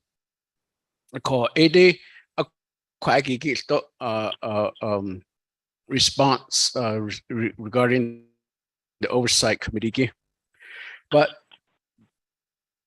at ende koto bansas case koko the quick shintik at now National Park Service will yahaki yego sato alayin hiketes is hashet ao to yego koton hina behob Washington ni leniki don leniki to yego hot epiti nita o kwakiti it and his no ha gishin koto ketades inkit o pesahot o pesatahot just earlier kotoni de shitaya had seen that the Kennedy Shea area just da kot sato and hot has although in some other area know that kodosh that Monument Valley has just to ego kodo sato and has taken has go opik o large and high gasto o tanan hit it o baby kick a yika a storshle on sonda stop on sas case a coco halet ala equadodik at not ill he nazed it no by it but yet kodo sato a Washington the National Park Service in Lindigi to yego kodo sato Navajo Nation has sato yego be ye the whole nikoko has so if they're taking up much of the area kodo hatninit kola be no nikoko joy lasted or to go hit the hagida stokaya the natit koko kodo the neta a keda hat in a sato to tabet no ala ishi bit sheet that do hoda that ebi ba to losiki kijo to tasat ne a ko hodat haki kodat be papa ba anta ba ta has to yat a ko aj hat shin has the kaya hagi kodo be baha the na da stort adats or net zandats in some of the bonds case, but there's just going to lead people away from their homeland or attained. So again, what's the simplest recommendation that that we could do? Because on your recommendation, number 2, develop new concession agreements to be administered by Navajo Nation, not NPS, but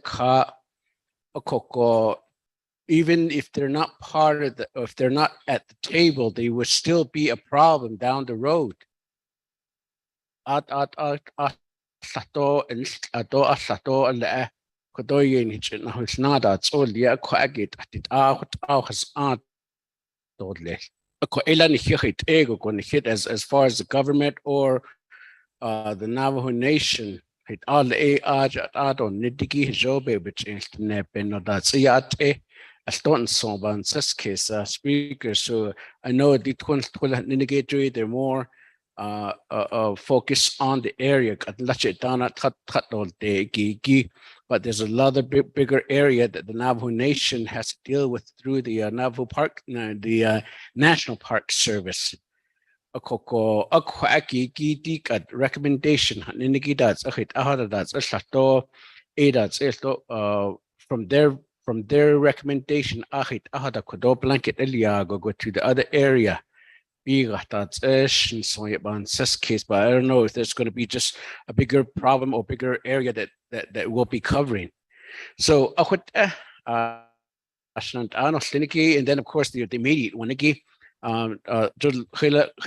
legislation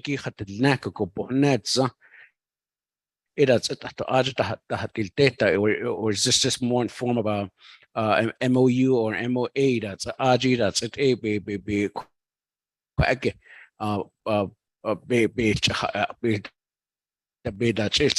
it Coco da hit other Sato on this ago the quaggy is had nangodit yego and hot to ehuna arch don't hit a chin lead on hit yego yet no the bayada show what ecodo the quick hot us that's a call that I hit other niche little back when it's no codo argent hit neck hit any dodashi I see yego dojo. And that's Johnson and case quite a coco that like while we were down the river. I mean, actually, could the Navajo Nation literally just drop a hose through here down here and just start pumping water to Shnoda? But yes, to get up a hasi da a call halet at that ashanin here. As long I can hear could the drought or net ho you the what on his ango ajedo the net test cut could or recreation could but the young ajo hot ahas a call that egon see case dana doban says case or dana other jeto at the questions the jane den the other basis seat or could both on Nassashincha. But there's a lot of our Navajo people, that lives along that area, but again, there's not much of a development from our side. Navajo Nation no being Hitchayat Kwagado Kodoya Great Art and the Kodo Parks Service to Kodo that Anedi Tlaton Hidet at the Hotot Nina. So in GSI dan article say Traist and de Kodo Ebe Nashita Kodo War Rights and Gishin that's at Ani Kwagi Slatobi Baba Yatio Toyat Eto listen. So anyway, but going back to the recommendation, Chairman, those are a few questions that I have, but I probably will be able. I will probably have additional question towards the end of this, Chairman. Thank you. With that, I'm going to go to Honorable Paul or Honorable Halona, and then I'll go back to the sponsor for response or the presenters in this case of the report. I do have Honorable Herman Daniels and then Chairman Daniel So in the queue. Then I have Honorable McGee now too as well. So with that, I'm going to go to Honorable Halona and then I'll go back to the presenter, Honorable Paul Begay and Honorable Vice Chair Leonard Sosi. With that, Honorable Halona, the floor is yours. Okay, thank you, Speaker and members of the Naabik'íyáti Committee. Good afternoon. And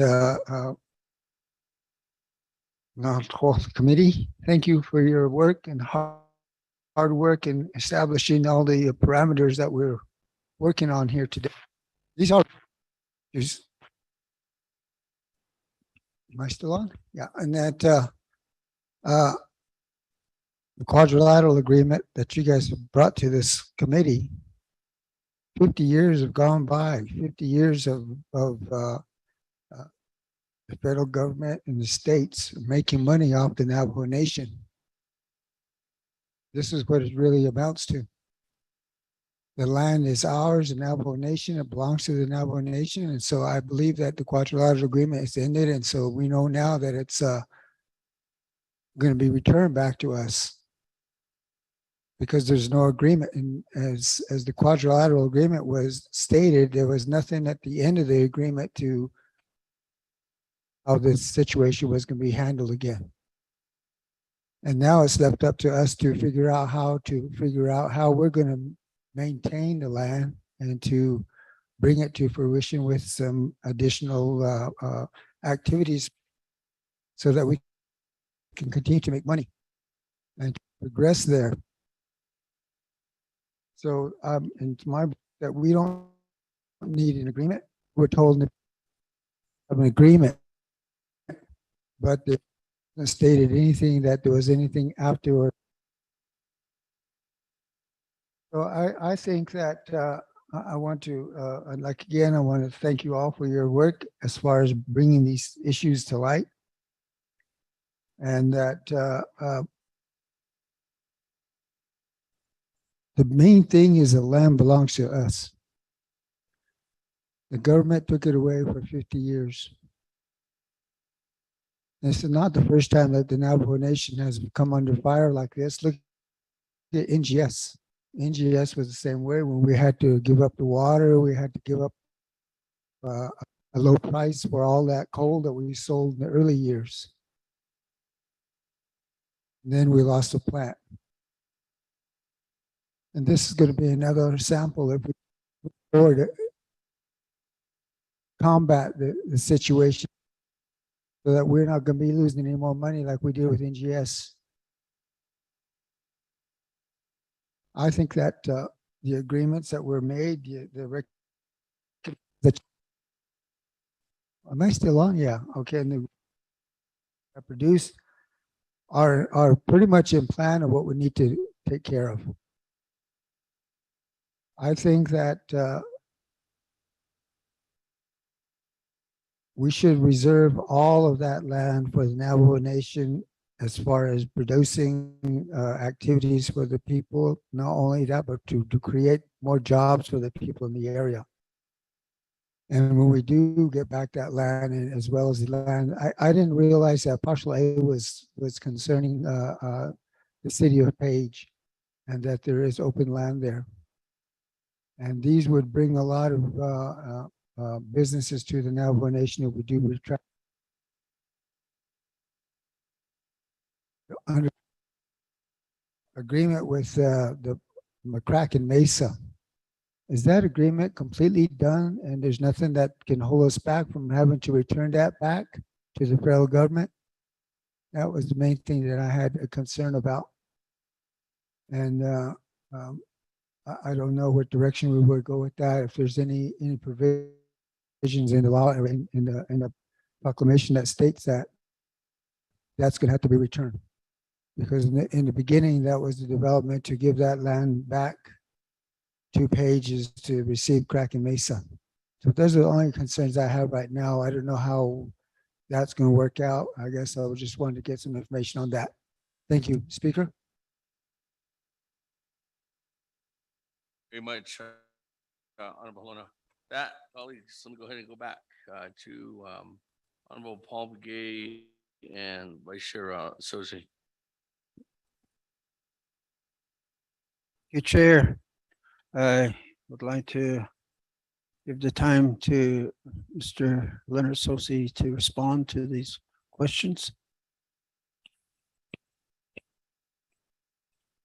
Thank you, Chairman Begay and Speaker and members of the committee. As to the question on the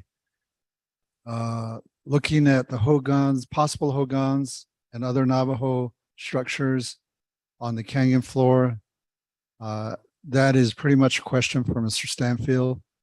And what they have discovered, they have been going out there and they have been studying this. And they're seeing archaeological structures out there after the water has receded. So the person that will appropriately address that is probably Mr. Stanfield, because he's been out there with others. On the question by Delegate Kealan Begay regarding the legislation, is there another legislation needed? There is in the legislation, NABIAU 2221, which was used to establish the task force, it does say that the task force purpose is to examine the issues related to the Glen Canyon Dam Recreation Area and Public Law 85868.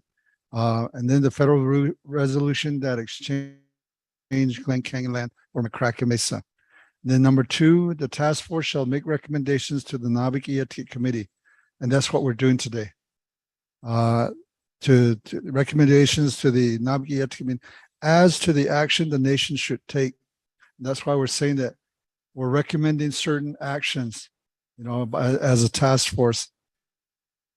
I think it'll be good if either through a directive or another legislation to describe the next step, like with the blessings of Naabik'íyáti committee, the Naabik'íyáti committee could say that we now wish for you to go to DC and begin to work on these solutions that you propose along with Navajo Nation leadership. That could happen, or there could be a whole new legislation, another Naabik'íyáti modification of this, I would think. So, but I leave that to the members of this committee to do so. The other one, the co-sharing agreement, the co-management agreement, I believe that a lot of that could be done with MOUs and MOAs. And it's an agreement similar to what they did with Bears Ears, that, an agreement could be developed between Navajo Nation and NPS National Park Service to address the co-management issue, if that's going to happen. As far as I know, no co-management agreement has started yet. And so, but again, with the blessing of Naabik'íyáti committee, that route could be taken. I want to thank Delegate Halona for thanking us and for recognizing the hard work, not only of the task force, but also the advisory committee in working on this.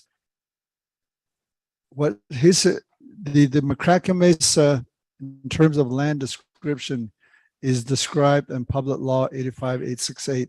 So when they were doing the exchange, they actually described the land description in there. So that's why we are suggesting in our recommendation that, the possibility of going back to Congress to modify this. And then the possibility of going back to Congress to say, give parcel B back to Navajo Nation. And so then it is clear, then there's no ambiguity that Congress will give parcel B back to Navajo Nation. The question about keeping McCracken Mesa, or what would happen to that, that is something that I think the Navajo Nation leadership needs to discuss. But a lot of the Navajo people in Utah area are already using McCracken Mesa. And so I think that needs to be taken into account on how to address that too. But the thing about it too is that the entities, including the federal government, has made a lot of money off Lake Powell and all of that. In the end, we might we might respectfully ask the Secretary of Interior that recognize that as compensation, that you made a lot of money. And so in return, we keep McCracken Mesa, and because on top of that, now people are already using it and things like, but that's something that I think down the road, that issue will come up. If Naabik'íyáti committee asks the task force to go forward and begin to work with Navajo leadership to go to Congress, I think that issue will be discussed, and how we would respond to such a question. And I think what if the federal government says, well, give us McCracken Mesa back? What's Navajo Nation response going to be? That, as the next step, that will probably be discussed. At the moment, we haven't discussed that yet, but this is just an option, the recommended pursuant to the resolution. We're advising you on this. I think I have covered the questions, Mr. Speaker. Thank you. And I don't know if Delegate Begay has any more.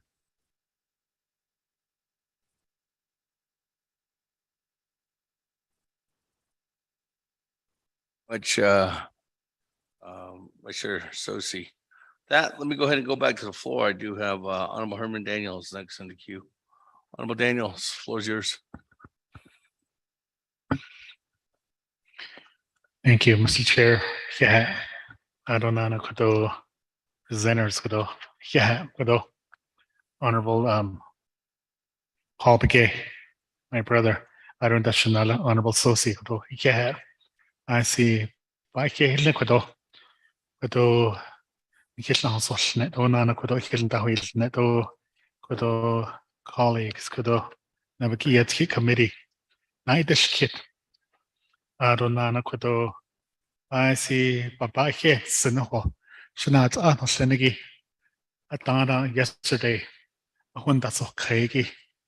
AIC had you the Sinoho. She says Zenegi, I couldn't go there. I didn't make it there because I was at the clinic yesterday. I call Kishbena Naruto, the net should be national penna. This morning, I in Dash the Echain Zad, and Ashwasho. 4th of July at that also. Was ringly say I had this and I rated the snow rodeo there. Or the side lot at shade. I could all Junago a kitchen the wheel Nequado, Aronana Benya had indicate on Anaquado. Could all twin task force. So a Aquado Naabik'íyáti resolution could now G with NABIAU -2221. So you could adequate skanda Kabela Shin could I see here could out of it, but said a task force la. What are we that the need gene there or a Jeholia got a twin twiller. What are task force that need Jeho. Ajo could a not any clinic in a Western agency. Council delegate need clinic with delegate Paul Begay, delegate Thomas Walker. I don't know what shit. I don't know what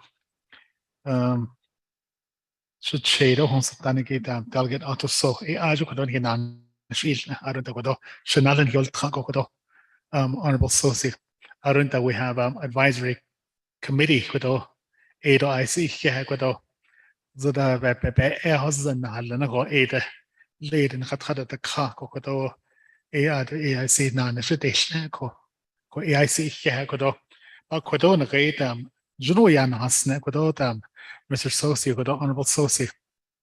Junago a kudo a benye hat indicator nana at quado. She be Bejanat, Ashito, Lechado, she a quadon rate, the former quadrilateral agreement with a Hatelia. I sit out oh, you don't with this snake or Slatina out and Halenaho. I see Yego when he gets on Asnish. A cocarigate or Edadolesh. So at Togi Chinil, Edolesh. Mid channel. Togi Schnedo. Nishin Bebe and Hohne dollars, $2 dollars. So that elder Ababa Yale. Aronana Quado, John later 50 years. Ulan na Quado, Navajo Nation. Our Navajo people, business owners at the Hadnot Ulan na Quado. I see the Shnini, Quado National Park Service. Odo Dan Hishno. Slatin Nacheko. Carrigato $8. Nahal Chinapa Baba eats what did Nahal Chinapa by Yale Tit or Nana Baba Yale Tit. A cook at Nahal Chinados what I istra. Nanashwan Shad. Or that Egoda Yada Istra economic development business. At that Egoda Yidanel Atar. So Eba eats Egodo Aronana Quado.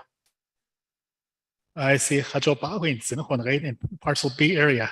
The raid not on Shot Todo. It's a big kin aren't all jeto. 4th chapter, Jay by Papa Banash Nishokodo. A co teeny by yet hit on Benahata. The raid the road project, proposed road project from Old Jeto to Natas on to Edok Abayel T.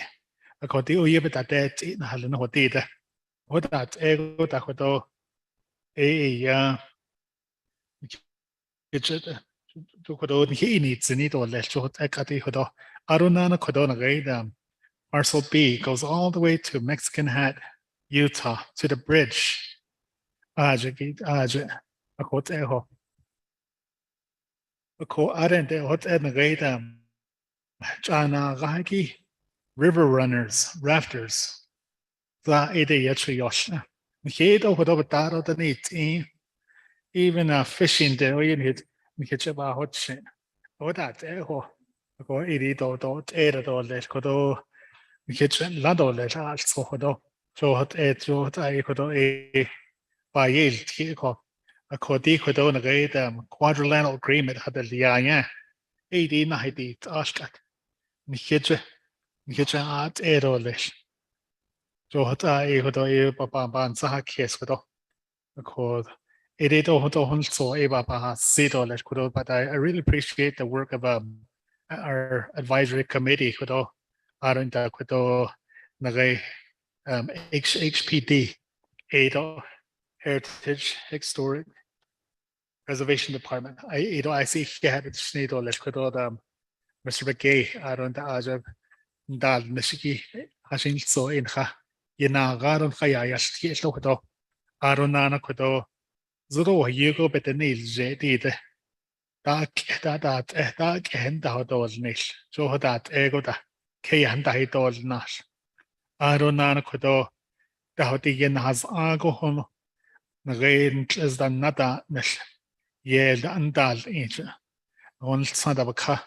Baka da ekodo yel da andal on da hashir leden so hodat ego da ananal idol. Ananil idol so hodat kudo ban si kes go o ye go kudo betan il je git e hotida a kudo nas hol je shen kudo adit an kesna hoil na to les kudo arona na kudo na gaita honorable socia hol negit a kudo na gaita Washington na shen so at the state or le ko the shen ya na gaita interior secretary Deb Holland or that the shen kudo da es la do les ido dai a kuden ha do ga so a ba ya so it is all that see by hands and all being on the task force kodo di kodo hasil so ye go Naabik'íyáti atida for our Navajo people kodo na in the Western Agency aja has aniki so that Ecuador so I also ida ba has sido let go Mr. Chair, thank you.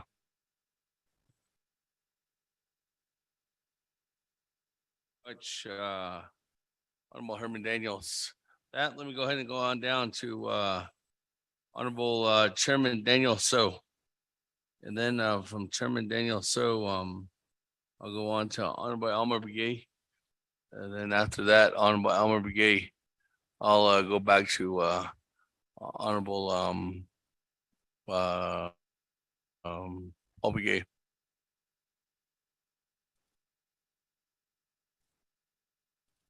For the record, I do have this is the lineup. I have Honorable Chairman Daniel So, Honorable Elmer Begay, Honorable Otto So, Honorable Yellow Hair, Honorable Vice Chair Slater, Honorable Vice Chair Smith, and Honorable Charlene So, and Honorable Eugene So. Chairman Daniel So. Yat Ace, it's Chairman Damon, Otto, let's say, Honorable Paul Begay, Chair of the Punchcola Task Force, Otto members of the task force, as well as an advisory committee, Otto and colleagues of Naabik'íyáti, Otto, Dainosagi, Odo Chato, Badesegi, in 1999, we experienced a drought. In 2006, it's been a series of droughts. Of course, at the time, I was employed at NAPI, and at the time, the Bureau of Reclamation gathered up all the water users and basically had everybody sign on to a shortage sharing agreement. And what was referred to in and verified by a news article that if these water users downstream from Lake Powell or Lake Mead, if they don't do anything about water conservation, that the federal government would do it for them. And so for me, when I read that article, my thoughts immediately turned to a shortage sharing agreement. And so that's the part that more than likely is what their Bureau of Reclamation and the powers that be are looking to. So that aspect, so what that imperils is the lake level at Navajo Dam, Navajo Lake. Remember, Navajo Dam was built to supply water to Napi and operated by the Bureau of Reclamation through NIP, but now Napi has a 638 contract to operate NIP. So in that aspect, this is what I'm seeing. Otto Shache, Herman Daniels, Aldous, you talk about being in the rodeo. Yesterday, you missed the rodeo. Honorable Wanika qualified for a rewrite. Honorable Eugene So, he got bucked off right at the chute gate. So we missed you. We needed you to also qualify with a ride. On this necessary, we know that we all support rodeo, but I guess the main thing is the aspect.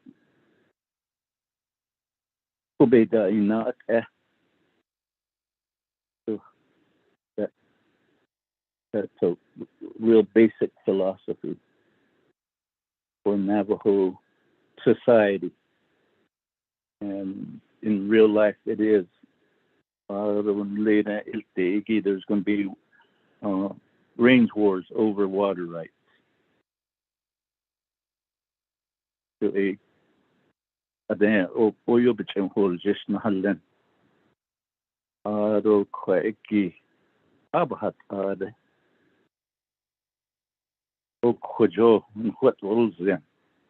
we're off to the side. All the say it's such basically this on him now. Nicole Khalid or a shahow told me. Jumping that field so now see what it the big see quite in Hayata shit in the late elected Supreme Court the Abahatade is his then they can't I don't call quite Khalid or in case not Hiki. Joy Eliago, Aquaje, Department of Interior, give Argenha, Steel, Dole, Ado Apen Nache, ETA.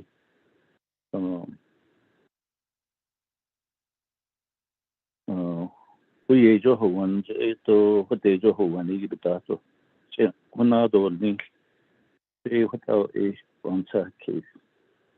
So, stop.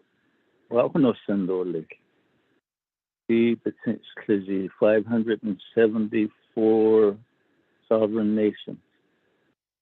Over half of them, they're basically pushing under a banner called Land Back. we read that the Onondaga Nation, they got 1,000 acres back. They're basically working along those same lines. What our things don't share quality. Sato, not in any case, not only what is termed Parcel B, but Nelly, Navajo Eastern Land Initiative. For your is the bulk of that we have a sponsor in the House. Although such as Senate to Oyo to original source. Then it's not source. It's no other. Suzinhle. Quaggy. That oban tea case to this. Had the hate all at all. So it's a little hate. Oh, Zobe. See, lake. A hitch for hate. For a dollar, I see. An other occasion, I was ready to do something, but then I had to watch Brother Eugene so spur out his saddle bronc from the chute, and I get it to Naabik'íyáti. That's what we saw. Ela o chidigi teto penacha sato at either but when it's in the oh I see the not yazigi sato the kilcheto abahat it was as we were down at the dam, we saw that the water was circulating. Some of the moss from the bottoms were starting to come floating to the surface. Although a quaggy change to quaggy, I see to inna to up to big Zanigi. It's to quaggy sato. I see. Not short. To quaggy change to a swing his on, see. There's in days Milan a quaggy. And they had the has and seems to quaggy knowledge short. So it seems to settle. I need it and Dalia, but seems to zo a Ikea and 2.8 to Torgis to Shidate. So I had the dam, the height of the operating level. I see. I'm schedule a extended considerate a condon later, a scene, then the EKA isn't so a considerate. We still have many thousands of acre feet water rights in the San Juan watershed area. They can't really say much about the water level over here at the dam. They still have to on TK list. It is what all is at the Bahasito list. I don't need a response from the task force. This is my thoughts as I'm putting down some strategic items that could affect how we proceed. Hey, what that? And then Speaker statement. Go ahead. I'll go back on mute.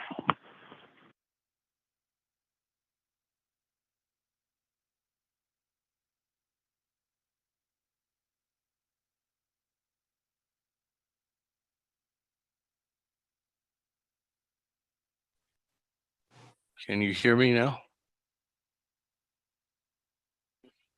Thank you very much, Honorable Chairman Daniel. So with that, Before I go on to Honorable by Elmer Begay now, and then back to the presenters, if there's somebody that can sit in for the meantime until Honorable Vince James gets back, Honorable Vince James is going to take over.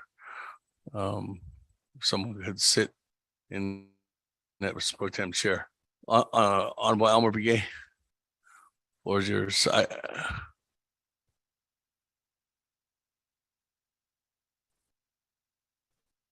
Vice Chair Smith will take over until Honorable Vince James comes back. Honorable Elmer Begay, the floor is yours. Good afternoon, Chair Wade, Speaker, and members of Naabik'íyáti Committee. Yat Einhitishnis, Arod presenters, Senido, it should not Delegate Paul Begay, Arod all the members that are there, Bishmas Anand, Senido Aja, Yat Einhitishnis, Arod former delegate, Mr. Delegate Sosi, Yat Eto. Talking about I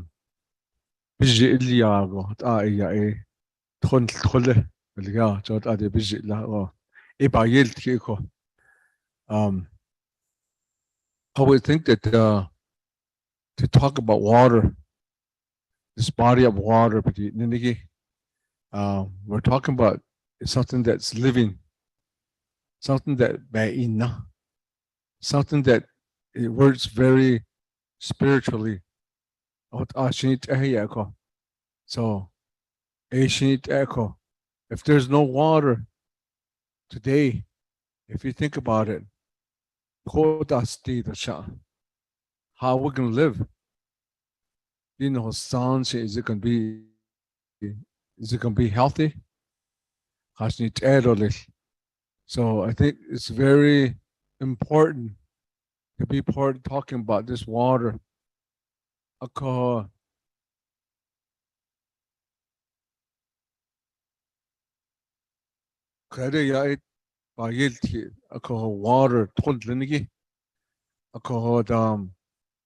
to think about it in each of these ceremonies. I don't see throughout the everywhere in home, there's gonna be always a water there. And you've been talking about if you go to a hogan, when you go in, there's gonna be a fire. On the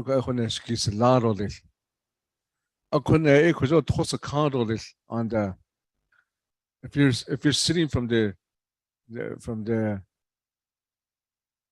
west side, okay, on your right side, why is it like that? It's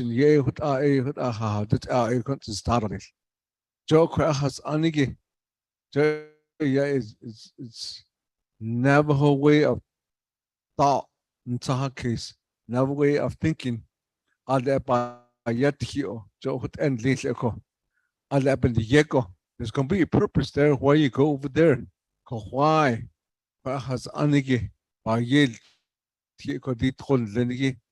What's the right way of talking about water? The body of water, and we all know that the say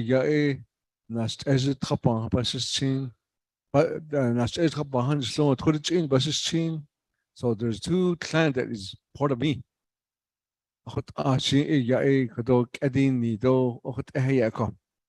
think today, if we can be talking about water, you will have to establish something, a relationship with this water.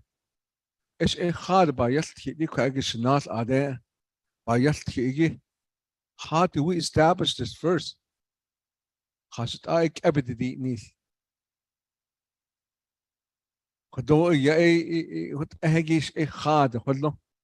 we do that? How do we establish that relationship? Like I said, if there's no clan part of me,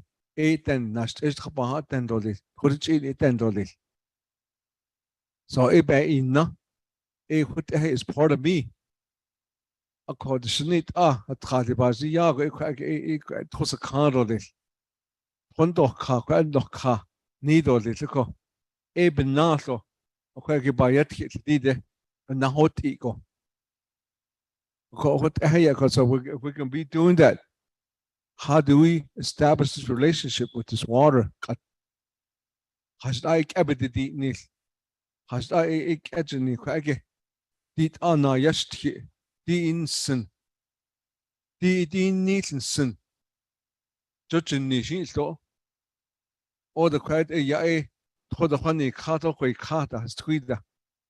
Di bed or this. No, it's yesterday a car. A what I at that a could dig at could end like a hunza to hold the show. A yes, how do we talk about it? How do we make plans with it? It all needs in. I don't know reasons on ish bahna idle. Jayco yet, I don't know this. It up and yet all this. We had to establish a plan for it. Oba yes is to in Jika. I don't know could do it or that you know it penna.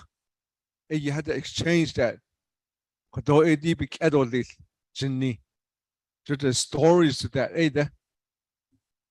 Could a could eat hard in Johanna. Quacky a Tondlinigi. A quacky a good sound that I know ya nana. A other could a Alenda has lean. Put it in his lean there. Kayam Kai Johanna. Out on the quack in Hanaho Johanna Echo. Ebony Nago. Of course, get a quack a there's some as looking through this quack or sagi. There's some significant date years that happen. Accord as tweet as it I large a hard done so that's up on this case. Yeah, there's no significant dates that happen. As tweet and know the shit that I land there or the Kodoni Shawaya Hazid delegate so. Accord it a hegi and need an odd nation store. Pennahan nation store. Ek at the G the hot a yako. Ek a hunza she. Ntakis not abe Iliashi. Be ina Ilia. Accord Kodobe. See now the need see Ligi. By Hojo, but not the Kagi. We need to put something there again. Jot a the neck has in Sahakis. Over the Ganak has in all Sana outlet or at Oba Yilti. A cocode you see passes dado the Ligi a pahatana Ishika idol this. A cocode ya people there are departments that visit the Bakako. Like historic preservation, water resource, the Bakako. Ya ish, a hot ashi, ya yes, tito hot ashi. Halit jot yat and someone says case, yeah. Because of that is I'm very concerned is I have seven medicine people that left from my region. ADG the AYA. So there's an how do we retrieve that? ADG the what Bansis case go. Nijashe yon his elhouse and it's in the how do we chenadot a don his elhouse and the even nudged to do that deed the neck on sa case lead or this so yado Bansis case yako.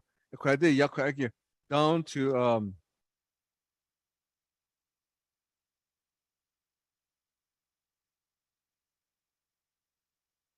page that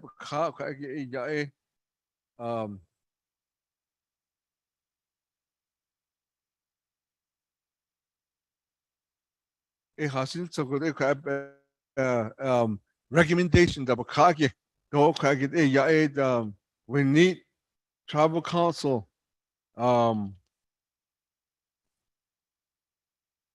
With the need recommendation, Bakaki, direction is needed by from the Navajo Nation, Bakaki, yeah, Kwaki, Otish Art so just Kwaki, they got to maybe I think this is a chance to put our own spiritual guidance to establish that relationship with this water. It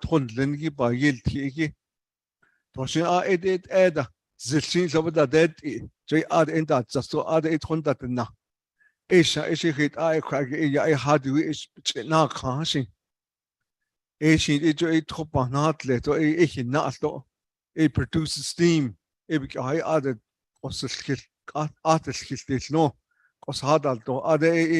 could end how do we do this to get back to the bottom of the net? Maybe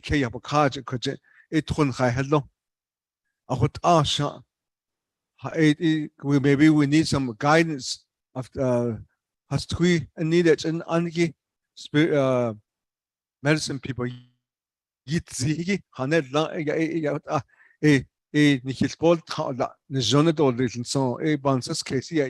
so recommendation maybe direction needed from the Navajo Council to get quite a bish out of this, Mr. Sosi. I had in Haban case of the Haban Suda case of the and I thought just a recommendation suggestion.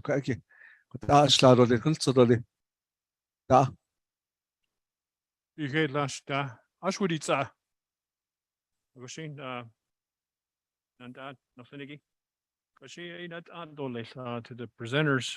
Of KDA we have Honorable Otto So, and we have Jimmy Yellow Hair, and then we have Carl Slater, and then I'll be next in the queue, and then Charlene So, and then Eugene So. Hey, without Kate is the caution on that. And presenters, you can have the floor now. It was Herman Daniels, Chairman So, Honorable Elmer Begay. You have the floor. And, Thank you, Pro Tem Speaker, then members of the committee again. I'll try to be brief, very brief with my answers, because you have a long agenda. I didn't hear a question by Delegate Daniels, but he was talking about the quadrilateral agreement. And now we want to push back and say we need to use the water too now. And so the road is being discussed. I already mentioned that. But as to Delegate Daniels So, on the water shortage agreement, if you look at one of the recommendation on the management of the river, with the blessing of this committee, if you would direct the task force and Navajo Nation leadership to immediately begin to contact the federal government to have a seat at the table on the management of the Colorado River and the drought issues. This is where they're discussing the water shortage agreements now. They're doing that today. And Navajo Nation needs to be at the table. But we come back to you first for direction and for your blessing to take that extra step, to take the next step. And Delegate So is right that there is discussion going on the water shortage. With respect to Nellie is the land exchange idea and Eastern Navajo Agency. If the committee wishes to attach this to this subject, I leave that up to you. That is, there is no no's or yes about it. It depends. It's a policy decision that this committee will have to address and then say whether we should include that or not. As to Delegate Begay's question and concern on the water and establishing relations with water, let me just use that as a preface to say that we did talk about this and say that we don't think that happened. We don't think Navajo leaders intentionally gave up the right to this water. When the elevation was being discussed at the federal government did not take Navajo leaders out there and say, you're going to lose that much land, you're going to lose that much water.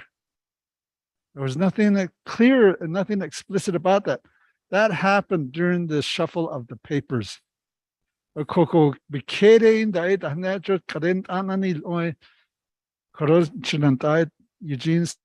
Soyehatsi, we believe Navajo Nation was deceived.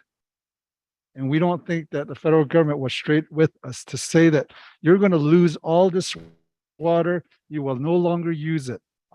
For me, I read many of these documents and I didn't see a single reference to that. 80. And all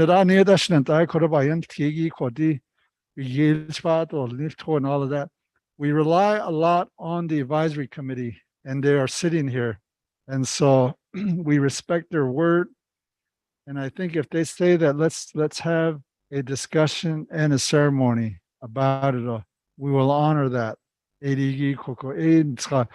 Because they have the local connection to the water out there. And we respect their advice.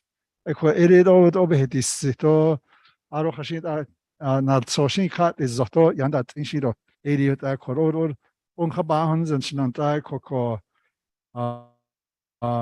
appreciate you talking about it. This is one of the things we were saying to the people that were advising us that says that this is no longer ours. We beg to differ. But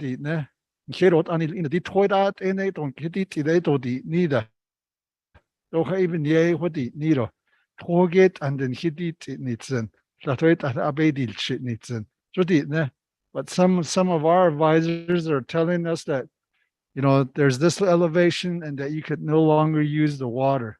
We were looking at other documents to say, no, that's not really the case, we think, some of us. I think all of this, the discussion about the need for a lawyer to advise us to, that is for this committee in Navajo Nation. Some of the question is, has the Navajo Nation ever been disestablished in that area? And because there's that mint channel language still there. Those are some of the questions that we need to get a legal retainership so they can study this issue, research it, and advise us accordingly. And that's one of the things that Chairman Begay and myself and others have talked about and said, we need some help. And I think, again, with your blessing on these recommendations to go forth, I think that'll be some of the things that we try to do before the visit to the Secretary of Interior, that we want to be ready and with those discussions. I appreciate your work on how we respect the water and how we should have that spiritual connection. We believe that has always been the case.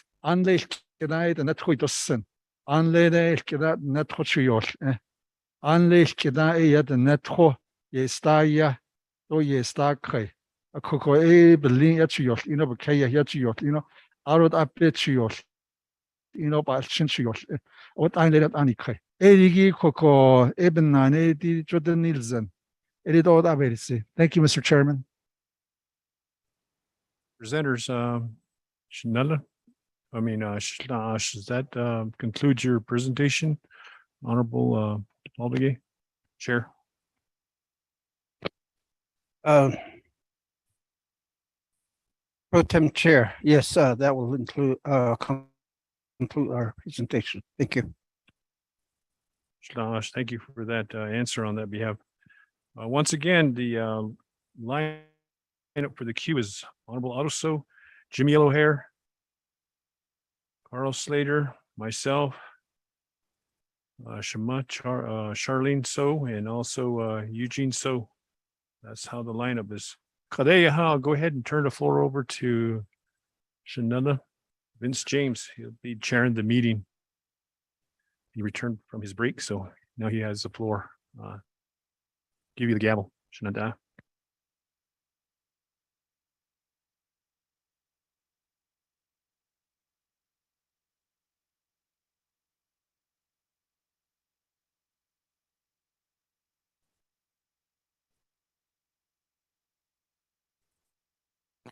And dan snelle ado nana shel kahat sito kwadod dan snelle speaker shil adako ako ipinacha sheet kwadod as vice chair Naabik'íyáti nashato nila ako nashato ad kwado. So with that, only 1 minute each jump from here on out, 1 minute response. But ela audition order that dotlon son here the see if you guys are still awake on us. Ela, so with that, Nali, Nahwalji, Honorable Autoso. Thank you very much, Vice Chair of Naabik'íyáti Committee. So I think the issue with the quadrilateral agreement, it expired. Although it's not recognized, but a lot of it is dealing with how the working relationship with the park services and and the former park service that not the or I understand there's a new person in charge there, or there's going to be someone else in charge there. A lot of that shows to me that there's some ambiguities there. That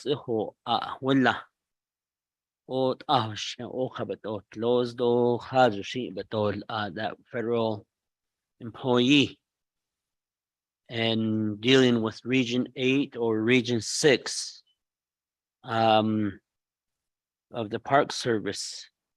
But in this, I think that our trustees should have been at the table. Because there's a public law that's in place, Public Law 8586. And that's geared to the McCracken Mesa, the city of Page. Before then, so the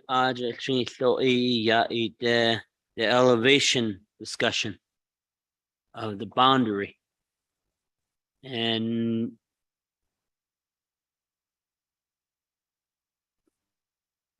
Honorable Sosi, it does not say anything to say that the water is not Navajo.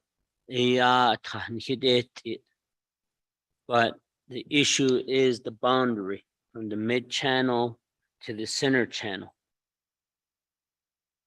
If McCracken Mesa is incomplete with the land transfer, and it's been sitting in idle for so many years, I think that we should just go ahead and proceed with the conversion of trust land of McCracken Mesa and reclaiming the city of Page.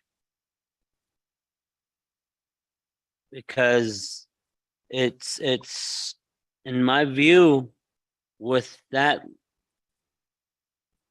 agreement that happened many years ago, the federal government was supposed to put McCracken Mesa into trust. But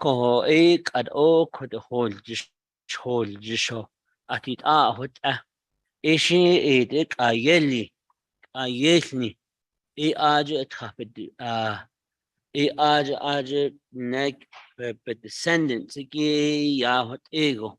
No. Even na aja the shinta got the aja ket. And it brings me back to that again. With that land exchange, aja the shinta got no even na aja she das linigi ya never Washington. The general funds the nation benefits from that as a whole. But going back to that since those things are not completed, I think the nation's stance should be that we do reclaim the city of Page. And then we do claim the McCracken Mesa as Aboriginal homeland and rightfully convert that into trust.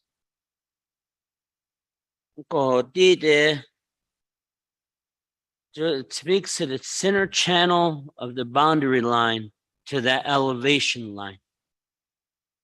And the federal government has imposed a eminent domain like on within the canyon area, such as secretarial orders, especially in Tuba City. We have a secretarial order there that is for years and years, BIA kept saying, oh, that's BIA compound. But later, when the land was put into trust and the secretarial order came in after, they utilized the secretarial order for the nature of health and wellness. Many communities, administrative areas. But in this case, the National Park Service is intervening. It's another form of eminent domain, taking land from an Indian tribe for the purpose of recreational usage. And I always say, and I always stated that the revenue sharing off of that, the usage from what was ours from the original treaty land or from the expansion of executive orders of Indian tribal trust land, by 1934,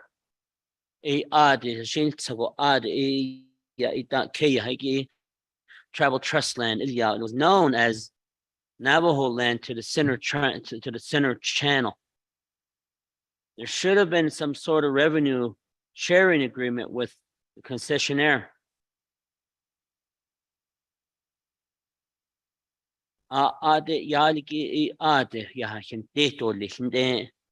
To the Navajo Nation coffers because of what the nation and the leadership has voted on.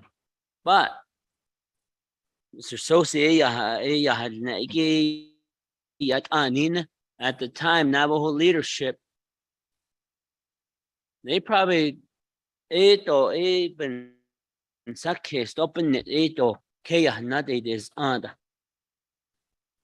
but again, when you look at the public law, I look at it as consultation not done correctly with the Indian tribe. In this case, it's Navajo. And I think that we should move to sue our trustee. That's the same thing for Canyon de Chelly. And that's the same thing for Navajo National Monument. But the tribal trust land. It's Navajo jurisdiction. These national park services that utilize the eminent domain type to try to preserve things. You know, when you look at Canyon de Chelly, when you look at Navajo National Monument, you look at Glen Canyon Recreational Area, which National Park Service has their hands in there.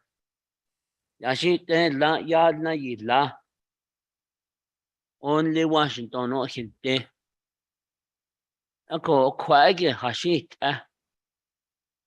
And I think we really need to make a stance to the federal government on this. The time is ticking. We really need to have a direct consultation, a direct discussion with Madam Interior Secretary Holland. Because the local director for National Park Services, you have the local director, and then you have the regional directors, and the national directors.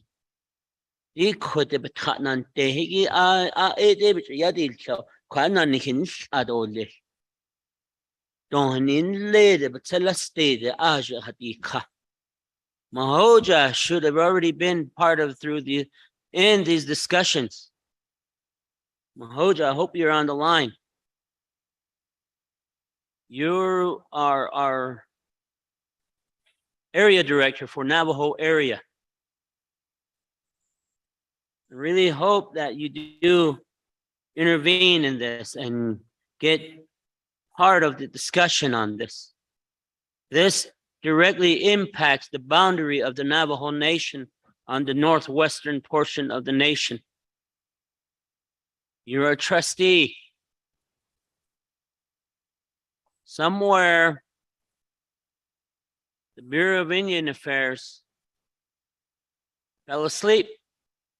You just look at NGS. The collaboration between the 7 owners, BOR, and the Bureau of Indian Affairs elected BOR to speak on behalf of Navajo. How do you have a trustee do that? And when NGS when the negotiations were going through. It is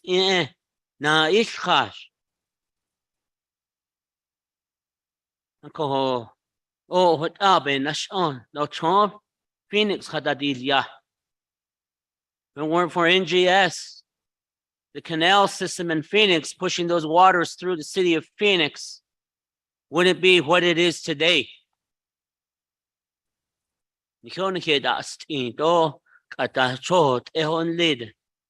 City of Phoenix, off of NGS and Navajo coal. But in this case, the Bureau of Indian Affairs, where are they in the conversation in this? And I think we really need to have that dialogue. And one of the not yesterday's meeting, but about a month ago, we met up there, and there was congressional staff there. And I think we really need to penetrate our congressional leaders on this, because if the program does not move at the executive level, I think infiltrating our congressional leadership is another route to try to change these things. They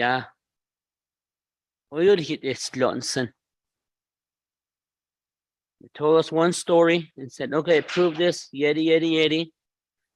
And when the council at the time approved this, the Bureau of Indian Affairs used to draft all the council resolution.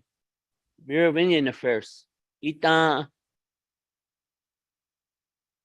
Bureau of Indian Affairs area director used to present the resolutions to the council. It wasn't Navajo written. It wasn't Navajo legal counsel that wrote that. It was the legal counsel of the federal government that wrote those resolutions. When you look at how former Chairman Peter McDonald pushed out the Bureau of Indian Affairs from the executive office and turning over the keys to the council chambers to the Navajo Nation, that was a stance for Navajo sovereignty. Unled the Bureau of Indian Affairs, and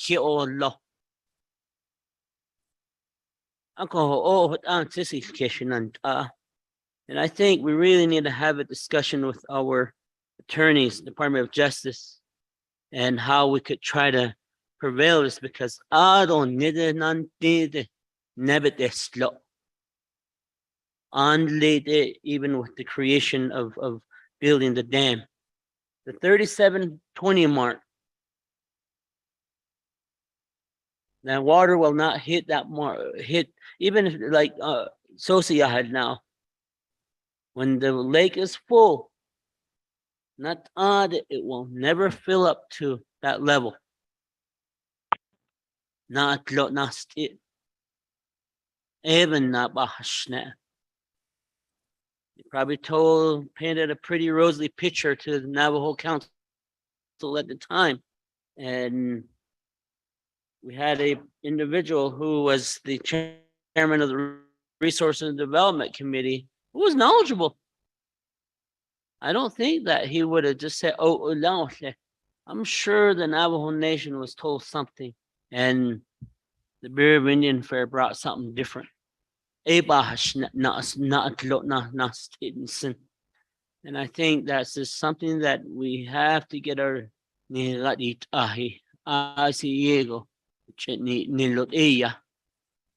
I look at it as a trust responsibility issue. They didn't consult us correctly. Onsen the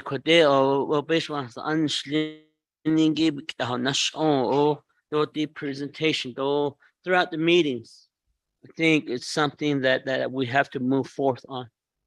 And it ties to all these National Park Service lands, such as Navajo National Monument, Canyon de Chelly. Park Service has to give approval for things to happen there. You know, if I were the president at this time, I'd issue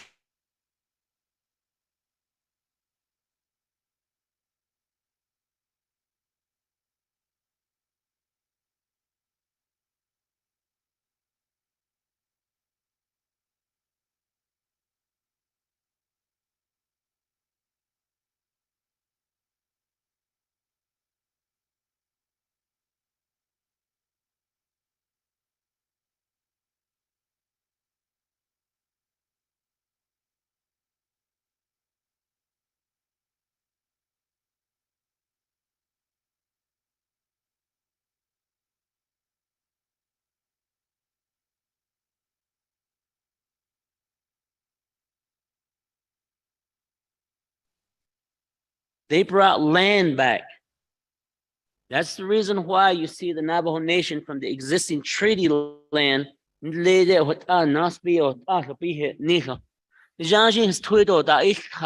they're uneducated. They brought back the most precious things, land and resources.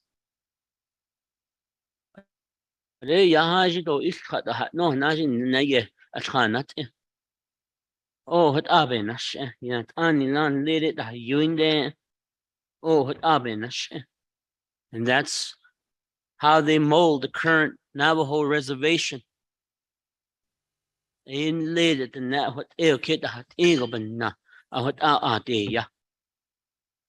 No, if it weren't for their advocacy for land, we would have been a 280 tribe long time ago under the Indian Reorganization Act. The Navajo Nation, we're not a 280 tribe. We're not an Indian tribe that went under the Indian Reorganization Act. Even how can we flex the nation's about the I think we really have to have a discussion with the Department of Justice. Then again, if the Department of Justice tells us no, we need to find a Department of Justice that will tell us, yes, we can. No, you can't. No, you can't. We are the client. How can we do this with it?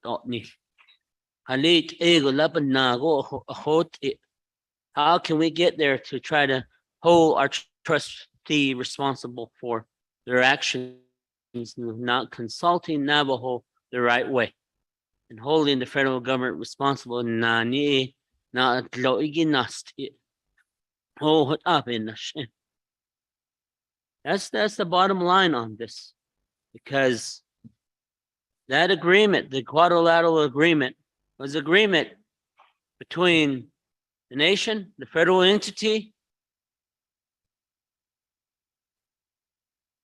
to try to enhance the tribal economy.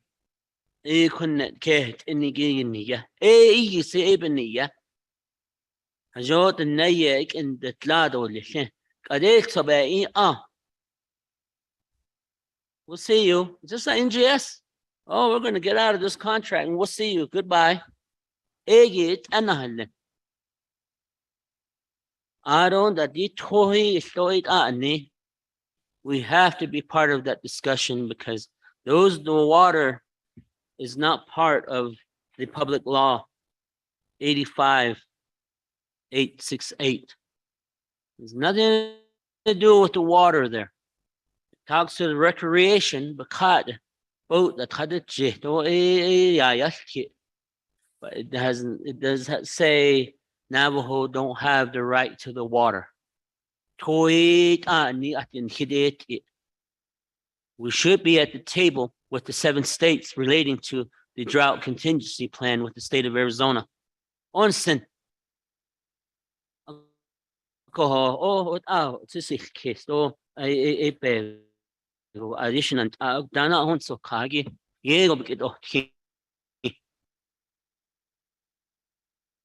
This is happening in your backyard. You would want our support to help you.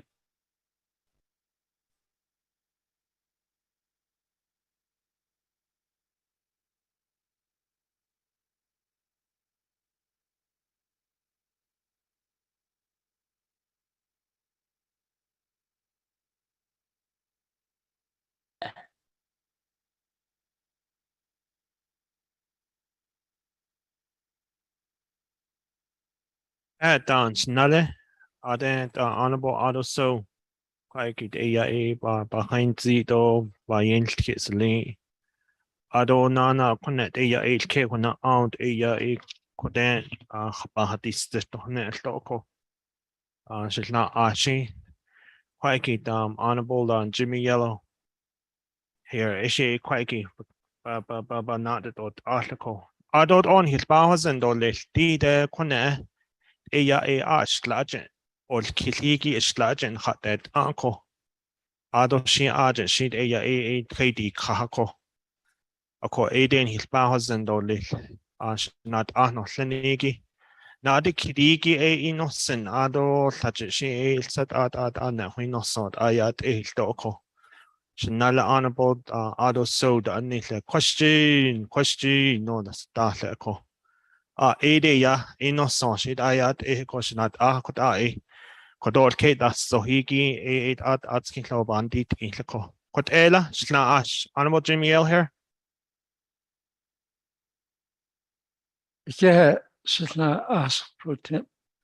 The speaker here, I wasn't the speaker Damon. This day ya up in ye kai. Did it to Naabik'íyáti told task force in the Nishita Sai. A Dana in Kisil kai. And the page he does the first time. I wrote only 10 miles because that's he cut the is the way south. I don't let non because go north not oh you talk. What does you 8 on them you cut. This is one of very important agenda. Bandit in no what I need kind. Shaming yeah. I'd like to say congratulations to Naabik'íyáti, the Tola Task Force, or the following of the Honorable Councilman, Shishla As Paul Begay, Adjournment Herman Daniel, Shishla As. Let me go back. Paul Begay, I should not. Sorry, Paul. Odo Sos, Odo Thomas Walker, Leonard Sosi, my younger brother, he's a good man all the time.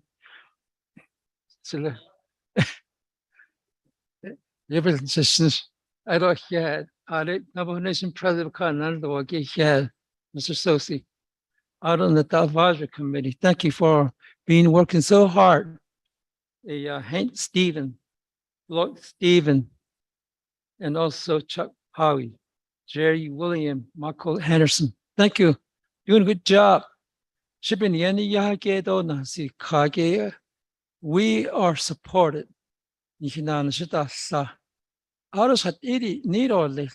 There was some big mistake. Yes, BIA never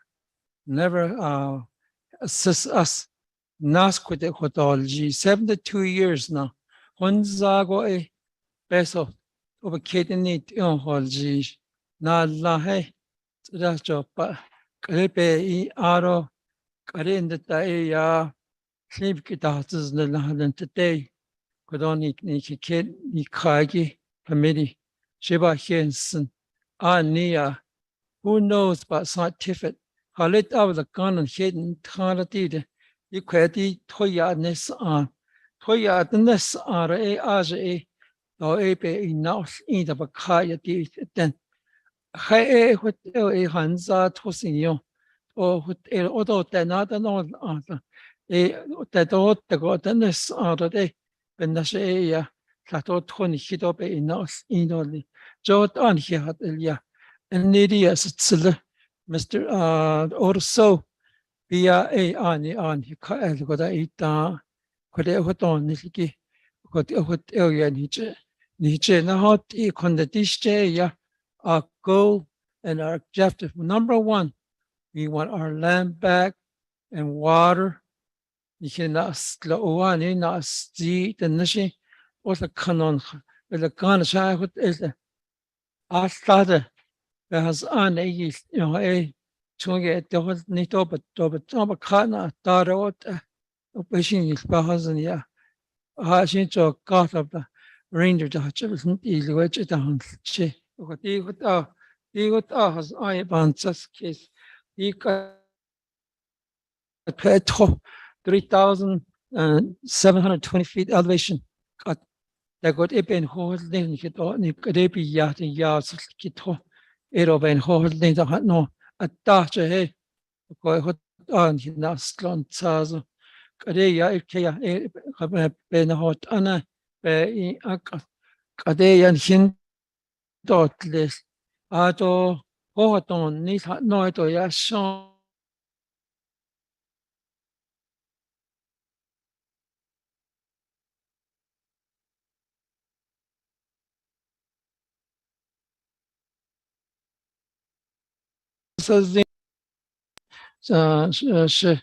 Should select Mr. Arnold Paul Gay and Herman Kodo committee no Sinigi Yo Halepe. You know that is this. Washing Chedi Kahot. It's around that it's in the Ecuador Navajo Nation. Nike hat updated dots in the late Osgo. When Torigano a not be not a lab the gun. Nisha non dolly. A cohon soba hints in it. Nijente shot and Hidanjata Sagi committee. Yeah, and your team. Bahins and shots. Oral Ashin names know that the Nikon Kevin Yen Nahakai. So once the way Bahastito Honorable Vince James. All to so slag. But you better so the yeah. Once all thank you very much. Appreciate it. Though he had asked, she not on Andolish. I done card dog kitchen local. Although the 5 o'clock ain't hot that for this facility, so it's already after 3. So with that, we'll go ahead and move on to Honorable Mr. Carl Slater. Chiche, Quagin on Nahoji, and then other presenter Shiba Nahadol Dishpicado. This thing on? Okay. I'll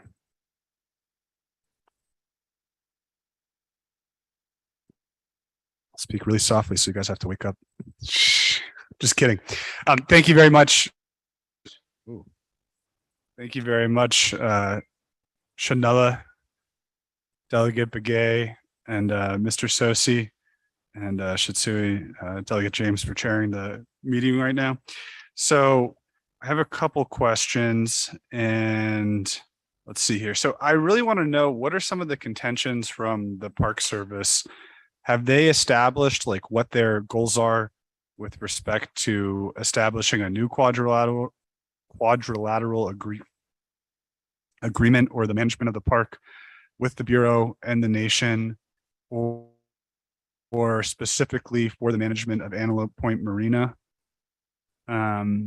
And I think about some of the jurisdictional issues that would take place if the nation had jurisdiction to the center point of the river or the water. And I don't know if some of those complexities have been conveyed by the Park Service, or if they're, I guess, articulating why they don't believe the nation either has a right to it or shouldn't have a right to it for whatever reason they believe.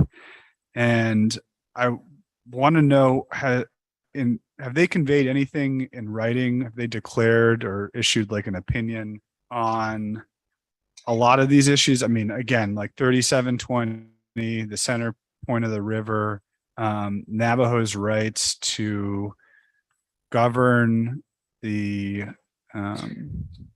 commercial development along parcel B, or whether they would be open to, as you put in this, reverting back the unused parts of parcel A. Like I'm trying to understand if there's any comfort with anything that we've asked for. And then on this map, it says parcel B legal description. My understanding was parcel B, well, I want more clarity on this. Is it from the perimeter or the water's edge up a certain distance, or does it extend onto Navajo Nation land? From what I understand, it's just along the reservoir and right here. And if you could just clarify that again, I'm not 100% sure exactly what the distance back from the water's edge or 3720 or whatever it is there. So those are some questions right there. And then, there's been a few contentions or arguments that have been made by the presenters on what might be Navajo's rights and what we could do. And I think, as a nation, we can say we have the right to X, Y, or Z, but it always comes back to how are we going to enforce that right? It's like, you and what army? So if it's the whole Park Service and federal government and the states against the nation, then I want to know, you were saying, okay, we need to retain some lawyers or maybe someone specifically for this, but has the Department of Justice made any evaluations on the viability or the tenability, that's probably not a word, of some of these arguments? And I don't know if we need to go into executive session to understand that, but that's really what I think is at the core here, because optically you have an American Indian woman who is the Secretary of Interior.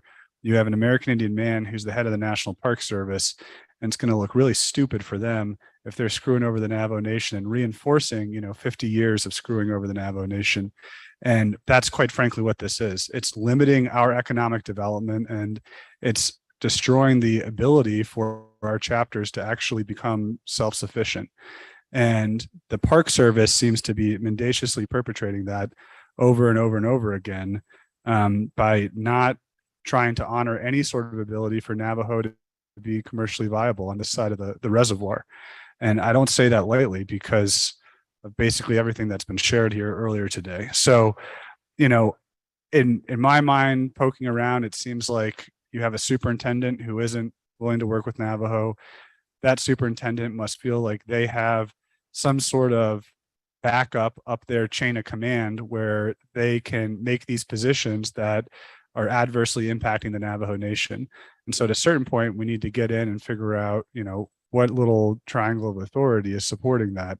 But going to the secretary, I think, needs to have, what is the backup plan? Okay, say she doesn't agree with X, Y, or Z, or there's too much political pressure, or it's out of her hand because President Biden needs to do something and needs a favor in Utah, or from, there's 2 Democratic senators in Arizona, right? And they have a lot of power. And if they feel that the taxes that are presently paid to the state of Arizona would, hurt the state and hurt the commercial viability of Page and up there, they may not want to see that. And so they might not be in favor of the Navajo Nation's position. So I think there's a lot of moving pieces here, and I really want to know what are our arguments in court, because I think that's going to be the backup plan. I don't think it should be the first thing, because we could go in there and then they could say, yeah, it's 37-20 and tough. That's what it is. The congressional act superseded or, eliminated the executive order language, and you just got to deal with it because that's what Congress did, and they're, the legislators, and that's the law of the land. So I want to hear a little bit more about that. And then you have co-management on here, and I'm curious if that has been fleshed out, how fleshed out that is. Is it similar to what's taking place in Bears Ears? There's a different sort of recreational component that exists within Glen Canyon. And it's, I think, totally unique and different than what's taking place in Bears Ears. And I want to know what concerns or thoughts or how far that has been fleshed out. So those are a few questions right now. And I guess in the response, if you feel there's a need to go into executive session, then I hope, Shitsui, are we calling you Vice Chair of NABI or NABI Chair Pro Tem? That we have an opportunity to do that, because this is a decision that needs to be backed up by the Naabik'íyáti committee and by the president of the Navajo Nation. And I don't think it can be taken very lightly, because this is one of the, I don't know if you call it a jewel or one of the, most visited units of the National Park Service, and could and is going to draw a lot of attention if the Navajo Nation takes legal action, considering that there's all the water rights issues that may be woven into it. It's a pretty big nexus point. So I really appreciate all the work that you've put into this, and all the thought and all the information that was conveyed yesterday. It's pretty well laid out. My closing ask is if you could consolidate a lot of the maps into higher resolution maps, because the handouts and the PDFs that have been sent out, they're way too pixelated. And I think, yeah, there's a lot of information on there, but maybe if the speaker's office put together, a shared folder or something like that, so we could download them instead of the limits on the email system, I'd appreciate that. So thank you very much, and I'll yield my time back. Pro Tem Speaker. At Shitsui Che, Honorable Carl Slater. Achide ya kodonat adole prisoners. Pro Tem Speaker. Oh, yad eto Honorable Edmund Yazi, is that you? Whoa, Yacht A. Can I say just a few words, sir? I'll add you on to the lineup listing. Okay. Okay. Thank you. Presenters, Chiche, Honorable Paul Begay. Thank you, Pro Tem Chair, Che, Honorable Delegate. Thank you. I don't mean to apologize. I don't mean to jump over Honorable Delegate Otto So and Honorable Delegate Jimmy Yellow here, but I do like to just mention very quickly a comment that Honorable Delegate Slater made in reference to the superintendents that have overseen Glen Canyon National Recreation Area. I worked for the Park Service for about 8 years, and I remember during that time, we had a superintendent that worked very well with the native tribes. Superintendent Joe Alston, who ultimately was transferred to Grand Canyon National Park. But I can tell by my employment there and how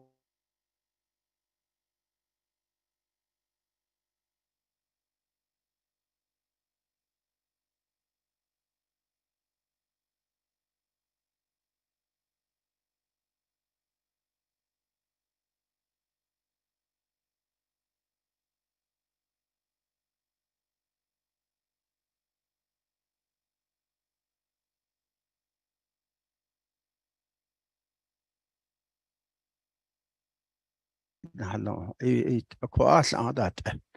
all different. Cool. This time, let's turn the time back over to Shanala, Vice Chair Sosi, to answer the questions. Thank you, Chairman McGay, Speaker Pro Tem, and members of the committee. As to the comments and questions by Delegate Otto, please understand that the task force did not discuss giving McCracken Mesa back. We did not say that. The subject came up of what would happen, but we don't recommend that, and you notice we don't have it in here. That the view is that that belongs to Navajo, but that doesn't mean that the federal government might come up with the question and say, okay, you want this back, then give us the other one back. But we need to be prepared with the response at that time. But at the moment, we are not stepping forward to say that, you know, and talk about McCracken Mesa. It is the view that that belongs to Navajo. So the other one, I appreciate his comments, and it's interesting. We did come across, it's interesting, we came across some documents that where they were trying to transfer these Navajo Nation resolution to DC and back through Western Union. And they were trying to do it quickly, and you could still see the Western Union mark on it.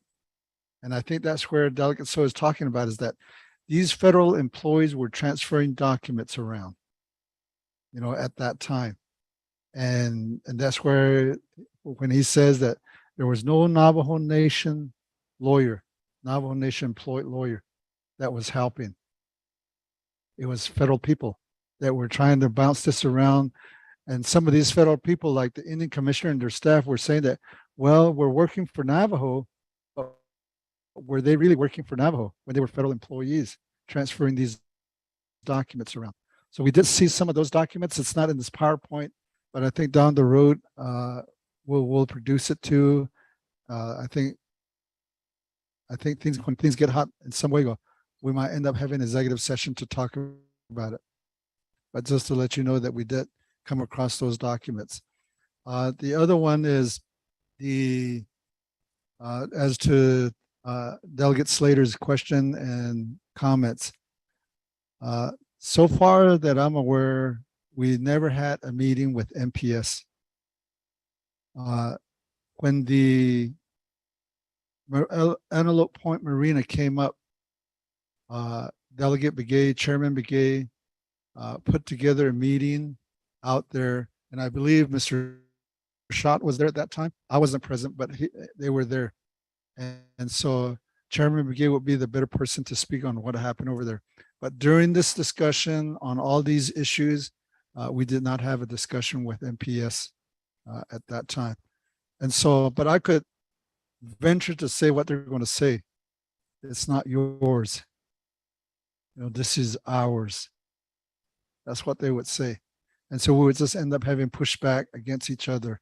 And so I think the idea was that why don't we just go to the head, Secretary Holland, and make the plea to her. At no time that the task force talked about doing a lawsuit and saying, let's pursue that first. Rather, they're saying that let's, with good words, with respect, the task force was saying that let's go to DC and talk to Secretary Holland, impress this upon her, make the legal argument, make the moral argument, and the just argument to say why Navajo Nation should have this back and why we need it back. And so that's why we're here today as the next step, and we're asking for Naabik'íyáti's blessing to do that. So if Naabik'íyáti gives that directive, and I'm pretty sure with Chief of Staff here and others, those steps will probably be initiated. But at the moment, there was never a discussion with NPS on this. On the I think you were talking about the 3720. The 3720 is just the level of the lake. So it goes into Utah on that site, then it goes into the Arizona site on the Navajo Nation southern boundary. Up to 3715 or 3720, that's what they said. And so when the water goes up and down, and the 3720 is connected to the dam. The dam, I understand the crest level is 3715. So there's 5 feet in between. And so even if the dam is full with water, there'll be 5 feet of space. And then that's the buffer. And where, you know, that's what I mean. The water will never touch Navajo. And so I think I agree with many of you where you're saying that we don't think Navajo leaders intentionally gave up the water or access to the water. And I do agree with Delegate So that somewhere misinterpretation, misconstruction of words happen, and whether intentional or not, something happened during that time. And so, and in the end, those resolutions and those congressional bills were devised. But this is where, you know, we go back and say, the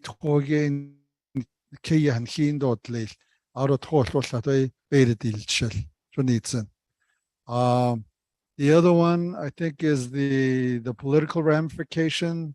It is true that Arizona might say that, well, we're going to, if you allow all this the business to occur on Navajo Nation, we're going to lose all these taxes. We don't deny that. I'm pretty sure the state of Arizona will raise that.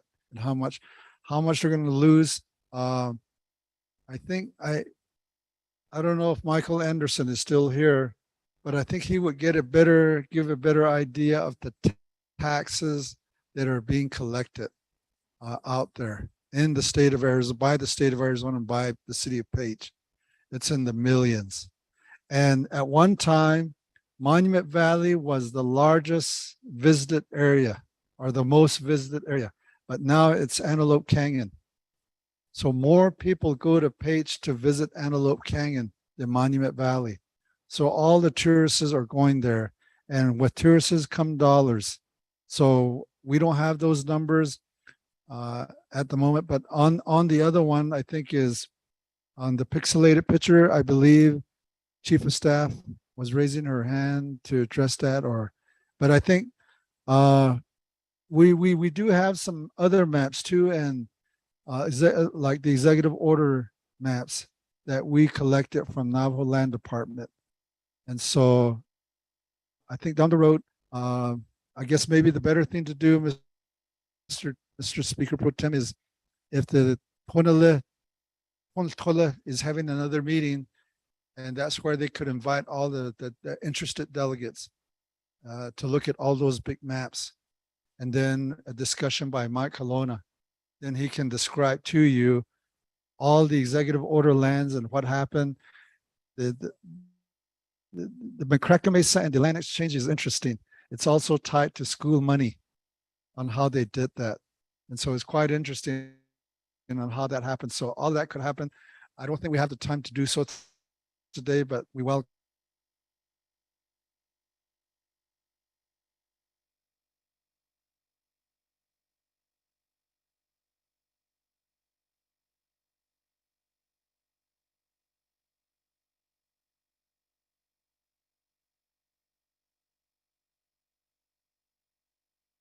Has been written yet to say that this is how we're going to do management. But the idea, they got it from Bears Ear, how they're doing it over there. It's a national park monument. so we can transfer the thought to this area and why can't Navajo Nation and NPS do co-management. But in terms of actually drafting a document and pursuing that, it hasn't happened yet.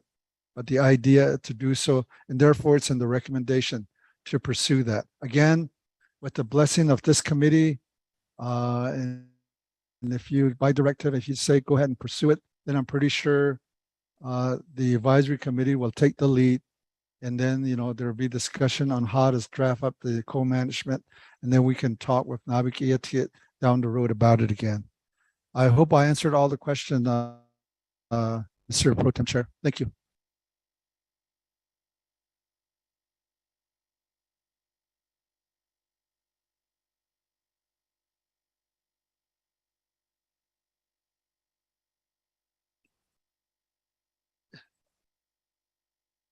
If you, the public law 85-868, if you read that, I encourage you, it's available. It's only about 2 or 3 pages. It's not, but it does the land description. If you look at that, only like Kaibito Canyon way at the bottom, and the Mint Channel is way up there. And so look at that tributary. That's the 3720. It goes up back to Kaibito. Some of us question that. If 37 or if if the bill talks about the Mid Channel and the northern boundary, why is that one all the way back into Kaibito? That is like 20, 30 miles from the Mid Channel, and it goes towards Kaibito. And it has to do with the elevation. At one time when the water was full, the water was coming back all the way to Kaibito area. If you go to Rainbow Bridge, the water was up to Rainbow Bridge, and we saw pictures of that. But now, because of the drought, all of that is down. And so that's where the National Park Service is of the opinion that that is ours. And we're telling them no. If you read 85-868, it's from the northern boundary. And we believe the northern boundary is up here. The northern boundary is not this one. That's the tributary to the Colorado River. And so, but the National Park Service is saying that this is mine because it says the elevation is 3720. But then on the other hand, it says it's from the northern boundary, and this is the northern boundary. And so that's where these different discussions all occur in different positions. So I just wanted to mention that. Thank you. I hope I clarified the question.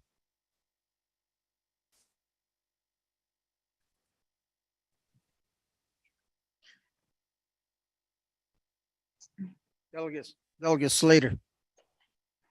This is for those of us that went on the boat.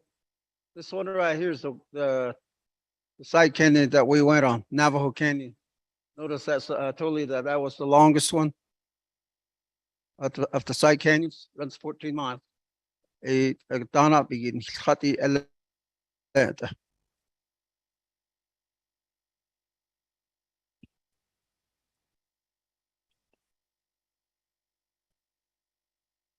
Jay, for your response.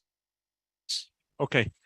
Achide ya kodo da nas thank you for that response to the Honorable Otto So, Honorable Jimmy Yellow here, and Honorable Carl Slater. Link Achide ya nasonando connect ya ishinale Honorable Raymond Smith. So just a reminder, we're here in this facility in this room until 5 p.m. Just kindly reminding you guys. Shanale, Honorable Raymond Smith. Here, Shanale, on Trasentado, Rahulia. Did Bayatido that Egi. Elkida hot ido nach eyaha tchudaditne. Kadeya Kokeya do tru ahodzo partial B dadine legal description. Trasi dide Kidishtiki eyaha kida hot ido nach eyaha to dona haltkinda. Ako disad bishajagi eyaha no. So that quite twopa ein hidole. Ako and later added antelope point the yanol al. Abe does without behis ani kist hit. Ako and later yaol al. Ein late twot ajet yanol aligi eyaha without sad bishajagi. Eyaha nichin hikeya dole. Without it's a night kid be silla. A conlay not sadigi though. Ajal though without kea and later twin lineage. Ain't he kea dole. So I want to make a directive. Joe did it. Naniki, the shinigi, shinanda. I'd like to make a directive. I don't know if legislative council is listening in.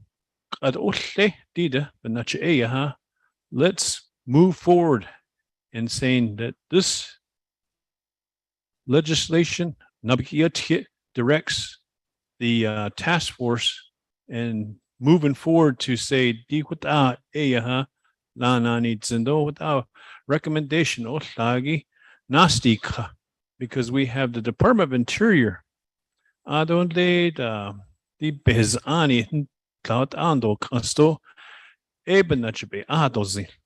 Dona kin lodole. Without directive, the dishlita Chanela, after the report, she do being the jail, she sad bishado directive without the shliti. Basically, because didn't not so strong, it has sneaky and no.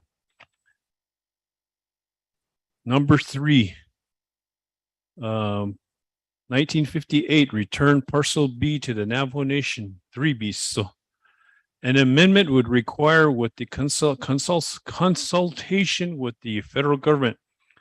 Perhaps Public Law 85-868 would need to be amended to bring parcel B to the congressional resolution to achieve this. Jo e ajbatat badalsos dire benada din kadeyaha nihidole ahot eyaha batiti kato benach eyaha nikeyado tohlodo. So that's my directive on this. I'll be born it. So that's get all tada. So what a slatida. Jopinina kadeha report otla. Do hada eyaha. Nihini hordni bishmasan. So do quit albacato. They have to have consultant to consult with us. Consult with us. Albaca. I don't know if they consulted with us on Antelope Point. Joyanol did they consult with us? Joe and lay partial B. It is recreational purpose bin, yeah. And they map without Nikidayat o Kujakea. I don't lay twitch that to in hello. I don't want that to chin hello. Yadan chin. Kodoshiat eta did. So we need to make that amendment. Without actually on the I'm hoping legislative council is listening in. 5 o'clock, I don't bendi jail did report of the a directive actually without actually Shananda Chanel. Hela. Ale ado shin kodot el doshin inat ana na hadol jishko. The director could also speak in the shot Naniki.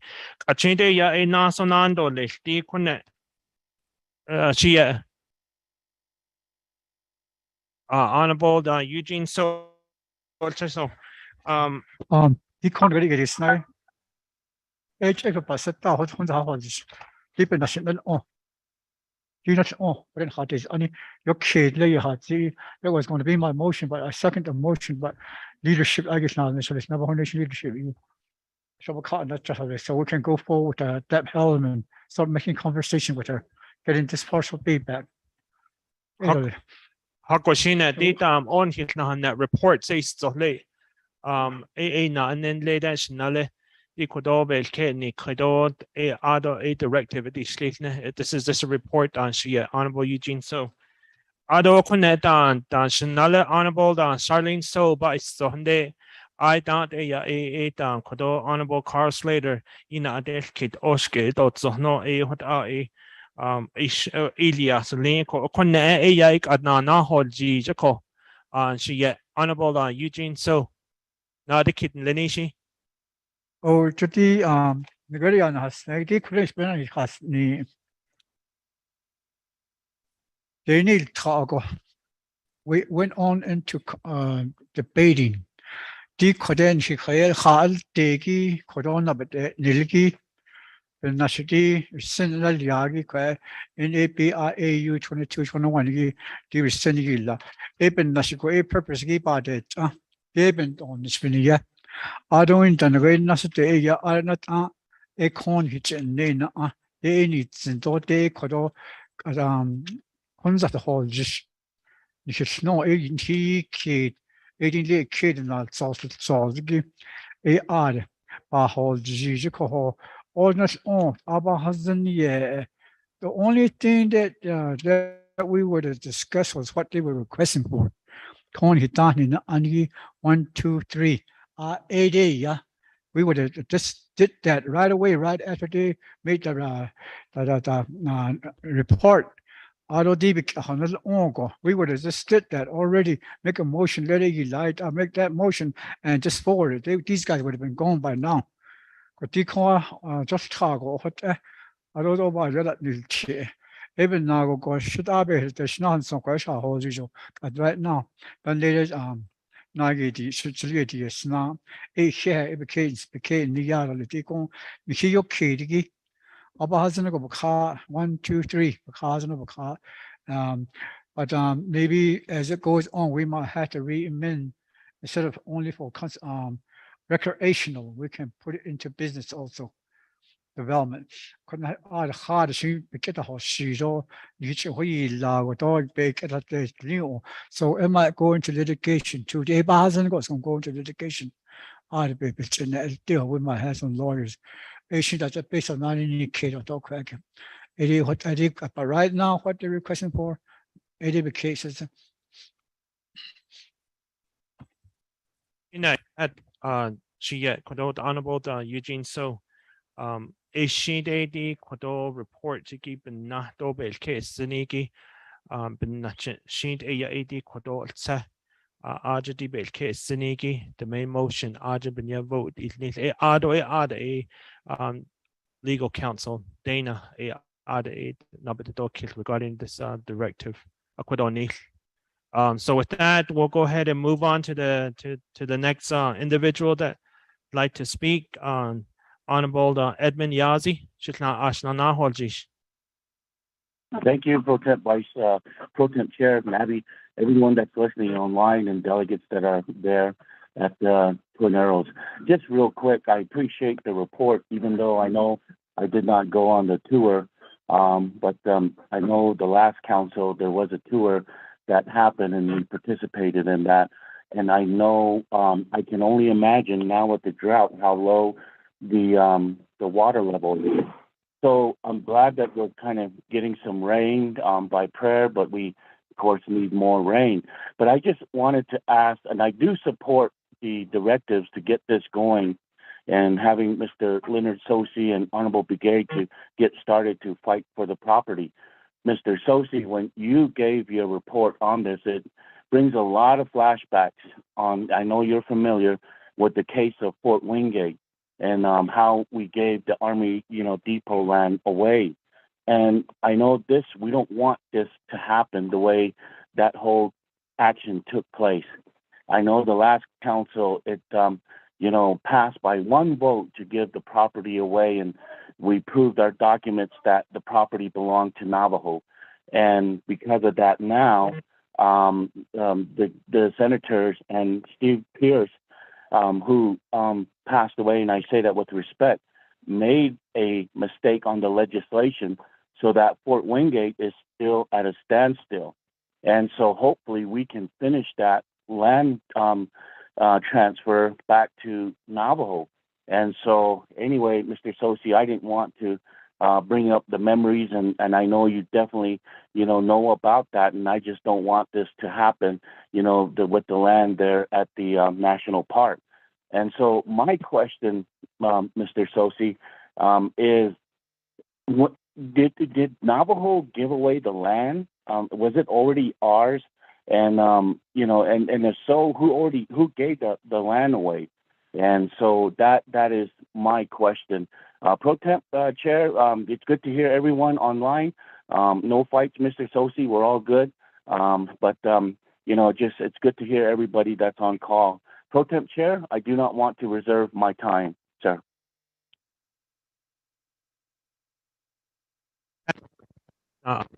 Honorable Yazi, had Nadine Kidakok, Achide Yan, Kodonat Ashache, Honorable Paul Begay, Ajaban Hatologist, that outside learning for response. Mr. Begay. Thank you, Pro Tem Chair.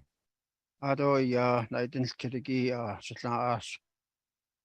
Honorable Delegate Edmund Yazi. But also, not Ambe Higi Shnal Banat Dishat, Vice Chair Leonard Sosi. Thank you, Chairman Begay.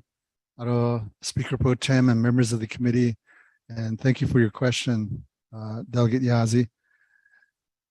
What the task force discovered is documents that says that a resolution and a congressional bill that says that there is an exchange of land. So one could say that there was an overt discussion of an exchange of land. On the other hand, there is also wording in there that says that the land where the 3720, the boundary, the north boundary, the new north boundary is the intersection of elevation 3720 and the north boundary of Navajo Nation. And the question becomes is, what does northern boundary mean? And so some of us are of the view that the northern boundary is the northern boundary of the executive order land when it was first added to the Navajo land.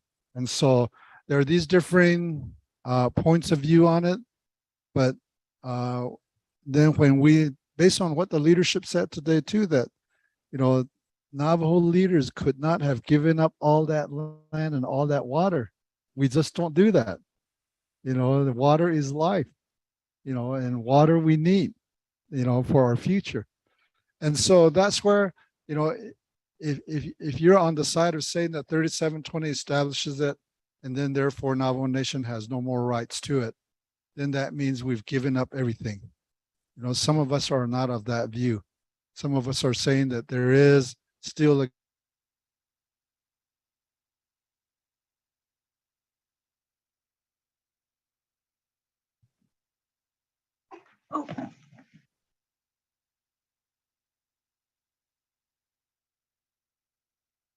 down with your blessing, members of the committee, that we would sit down with the Secretary of Interior and say, Ashonda, de jonan kanantle koko kwain kapanahansi, kwaya hot sola, jodi nilo, 88 I bana 80 ada.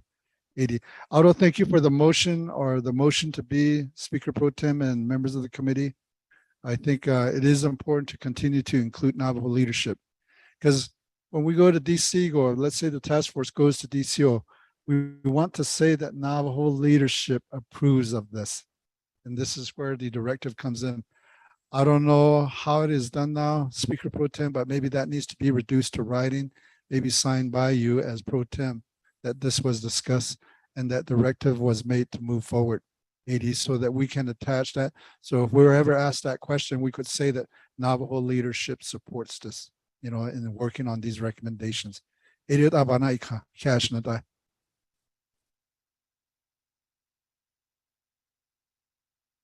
Nana, Adet, Che, Honorable Paul Brigade, or Honorable Mr. Leonard Sosi, Adet not Zido, Kodo, K, that's so Hadistan, Adjournment.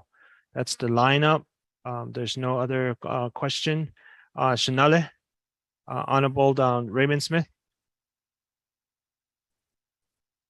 Okay, Chanela. Nana deeded. Schneider Kidney, Office of Legislative Counsel, okay.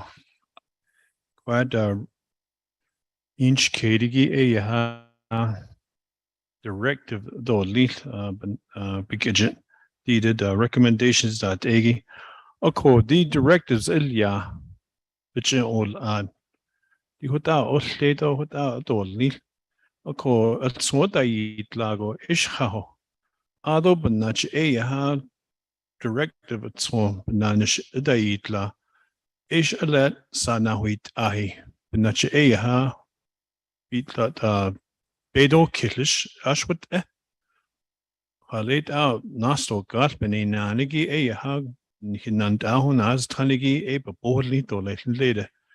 They can do the consultation and they can do the recommendation that Egi Bajol on. Ado did nan ishi or just that's all, yeah, but Bajol just does it. So I would just need clarification on this and to make sure that we know where we're headed with this. Jubari not skito that the Lady Hashi Todanato. Yawnol alto keado beninasado hodlo that egiado economic development. So this is where we need a little clarification on that. How so not ha once you get the directive, maybe in that directive it should be later. Kondazid skitlo otle eroda kuishi yolkatone. That's a but that be sotoyat eko be azen. Or just let o nasit gal, adot obayat hele. Okay, did a directive, we need to be specific. Not a shnity and Shanada, since you're pro temp chair OLC does a bit and he can't all. Thank you. Here I had Shanale. Honorable Raymond Smith, Ade Nadine Kidigi. So yeah, Honorable Jamie Hinyo, Kwaigina Nahol Jidole. Kashina Kerlan Shajaf, Pro Tem Church Nanta. Ado Kodo, my deal, the Antelope Point and Lake Powell, Tunas Tobahani. I found information that I received was something for a cause of concern. And aside from the legal agreement, how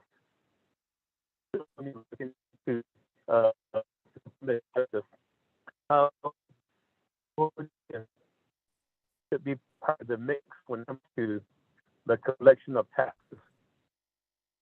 Right now, Honorable Jamie Hinyo. You're breaking up. We the Hodits other.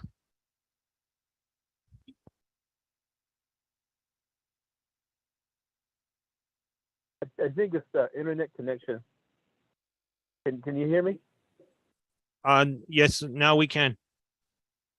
Hi, Dan.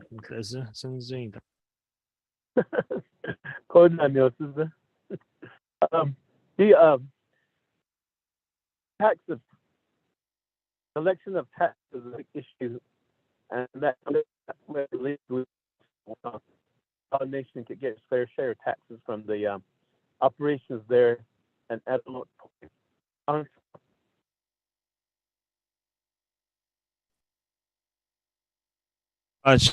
Honorable Jamie Hinyo. Then do issue nation. Naso do is ako. Honorable Jamie Hinyo. We can't hear you. Honorable Jamie Hinyo going 3 times. Akotela. Do isa eya ihanadis nenda. Chiye. Kwaigishina nahadol jisha. Honorable Eugene So. My question is, what happened to the directive? First, before I ask more. She Joshi Belagana Joshua Ben Hilkashna and the neck at Jebekasti Neko. What I said in Navajo was that let's take care of the main motion under the report. Let's vote on the main motion, and then after we vote on the main motion of the report, then we'll go ahead and turn it over to our legal counsel, Dana, to give us that guidance to move forward with the directive. That was the comment that I made earlier in Navajo. Thank you. I think it's coming. Okay. She's now honorable on Jimmy Yeller.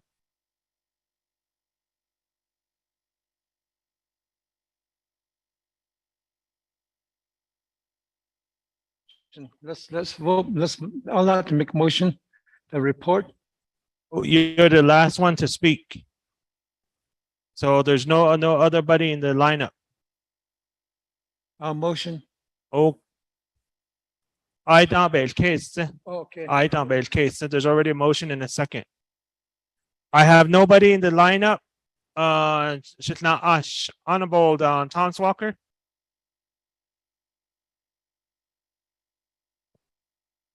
Yate Clash. Pro Tem Speaker, Chair of Naabik'íyáti Committee. Naabik'íyáti Committee members, presenters though, the 20 task force. Asano Zinago. Koho Yat Edo Doda Isagido, Yinanta, council members, out of the listening audience, Yat Eko. The way Honorable Raymond Smith, the Posey Lagi Directive. Ekoneta, Aya, a bedog Gilton Soya, Van Saskishan and the Dotatabakagi, one of the items to receive on a report, receiving the report today has to do with tribal consultation. It indicates there are challenges. The directive, tribal consultation, a federal model, federal requirements, federal law mandates, whichever federal agency has these tribal consultation policies, when it comes to tribes and federal government sitting down to consult over funding or policy matters, it's always the federal model. And then we offer our comments or ask questions. And then 60 days later, 90 days later, federal government comes back, that agency, and renders a decision that they were contemplating.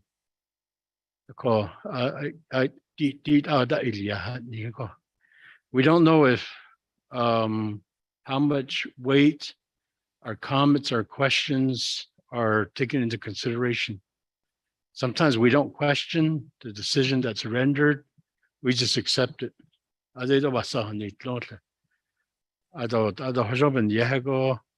Consultation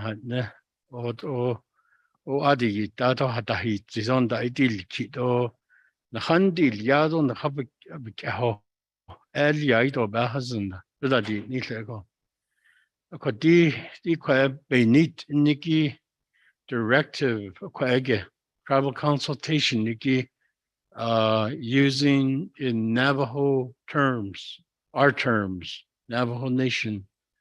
Bahati zigin hibik dilni. Di sa adona kigun ta di bahadati zi. What ego? Kwa Washington. Don't ha to the dots. Let it be a two-way dialogue, two-way street. So adido hishin consultation. Yeah, yen hitsa dots yen hilhodol nativen dawit.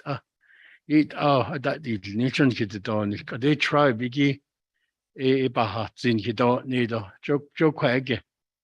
A late Ella Johnson, yeah, even just directive be hits on here, and yet jet a deal nil. Dito 8 Washington over the Katot on Gilladol letter. Nishiting a door Bahati Washington Bahati. But on sea case study, no. But the call 8 year. I just heard that the consultation, Nikki, Nikki. The way I see it is most times and probably all the time, it's a one-way street. What the federal government, sovereignty, sati, kahi kahat it out Washington do ala ne in halia johoteko yego betenit do yegon hidet London dinahat adole be lani lehigi nichiben johodni kwage even na Halenason he Washington did quick washing parcel B that the McCracken makes in Hiwat Aban sea case in here. I didn't have late Abaha see. Jojo Quagge, I yet on Hiwat Nikoshi, yet and so Ban Saskishan and Ashita great directive Nahiki Quanet or Yasa Sadiki a cargo. Jojo Odaiban Saskishan and Asha Nika deal with. Sa nahindel adi chair facilitation and did others at nido it ado yat John had a dean to shade o shashin haleniginde and eda edon nil to lana ada abahati hota could you San Francisco peaks yitzil go slit US Forest Service a consultation policy give be neat eco ele anito don Hikeya Bakasa ada John hit no yen hits a Natsika they respond hit no there's no real consultation meaningfully what echo di kojigi Kaya epideti e Katoda si togi bedeti togi baka hullo trudadi neko even na nishe ne ni klinigi what ego na hada deal ki Washington hidit on sea case ko adin khabaha si hito jokodo hujda in this consultation policy Chairman Pro Tem, so I can get some of your guidance and other, of course, Konda Sikeko, Chairman and Vice Chairman, Honorable Brigade, Honorable Sosi, Bohanet Zanigit, Ado Lenha, like Yalki Queda, Chikai knowledge, Gatel Dunson. Yeah, Pro Tem, Chair, back to you. Yeah, Nana Shikla Aden, Junod, Bana Dinskit Nana ko Honorable Thomas Walker. Ado do Hanadis Nenda Alto Kone, Akoshi da Shia Bana with Dish Atlande that Yanadi Nico. Honorable Eugene So. Koroi, that's needs I don't want to hard Tony. Should have get each two. Abazan go a answer. This is the legislation right here. Only you in but on the don't get now be launched clean. Then there's findings in here. Our legislation had to hate home by little cheated that's trading in the local Shitan. When she trading the way trade, it not in not doesn't she, if it's on doesn't she, a non she trade. Even now, a job motion. It's all direct and she been leadership. But I can lay not only congressional action. This is going to take into there. I can't be hot all this. The way it's it's going to take time. It all depends on politics over there too. And then how much money we're going to spend. Litigation. What I had it out here, which it are there with the Nabi resolution in Nashnish. But their findings all going to done. All we need to do is make a directive of Decla. Because need, and after they're going to go into Congress with it. That Highland bill. But I should get this change out here now. Thank you. So let's go move forward. Here had not done she yet, Mr. Honorable Eugene. So Ado she quite Honorable Paul Begay, though the Honorable Leonard Sociaco. Quite she Kodo Nihinat Ahlandlaniki Yahanana Zi Selinko. Kotela, Che, Honorable Begay. Thank you, Pro Tem Chair, Che, Honorable Delegate from Lukahantiki. I don't know,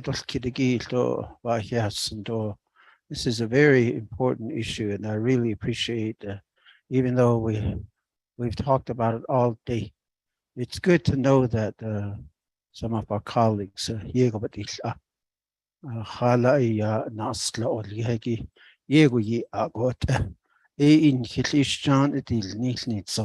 I think part of that intention is we got you as colleagues are now alerted to the situation.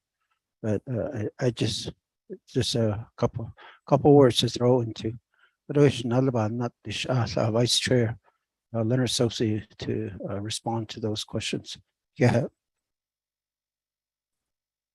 Chairman McKay and Speaker Pro Tem, members of the committee. I guess the Speaker Pro Tem has established a procedure. And that is for this committee to vote on accepting the report first. So maybe that should happen right away. Then after that, a directive. In the directive, based on what the previous resolution says, that is, we accept the work of the task force. We now request that the task force and Navajo Nation leadership to move forward with the recommendations, including tribal consultation. And then the directive, and then I would respectfully ask that then that be, I think Chief Legislative Counsel Bob Ruff or her staff that are listening can reduce it into nice, beautiful words that they could put up, and then the Speaker Pro Tem can sign that directive. Then we'll use that as the foundation for this task force to go to work and say, okay, how do we implement the directive from the Naabik'íyáti committee? The resolution 8's there. Now there's a directive attached to that Nabi resolution. So the two of them form the basis to move forward. Then, of course, down the road, a report back to Naabik'íyáti committee or the council on how far it's gone, or even what's going to happen. So a timeline or the next steps will be discussed by the task force. The advisory committee are still there. I think they're just itching to go, and they want to go to work. But what we need is a blessing to go forward from this committee, because you're the Navajo leadership too, along with the president, and that's what we need to move forward. We can't be running around out there without such a document, because the task force will be asked, what does Navajo Nation leadership think? And then we can't stand there without a document. So we need that blessing from you. Thank you. I hope I'm clear. Thank you. Thank you.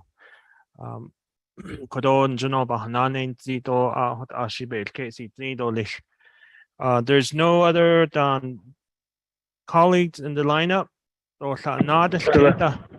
Freeland. Can you hear me now? Chiet, Honorable Jamie Hino, Ado Shinata, Honorable Mark Freeland Olis. Chiet, Honorable Hino. Okay, after this second. After this class. Aquadita, floor is yours.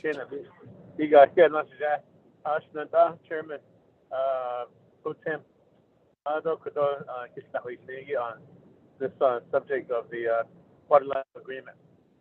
Aside from that, though, one area that I was talking about earlier was taxes. That's something that we need to also work on and compromise with the state of Arizona. Is the Navajo Nation needs to get a fair share of taxes on all the money that's being spent there at the location. And of course, yesterday I could not believe how packed the parking lots were, not just at the marina, but even at the entrance where all the tourist centers are at. And just imagine how much money is being flowing in and out on a weekend basis. So what steps can Naabik'íyáti take to start looking into the tax situation there at the marina, and maybe it's something that maybe we might want to give to the task force too also. But I just need some guidance from legislative council on which route to take. To leave it with the task force, or should this be a separate item for Naabik'íyáti to take look into? So I just get out to legislative council. Back to you, Shinada. Chiet, Honorable Hino. Ache Nasonondo Litan.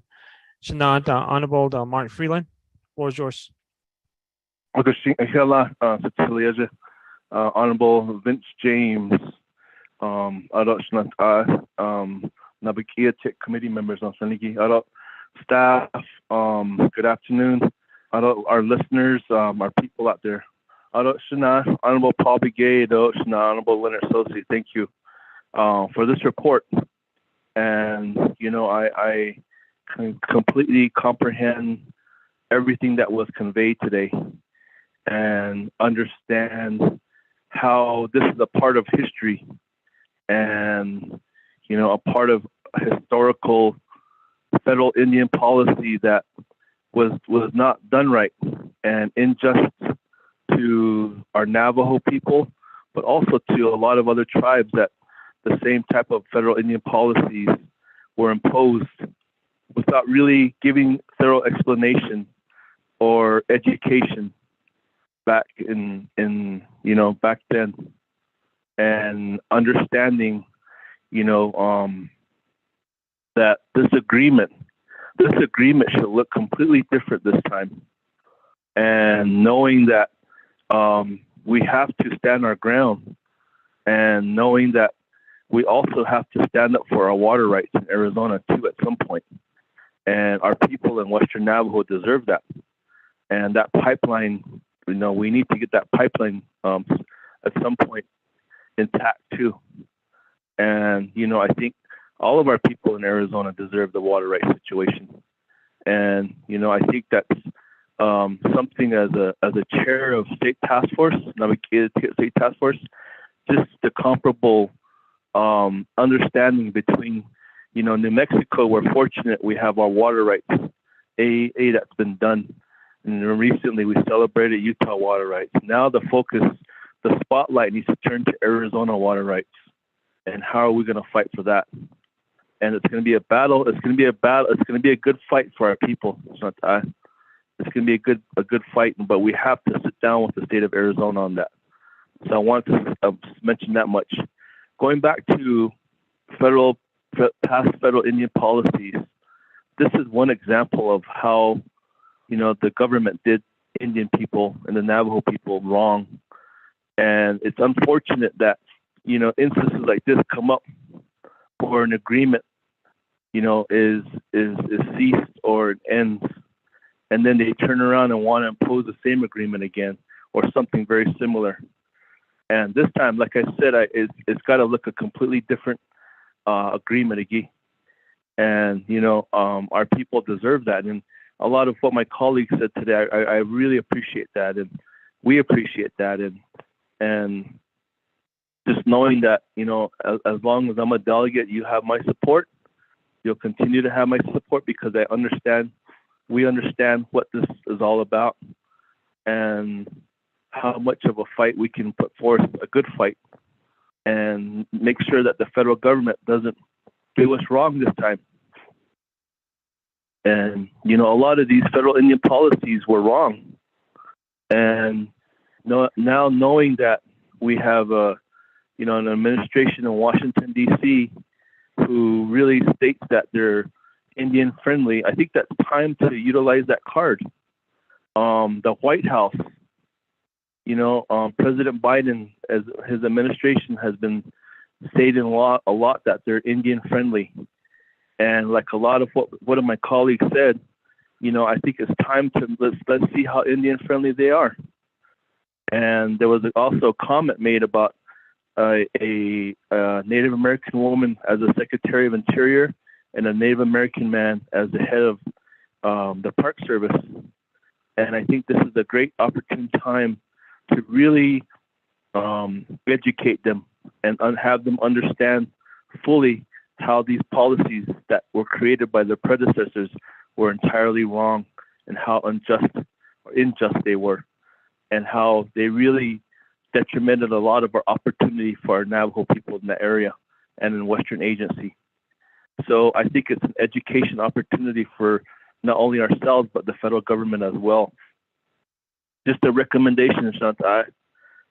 Instead of you going to Washington, D.C., invite them to Antelope Point, invite them to the Chi chapter, invite the White House out there to the Western Agency, invite Secretary of Interior to Western Agency, invite the Park Service to Western Agency, have it in Western Agency on our Aboriginal lands.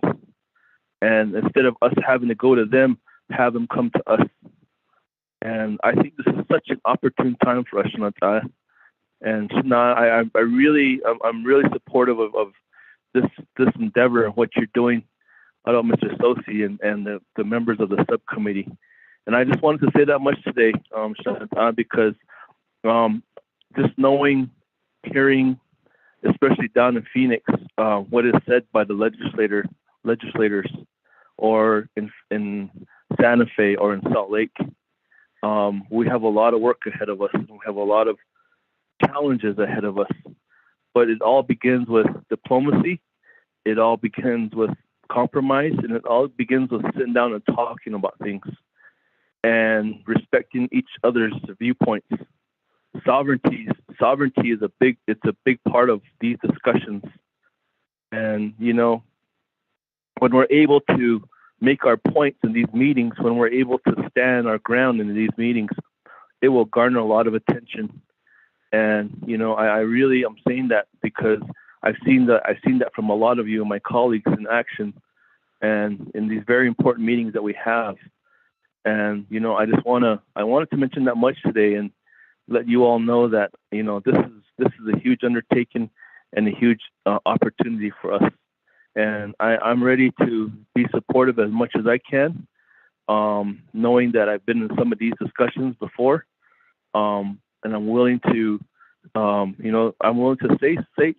speak up for our people, and we've done that before too.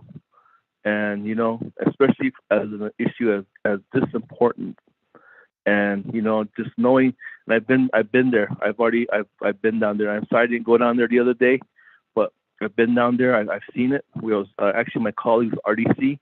We've been there and had a chance to speak to the management, but also Honorable Paul Begay hosted us there. But a recommendation, Shantai, maybe through the speaker, invite the White House Council on Indian Affairs, invite the Department of Interior Secretary, invite the National Park Service Director to the Chi chapter, and have that discussion there, and tell them this is what happened, and this is how we're going to approach it this time. It's got to be a completely different agreement. So that's just my comments today on a Friday afternoon. I'm sorry I didn't get into the I didn't make the entry for the rodeo like my Che mentioned earlier before, Honorable Daniel. So, but I've been listening and I appreciate all the comments, Shanta. I'm really proud of all the comments today, and especially because of just hearing what my brother was mentioning, Honorable Paul Begay as well as Mr. Sosi, and this is an example of a bad federal Indian policy from the past, and one of many bad federal Indian policies that were imposed on tribes, and we have to remind ourselves of that. This is a part of our history. This is a part of the BIA or the federal government's history and how they imposed a lot of this policy onto tribes, and particularly the Navajo Nation. So, Eddie, brother, thank you very much, and I'm going to go back to my coffee and my my afternoon. So, thank you very much. God bless you.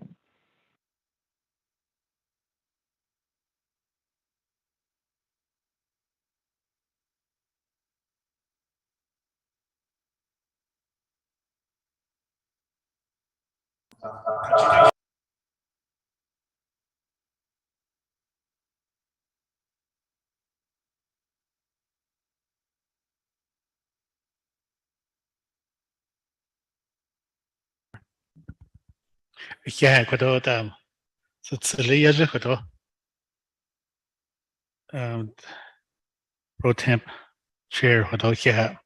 Aro kodo I see kodo ntshago nakata initial and at the local level. At the Shenanigans Advisory Committee. Called the five of them, kodo all five of them. Mr. Stevens, Mr. Hank Stevens, Floyd Stevens, Chuck Howe, Jerry Williams, Mike Anderson. Every week they have their meetings. Task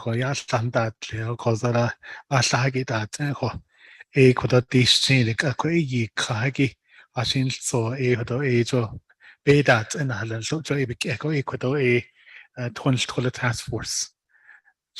Kodo besneel ne shohon zati krakat. Aro kodo nana kodo aro len kha nana tleki kodo nagay directive ishin khana nasa nada inistole khana nada listole ko kodo yesi kodo da bade sigi ya kodo to bekebet nas lago deil ni shu hotide ajik en halodide landa tleko zoda khait ada la beso da la babke equilia I see bonet sado lesson hotide ko hot kon gaita zadalsko kat zadalsko yoda illa arole shirabetko arole jito yelkita ko ide oye ko ba oye ba baban sas kesu hotide khalita la babke hotil nilan son ko ike ko do alanda le do ikenal stole liki ko do the five advisory committee khadil nashki ada so qaribe hazani da ba khono zin kho aro tana aran khata to kheto yinal nashki to yen kisn tasne ko china ko do be kisn na hoil ne ko so idiot de ko do e ba na ide kito le ko where can we get some funds to compensate the five advisory committee. So idiot abana ide kito le ko do Mr. Chair, thank you. Here Nana dance not Kodot Nadins Kidiki. Ado Kodoshinat Sabe Hot or Zihishi Shache. Honorable Paul Begay, a Quakinana or Gizdole. Ado Shade Quaditole. Shana Honorable Herman Daniel, a Kodot a Kate Ayadil Nico. What are the Kaunits or sheet ayat a ado near a belke nadi kan leko. Quite no now he dish after che. Honorable Popke. Pro Tem Chair, Che, Honorable Delegate from Ganado. Go ahead, I don't die those kiddie again. Really appreciate the discussion. Silla, the Honorable Delegate Mark Freeland. Yeah, for your support and your understanding of our issues. There are things that happen out there that is not, it does not favor our native people or Pajoban such a case of it's a lot of taco iya anhit iliala. It is shinging nikita ike kanda kagota and sak case gishita igisi. Do it in the ego which not and sak case again hello. You can't see how a person is thinking, but the way he suffers is the bad things that happen to him and his people, his land and his water. Appreciate your support, Honorable Delegate Mark Freeland. My little big brother from OJ to advisory committee. Ahot bakit zi nagayda do ishin ahot banit indoles alit ego ko ni ka do lawal or bakati lawala joti ningo bekait zi na ko ishin hajona no sto na to kill I mentioned a few times that they are the core of the planning and the implementation and the goal that we want to accomplish. They are actually the core of that. I see I know that Mr. Floyd Stevens, he has worked on this issue for many years. Or Mr. Hank Stevens. Yego the nebedet it never nahagat the el ajo that it no some that it yego but bahazan. It is a great joy and rewarding to just sit there and listen to even a small story that he shares with you. The yego the Navajo cultural perspective. It really digs into your heart, and you can really feel the rewards when he tells the stories. Advisory committee. They're all full of knowledge. Mr. Chuck Howe, not seeking down, searching data and information. So it's a good combination. It's a good working combination. And I'm glad that we are able to work with him as delegates. And also, we have the same goal. We have the same intention to how to help our people, how to make things right that we see. And I'm glad that you, as my colleagues, although it's not Sagi, the Kadishin Jungle Niket Behos and that. The Otego, the Aliada, Ashi, San Kilchuda is Ladoko.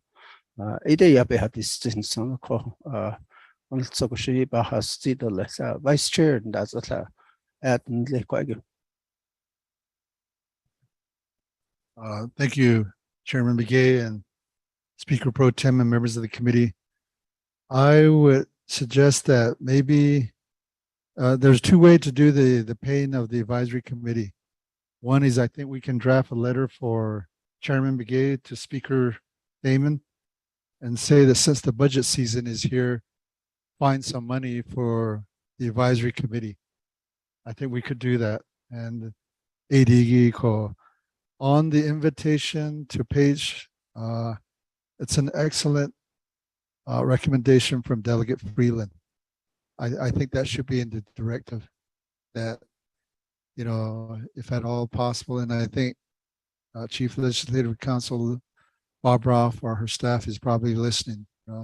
It should be in directive to say that invite Secretary Holland and the federal people and her staff to Navajo Nation to discuss this important issue.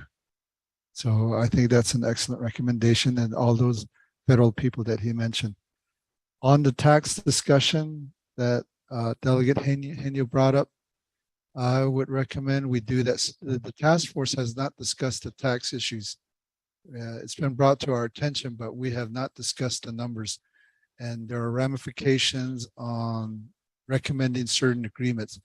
I think that should be discussed separately, rather than having to be part of this directive. So, I think down the road, and again, I think the task force can discuss that issue, the tax issue, and invite members of this committee, whoever that's interested can attend. And that way, the appropriate tax people can be invited so that we can look at the numbers. I would recommend that be separate, be done separately. Thank you, Mr. Chairman and members of the committee. Okay, I had Nana Chiche, Honorable Paul Begay, Honorable Leonard Sosi for presenting that, and then also doing the response call. I have nobody in the lineup. So with that, I'll go ahead and call it twice. There's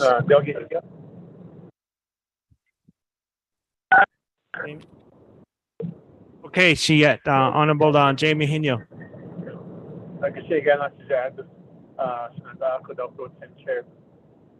Just one last question.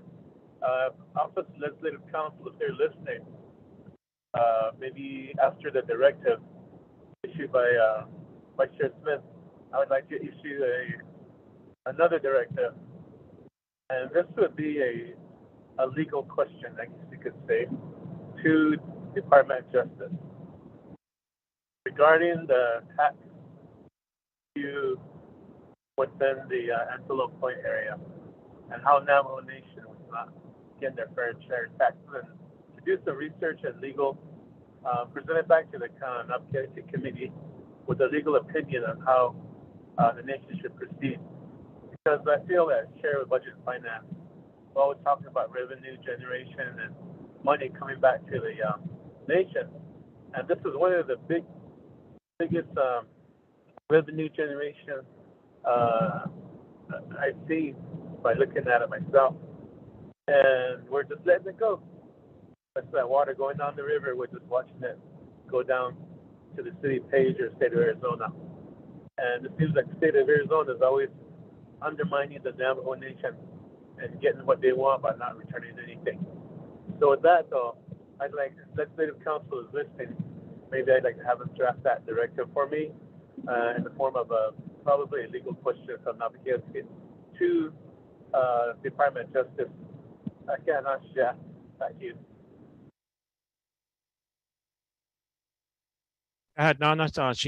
Thank you for that recommendation.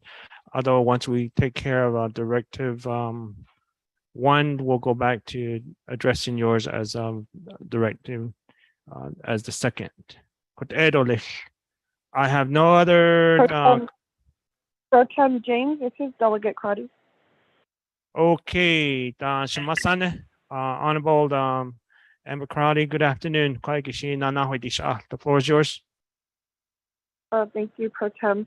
I wanted to, so you did mention at 5 o'clock you have to end the call. Is that 5 o'clock Navajo Nation time or 5 o'clock at Twin Arrows?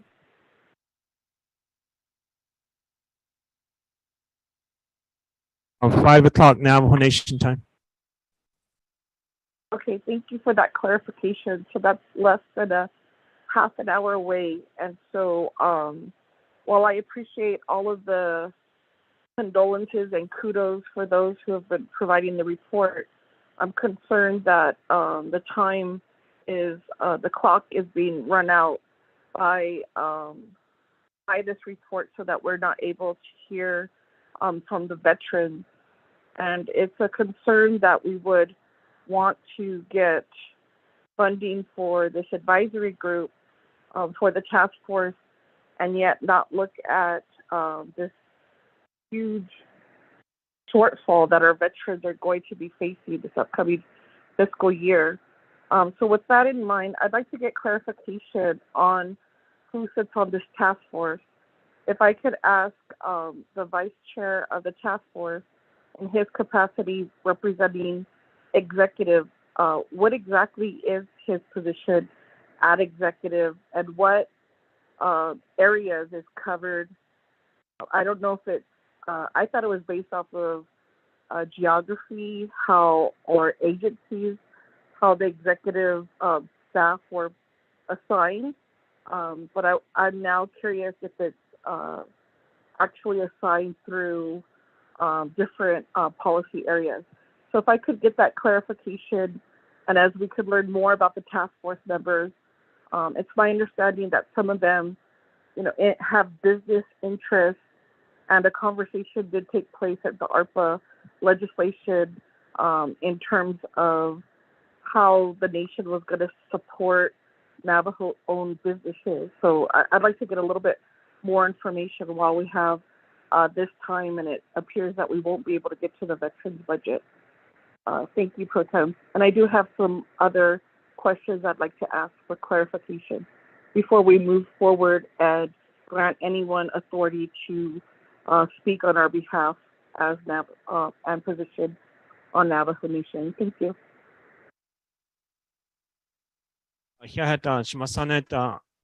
Honorable Amber Crowley, Nadine Kidigi, thank you for the question. So with that, I'll go ahead and give the floor over to the presenters since we don't have anybody in the lineup. So with that, Honorable Paul Begay, Donana Honorable Mr. Leonard Sosidoli. Thank you, Chair Pro Tem and Ado Shima. Thank you for your question. We'll turn the mic over to Vice Chair for response. Thank you. Thank you, Chairman McGay and Speaker Pro Tem, members of the committee. And then to the question of Delegate Crotty on the clarification. The Naabik'íyáti committee authorized the president to appoint somebody, and based on my previous line of work and interest in this issue, I actually volunteered. And then it is up to the president to appoint who he wants, but he did take my volunteerism to be involved with this and appointed me. And so then when it came to the Naabik'íyáti or task force committee, they appointed me as the vice chair. So I ended up in this role like that. So and I do appreciate the support from the task force and also from the president. So that's how I ended up being the vice chair. I hope that clarifies it. Thank you. Mr. Sosi Ade, not Ahanin Zad for the response. I have nobody in the lineup. Going once. Pro Tem, this is Delegate Crotty. Okay, Adnando Letan Shimasana. Honorable Amber Crowley, floor is yours. Yes. Yes, thank you, Pro Tem James and committee members. Shiaj Delegate Paul Begay for requesting this meeting and this conversation here. I appreciate the report, and in looking at the purpose for the task force and the recommendations, I wanted to ask, how does the task force, what type of communication do you have with the Navajo Nation water rights team in sitting in the Navajo Water Rights Commission meetings? I'm hearing a different strategy in terms of how water rights are being litigated, what type of language is being discussed, and what I'm now hearing is, from my colleagues in terms of how to move forward. But it seems I'm not sure how much it does not correlate from what we're hearing at the Water Rights Commission and the challenges that the Water Rights Commission has provided to leadership in terms of what where are we at in terms of negotiation? Where are we at with the state of Arizona? And so I need to know, or if we have someone from DOJ, the Water Rights Unit, if you could help myself understand how this plays a part in some of the discussions when it comes to our water right either settlement or in the courts, and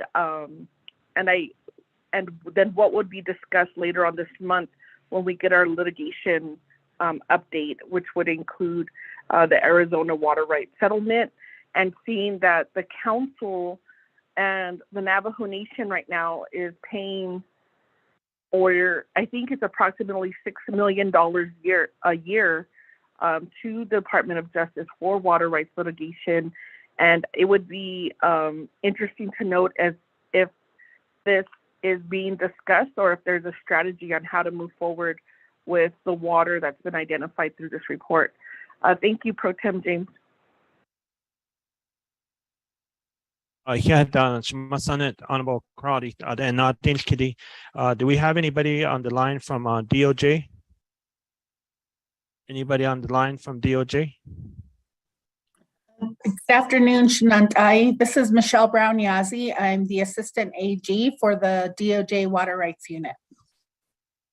Welcome, Dole. Good afternoon. There were some questions that were asked by Honorable Amber Crowdy. Can you please respond? Thank you. Sure, yeah, thank you. And those are very good questions, Delegate Crotty. I appreciate you asking them. At this time, we have not been involved in any strategy planning with this task force. I was invited to a meeting and to the tour that was talked about earlier, and I did give a water rights update and made them aware of where we were in regards to litigation as well as settlement negotiation talks. And from there, there wasn't any any further meetings where I was involved.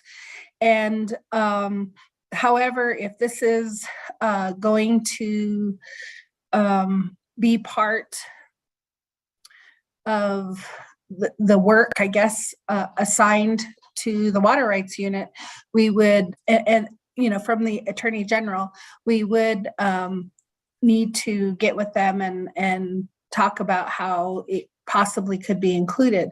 But as you all are aware, negotiation discussions are currently on pause. The state of Arizona is saying that they are too invested in working on drought issues to be able to continue discussions at this time. And there's also going to be a change of leadership in the state of Arizona soon. And we do have our LCR litigation moving forward. The nation's phase 1 trial begins early next year in 2023. And just to be honest, this discussion that was had today has not been part of any discussions that I'm aware of in either the litigation or the settlement negotiations. I hope that answers your question. Thank you.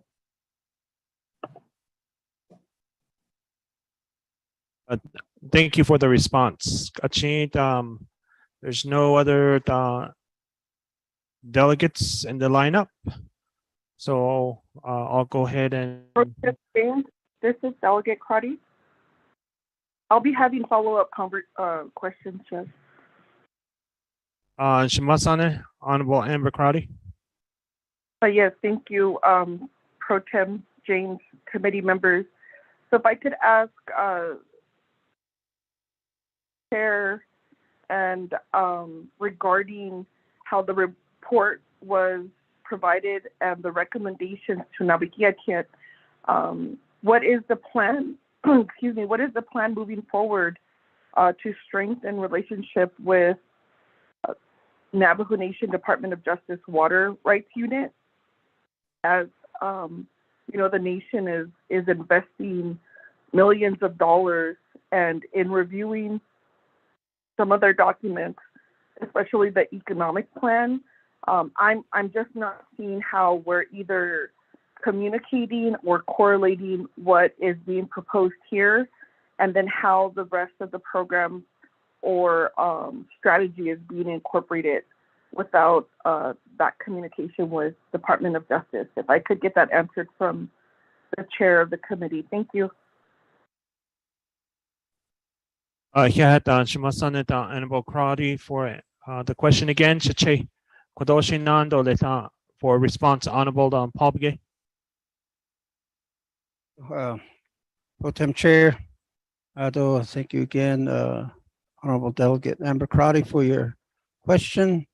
I was on traveling this morning, so as of last night, we were still tweaking the presentation. So that's why I'm having my vice chair, who had more time to review the PowerPoint, to have him do most of the responding to the questions.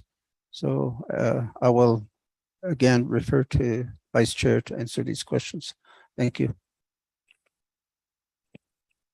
Thank you, Chairman Begay and Speaker Pro Tem, members of the committee, and Delegate Crowdy. The question, as I understand it, is that what is the plan moving forward in strengthening the relationship with the Navajo Nation Water Team?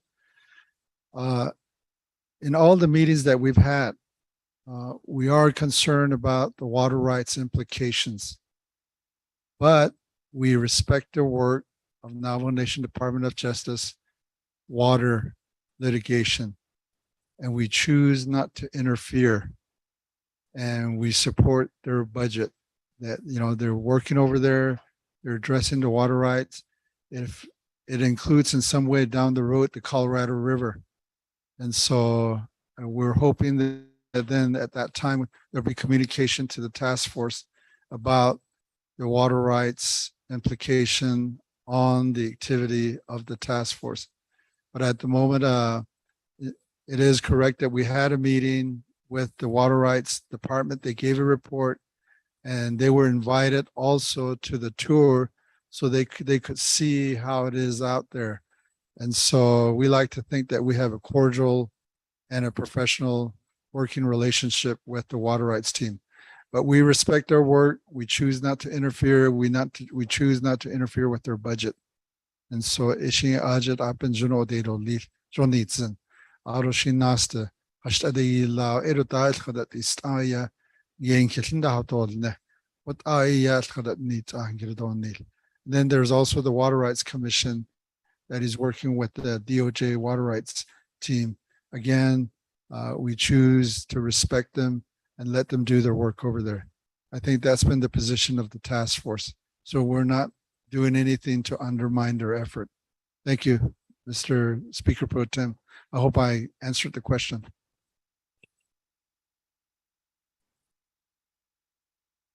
Now that Adan should say, yeah, quite good. Thanks for the response. Shimasane, Honorable Amber Crowdy. Yes, thank you, Chair. If I could get clarification from Vice Chair Sosi regarding the statement that, you know, the task force doesn't want to undermine the water rights litigation. This whole presentation and the conversation these last few hours has been solely focused on water, how much water the nation would access. So I'm trying to understand the statements on why, at this point, with the recommendations being made to the committee, our water rights unit wouldn't be involved. And so the question would also be, and I'm not asking to access their funding, I'm trying to make sure that the plan, we've heard, and I know that, I don't know what delegates, but when we have our litigation updates, we hear the strategy, we receive additional information on what are ways strategically the nation can position itself to have the best argument when it comes to our water rights, and also knowing that there's an economist and other things that are needed in these settlements with the recommendations that you're providing for the committee today, starting on slide 19, in these discussions, and not just inviting the water rights team to the tour, have they been able to review these recommendations? And was there any areas where they felt that that would strengthen our claim or easy access, or give updates to the task force in terms of just reviewing the recommendations and how we move forward? So that's what I'm hearing in the task force. You're providing the recommendations to the committee, but I'm not sure, other than the task force, who has vetted these recommendations and how that relates to Navajo Nation water claims. Thank you, Pro Tem. Honorable Amber Crowdy. With that, I'll go ahead and give back to the presenters to respond. Honorable Paul Gay.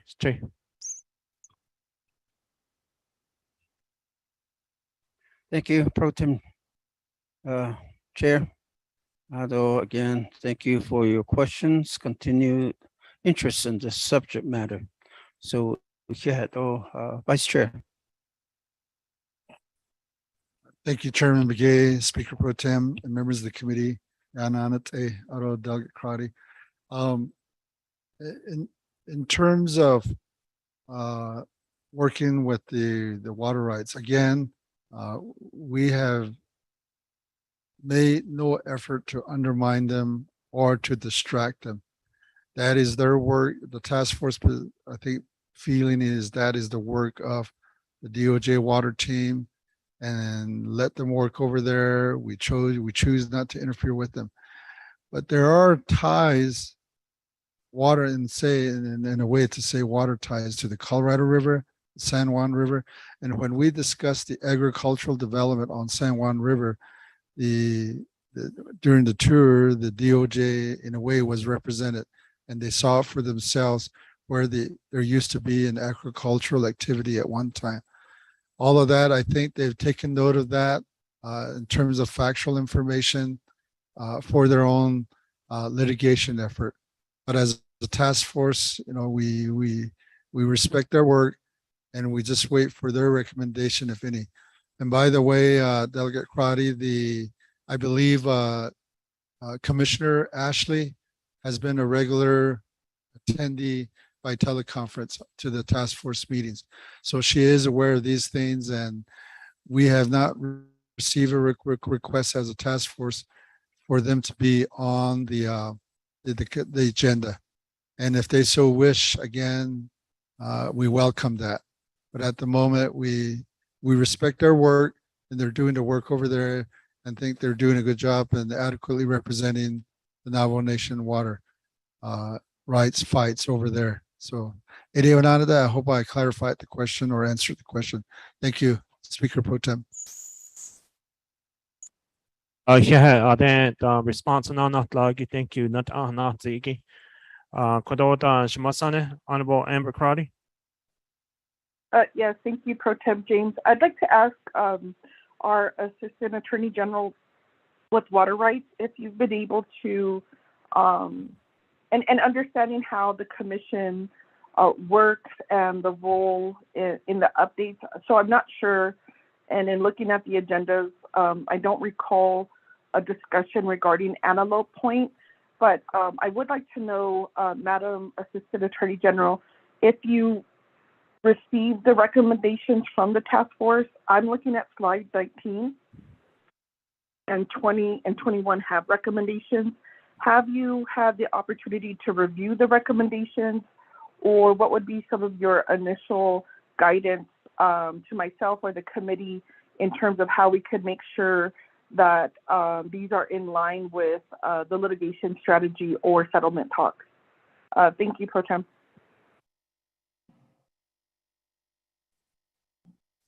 Thanks for the question, Delegate Crowdy.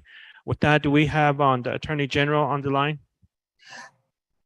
I'm still here. This is Assistant Attorney General Michelle Brown Yazzie. I can answer the question. Okay, the floor is yours. Okay, thank you. So I did give a report to the commission following the tour. That was several months ago. And I know that Commissioner Ashley has been attending the meetings, but you're correct. There hasn't been much discussion that I'm aware of during the commission meetings regarding this matter. I'm not sure how much of the strategy and the recommendations had been prepared or given to Commissioner Ashley in order to have those conversations. And had I received the myself the strategy and recommendations, I did not until this morning when the PowerPoint was shared with me, and I really have not had the opportunity to review them and see how they relate to the work that we're doing in regards to our litigation and settlement talks. It is something that we should be aware of, and something definitely I will be taking a closer look at this time.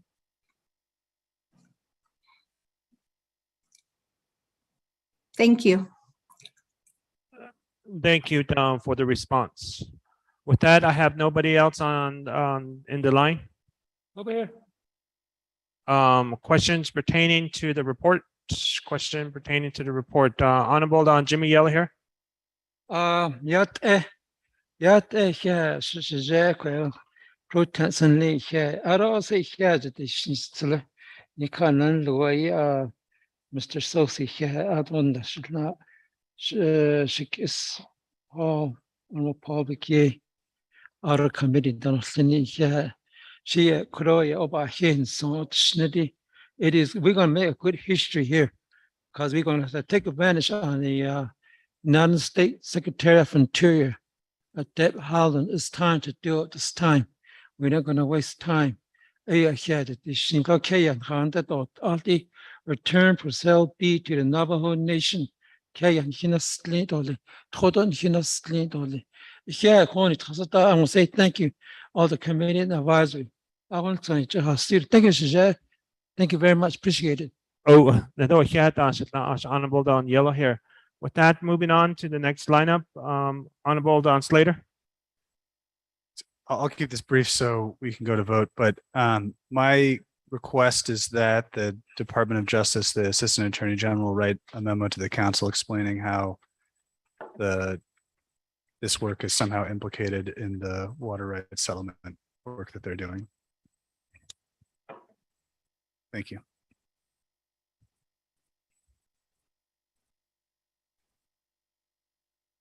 Anata Sache, thank you very much for making that recommendation to receive a written report from our Assistant Attorney General, and we'll go ahead and make that request.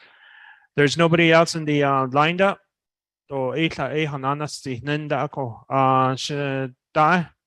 Elmer Begay. Directive, but I know that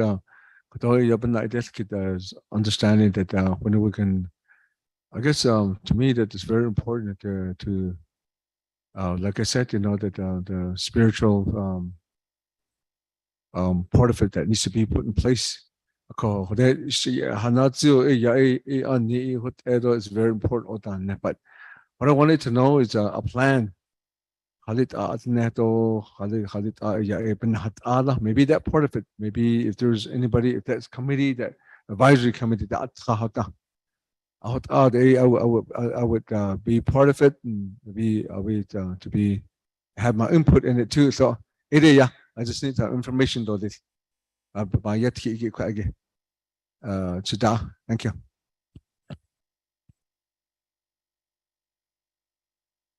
Yeah, attendo there's no other questions, and there's nobody else in the lineup. Going once, nobody in the lineup. Going twice. Roll call on report. Accepting the report. Honorable Elmer Begay, how do you vote? Honorable Elmer Begay, how do you vote? Honorable Elmer Begay votes green. Honorable Kialan Begay, how do you vote?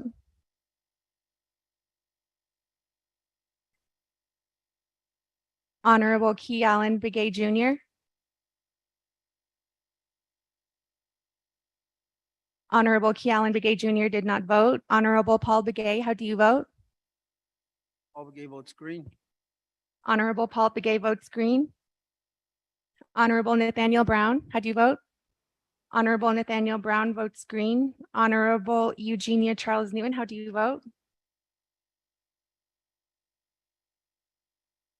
Honorable Eugenia Charles Newton.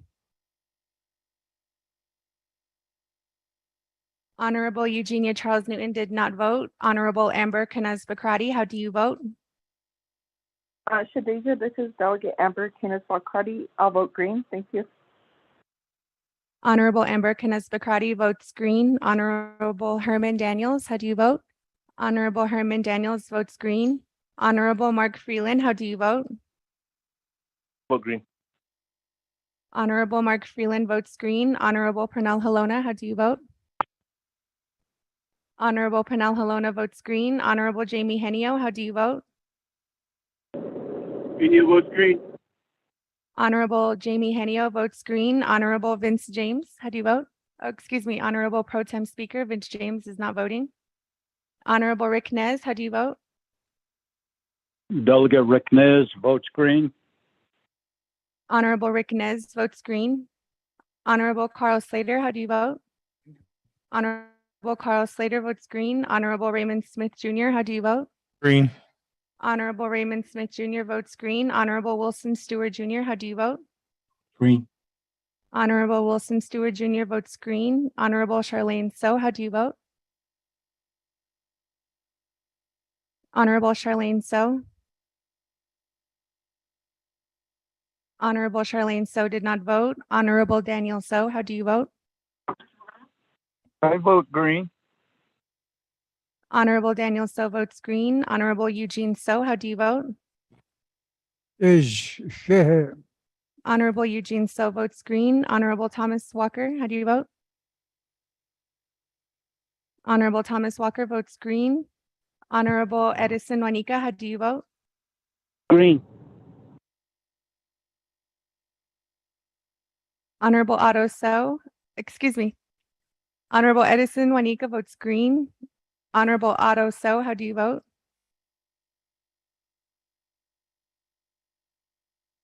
And for the record, Honorable Otto So votes green.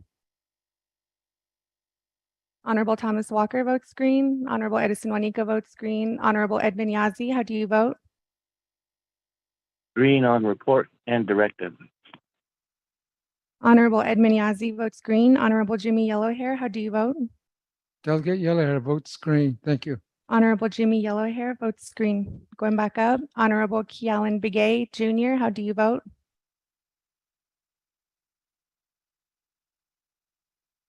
Honorable Kialan Begay Jr.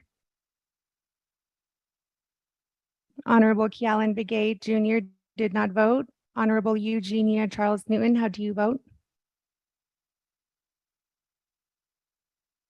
Honorable Eugenia Charles Newton. I vote green. Honorable Eugenia Charles Newton votes green. Honorable Speaker Damon, how do you vote? Honorable Speaker Damon votes green via text. Honorable Charlene So, how do you vote? Honorable Charlene So. Honorable Charlene So did not vote. With that, Honorable Pro Tem Speaker, you have 21 delegates who voted in favor, 0 delegates who oppose, with Pro Tem Chair not voting. Yeah, thank you. The motion passes with 21 in favor, 0 opposed, and not voting. With that, we'll go ahead and move on to the next item. I do hope that we still have our Chief Legislative Counsel, Dana Bambroff, on the line, or even our Principal Attorney, Mariana Khan. We do have a directive from Honorable Raymond Smith in regards to providing a statement of a directive with support from leadership of the 24th Navajo Nation Council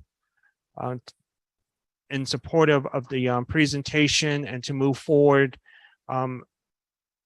at addressing these documentation at the federal level and down the line. And then also at the same time, a request was also made by Honorable Mark Freeland to send an invitation to the Indian Affairs and then also Department of Interior to the site of the area.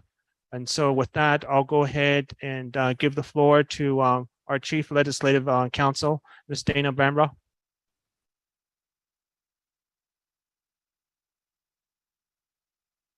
Thank you, Chair Pro Tem James. Ms. Khan, Ms. Mariana Khan, who's been working with the task force, sent out 3 directives, maybe 4. So I am going to turn this over to her right now. Thank you. Mariana, all yours. Good afternoon or good evening, as the case may be. This is Mariana Khan, and I have been listening to the discussion and formulated a couple of directives, and I see them being put on the screen. I guess we're having difficulty because some of the words are written using the Navajo Times font, or Navajo, the Navajo font, and difficulty there. This first directive that is placed on the board is regarding the directive for the Twin Task Force to work on the assignment of the Parcel B, returning Parcel B to the Navajo Nation. And I'll wait for Mr. I think this is Manuel Rico that is working on the language there.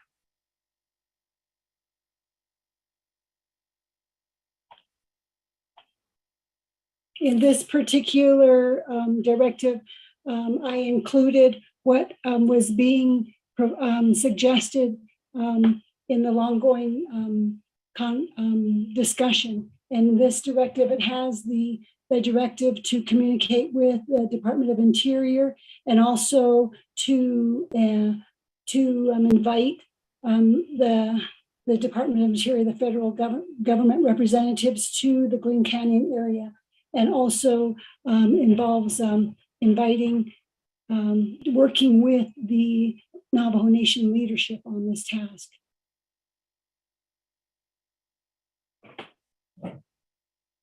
Okay. Manuel, you want to go ahead and read it?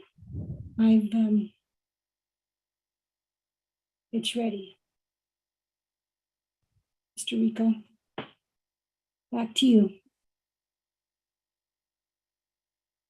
Thank you, Chief Legislative Counsel, Ms. Dana Bambrough, and then also our Principal Attorney, Ms. Mariana Khan, for that information and providing that to the 24th Navajo Nation Council.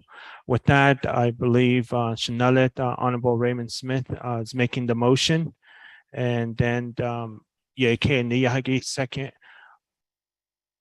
second made by Honorable Eugene. So I apologize, Shanalet. I don't want to say Snala.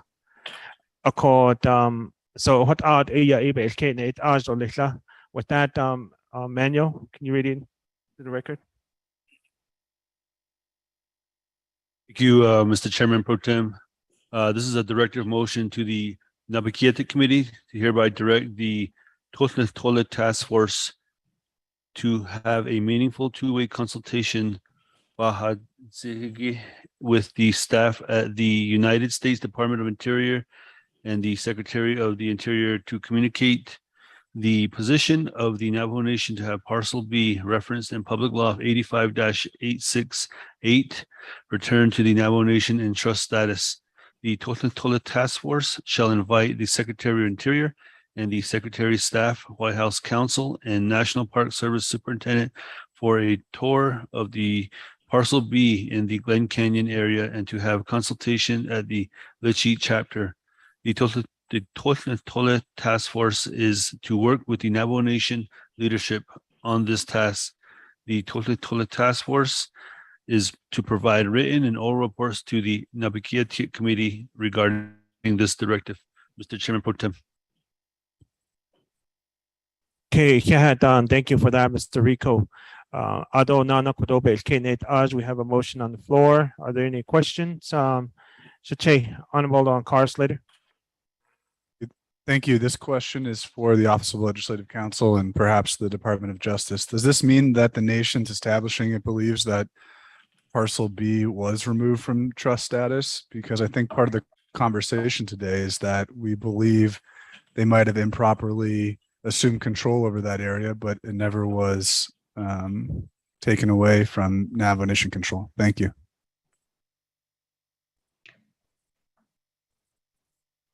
Office of the Legislative Counsel response. Thank you.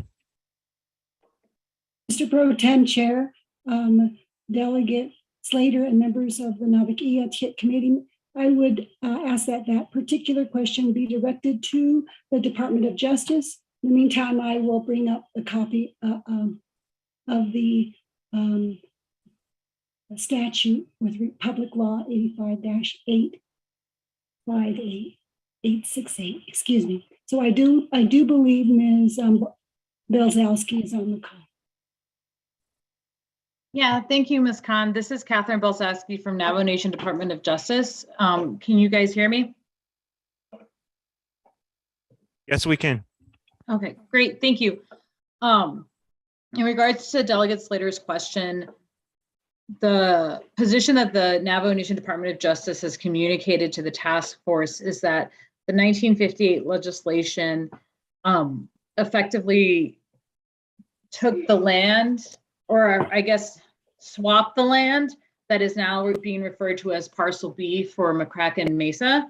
So prior to that 58 legislation, the land was part of the Navajo Nation.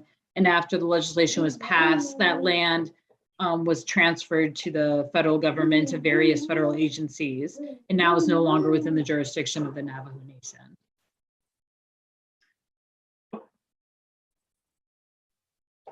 Does that complete your response? Oh, sorry.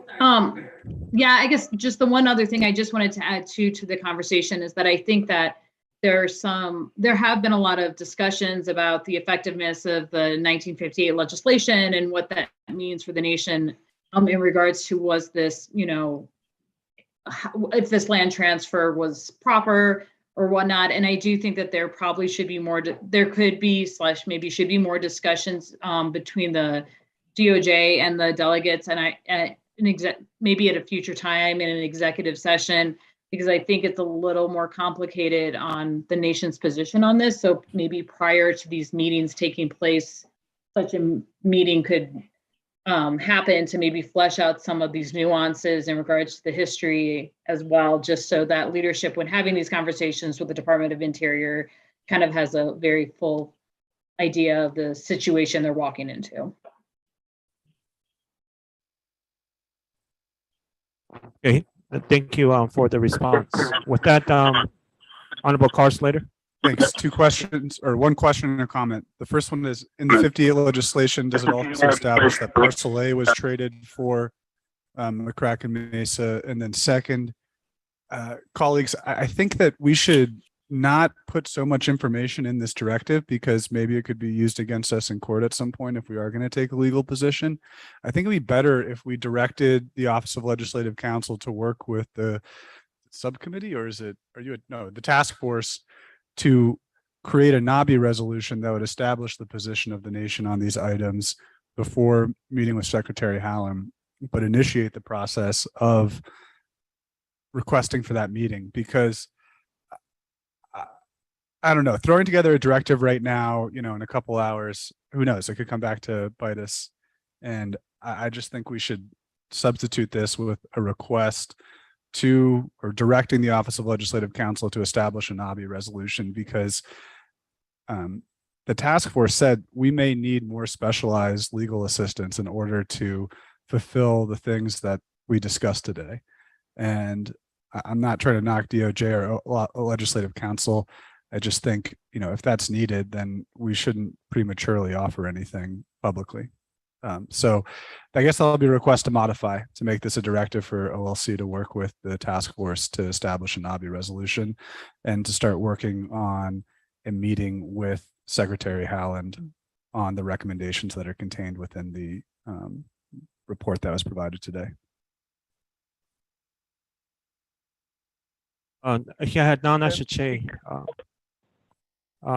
Honorable Carl Slater. In regards to the directive, Honorable Raymond Smith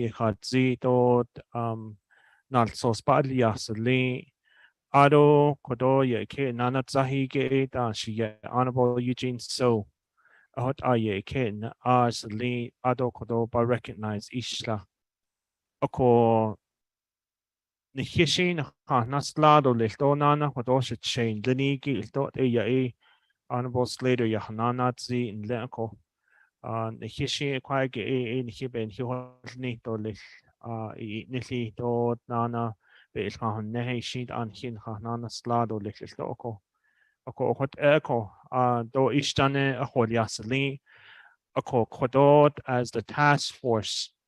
Audit resolution ikitla yilkeshodat it ayat ehiltoko a audit resolution kitchen horsad open natchet aya edi kodo directive iki aliyad open natchet dot aya a nabi resolution Naabik'íyáti resolution la hadliya ko shi hot abo honetza jokot eltoko so hot out aya a kodo bahanana state do lesako I don't have anybody.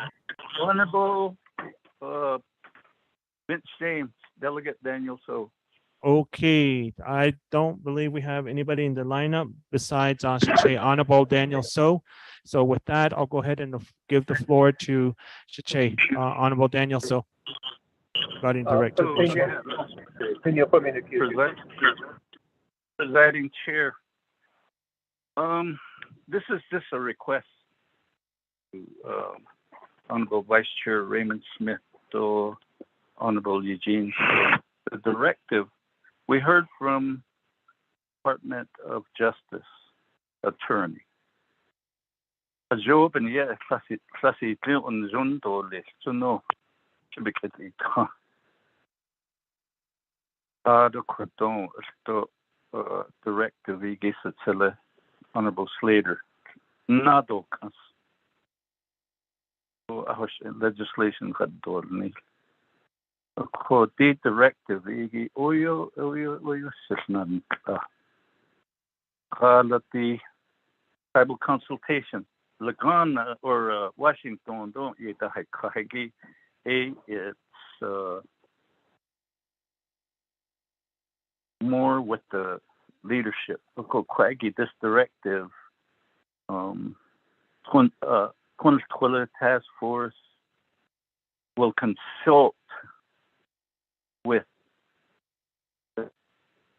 Deb Holland, don't need to consult with her and her staff.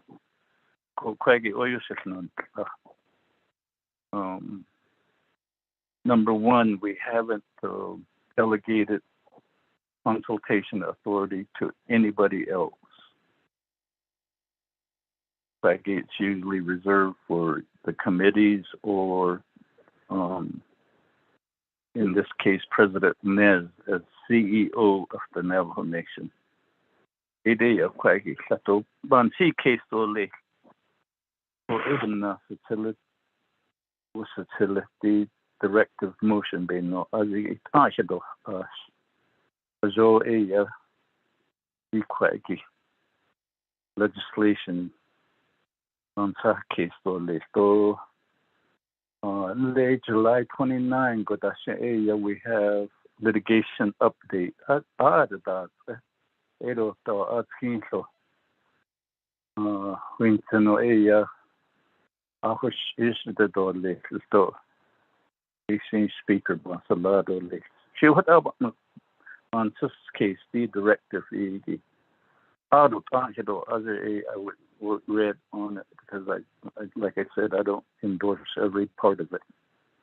Even not I'm asking you to withdraw your motions.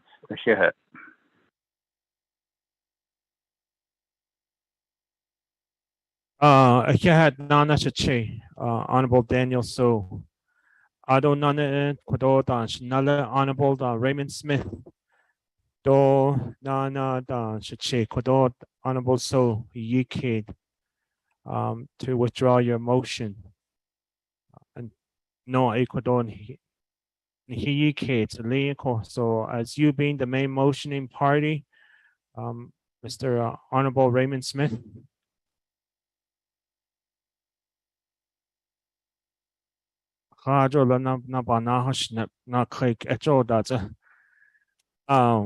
There's been a request by Honorable Daniel So to withdraw your motion until the task force provides a resolution and a Naabik'íyáti resolution has been established. And that's his request to withdraw your motion. Honorable Raymond Smith. Ahead, Chair of the Naabik'íyáti Committee out of the Shanai. Purpose of this directive is to give them the authorization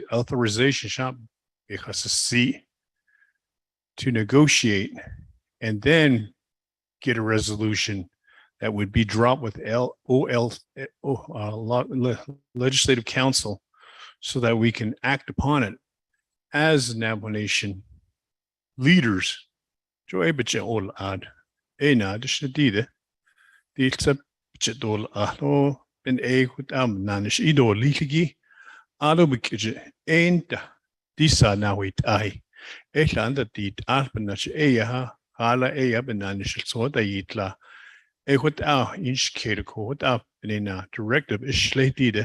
on Kinlo.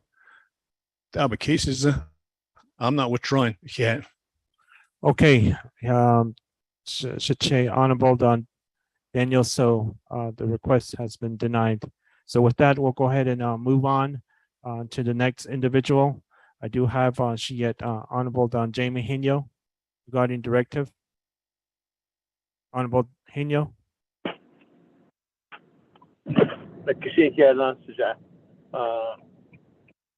Pro Tem Chair. Directive of the IG. I do agree with Shulanta, Vice Chair Slater, that this directive should be broadly written to state that the Naabik'íyáti Committee supports the work of the Twin Skole Task Force and what they've done so far, and to continue moving forward with their work on behalf of the Navajo Nation Naabik'íyáti Committee, and therefore to keep us informed, but not to explicitly put out there that we want Parcel B and so forth, because this will, we need to kind of keep it under wraps for now till we're ready, is the way I see it, just to have the committee's task force still keep on moving forward. I think that's how I understood it when Vice Chair Smith first brought out the directive to support the work. But I believe that's my request is we can reword it to where it's broadly written and just have Naabik'íyáti saying that we support the work and to have them move forward with their plans and so forth. Social and Pro Tem Chair. Yeah, Nana Honorable Hino. With that, we'll move on to the next one. Honorable Eugene So, quite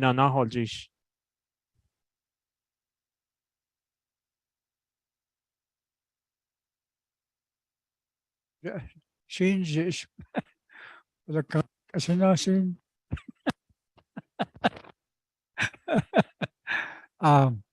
As we speak right now, these things are already happening with other tribes. There's a process that they go through. Even now, you will see some casino right in the middle of the town or city. That's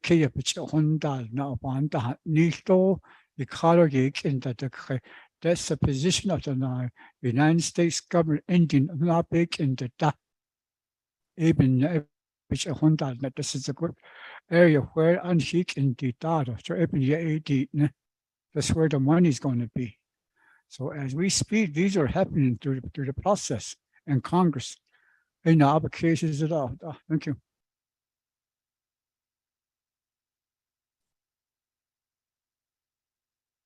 Yeah, Nana Danshia Adent, Bahananin Zigi, Ado do Eya Hanana Stihnenda. I have no other individual, no delegates in line. Questions regarding the directive? Going once, going twice. Roll call for the directive. Honorable Elmer Begay, how do you vote? Honorable Elmer Begay votes green. Honorable Kialan Begay Jr., how do you vote?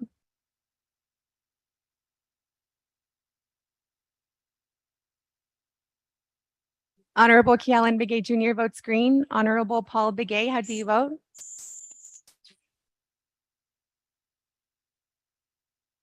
Honorable Paul Begay votes green. Honorable Nathaniel Brown, how do you vote? Brown votes green. Honorable Nathaniel Brown votes green. Honorable Eugenia Charles Newton, how do you vote?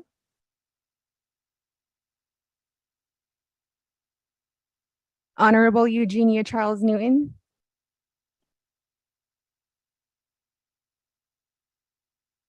Honorable Eugenia Charles Newton did not vote. Honorable Amber Canespa-Crotty, how do you vote?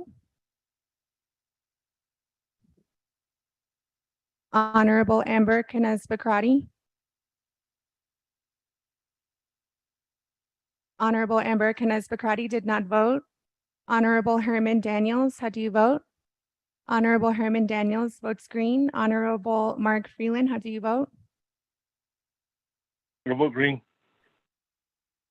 Honorable Mark Freeland votes green. Honorable Speaker Damon, how do you vote?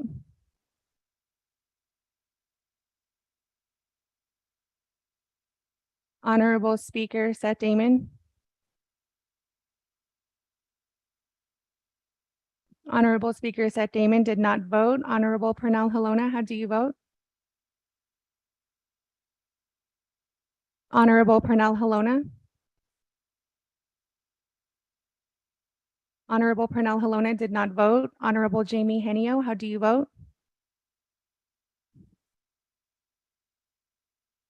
Honorable Jamie. Votes red. Honorable Jamie Henio votes red. Presiding Pro Tem Chair, Honorable Vince James not voting. Honorable Rick Nez, how do you vote? Delegate Rick Nez votes green. Honorable Rick Nez votes green. Honorable Carl Slater, how do you vote?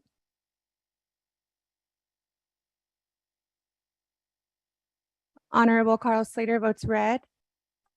Honorable Raymond Smith Jr., how do you vote? Honorable Raymond Smith Jr. votes green. Honorable Wilson Stewart Jr., how do you vote? Red. Honorable Wilson Stewart Jr. votes red. Honorable Charlene So, how do you vote? Honorable Charlene So. Honorable Charlene So did not vote. Honorable Daniel So, how do you vote?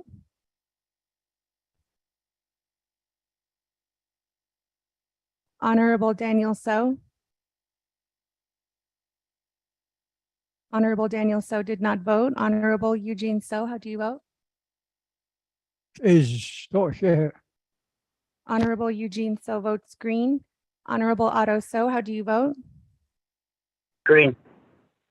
Honorable Otto So votes green. Honorable Thomas Walker Jr., how do you vote? Honorable Thomas Walker Jr. votes green. Honorable Edison Juanica, how do you vote? Green. Honorable Edison Juanica votes green. Honorable Edmund Yazzie, how do you vote? Green. Honorable Edmund Yazzie votes green. Honorable Jimmy Yellowhair, how do you vote? Honorable Jimmy Yellowhair votes green. Going back up, Honorable Eugenia Charles Newton, how do you vote? She's excused. Honorable Eugenia Charles Newton is excused. Honorable Ember Knez-Bakrati, how do you vote? Honorable Ember Knez-Bakrati votes red via text. Honorable Pernell Halona, how do you vote? Honorable Pernell Halona. Honorable Pernell Halona did not vote. Honorable Charlene, excuse me, Honorable Pernell Halona votes green. Honorable Charlene So, how do you vote? I vote green. Honorable Charlene So votes green. Honorable Daniel So.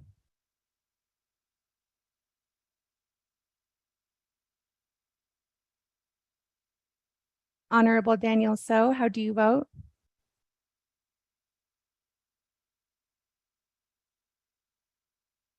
Honorable Daniel So, going 3 times. Honorable Daniel So did not vote.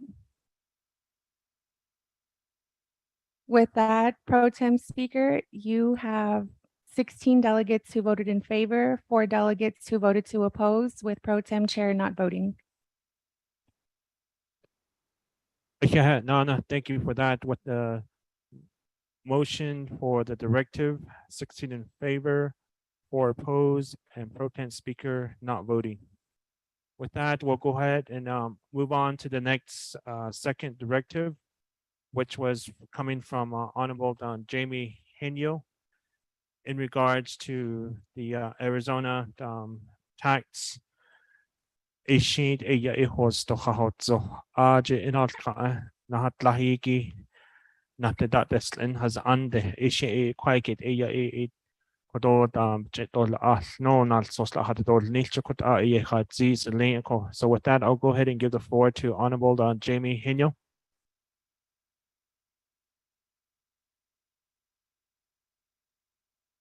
Pro Tem Chair. This directive to hopefully Legislative Council has it was to ask Navajo Nation Department of Justice for a legal opinion regarding how the current tax issue is at within the Antelope Point area, because there's a lot of currency being exchanged on a daily basis, and therefore to give us the legal opinion as far as why it's like this and what steps the nation could take. It would be an attorney-client opinion. What the steps the nation could take to be part of this tax where we receive our fair share. Thank you, Shuzat. Yeah, Nana Honorable Henyo. With that, Office of Legislative Counsel, Chief Legislative Counsel, Ms. Dana Bembra, is the directive forward to us. Thank you. Thank you, Vice Chair, or Chair Pro Tem James. Ms. Khan sent that directive to Manuel and Chairman Henyo at 4:40 p.m. And so I'll turn to Ms. Khan to read. Thank you.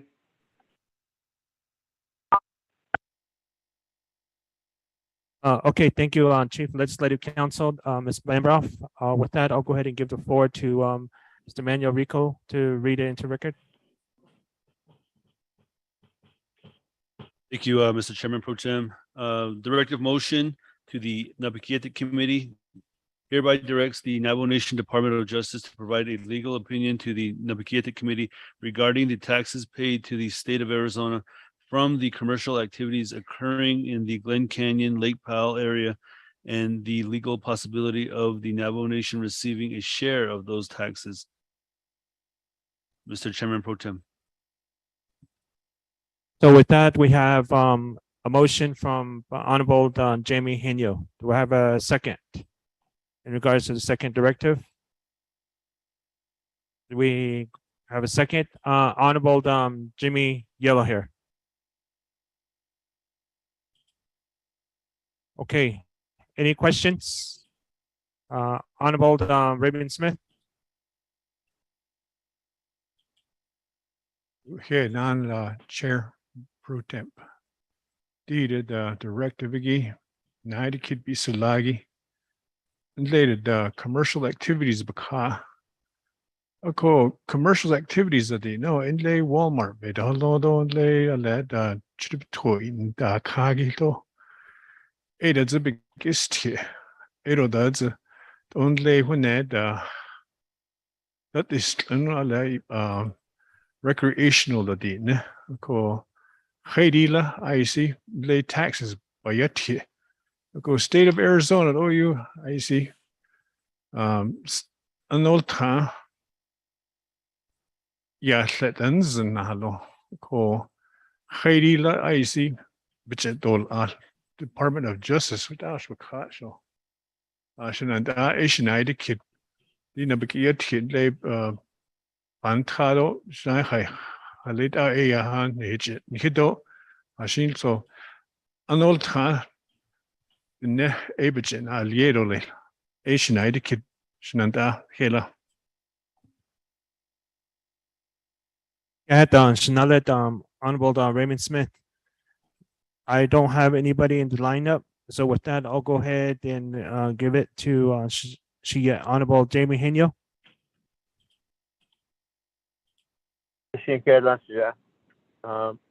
Pro Tem Chair,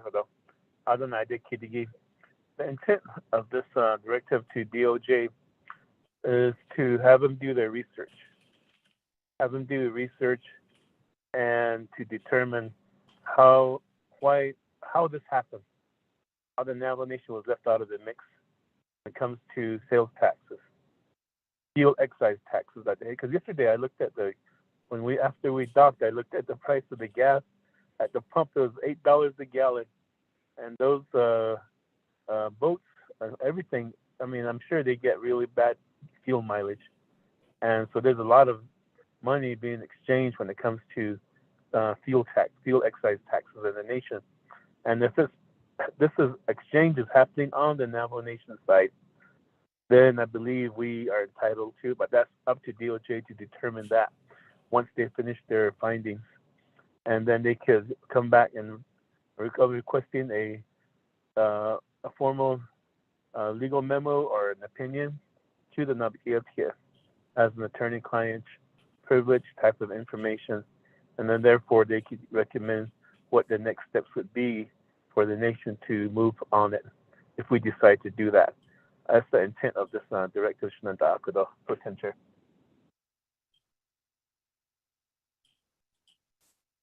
Honorable Henyo for the response. I don't have anybody in the lineup. Going once, going twice, 3 times. Roll call. Honorable Elmer Begay, how do you vote? Honorable Elmer Begay votes green. Honorable Kialan Begay, how do you vote? Honorable Kialan Begay votes green. Honorable Paul Begay, how do you vote? Votes green. Honorable Paul Begay votes green. Honorable Nathaniel Brown, how do you vote? Votes green. Honorable Nathaniel Brown votes green. Honorable Eugenia Charles Newton, how do you vote? Oh, excuse me, Honorable Eugenia Charles Newton is excused. Honorable Amber Canez Bakrati, how do you vote? Honorable Amber Canez Bakrati. This is Delegate Amber Canez Bakrati. I'll vote green. Thank you. Honorable Amber Canez Bakrati votes green. Honorable Herman Daniels, how do you vote? Honorable Herman Daniels votes green. Honorable Mark Freeland, how do you vote?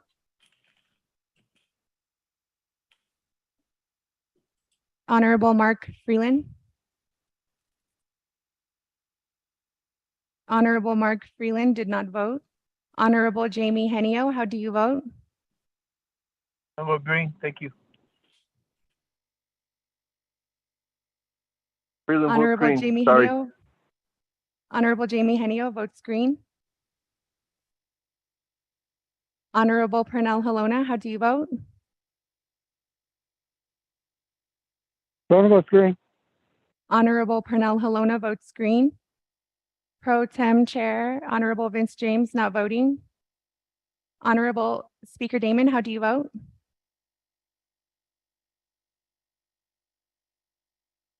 Honorable Speaker Damon.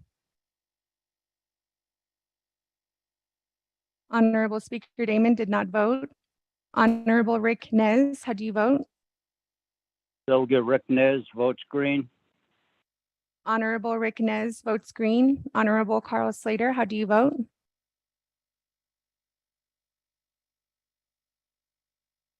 Honorable Carl Slater.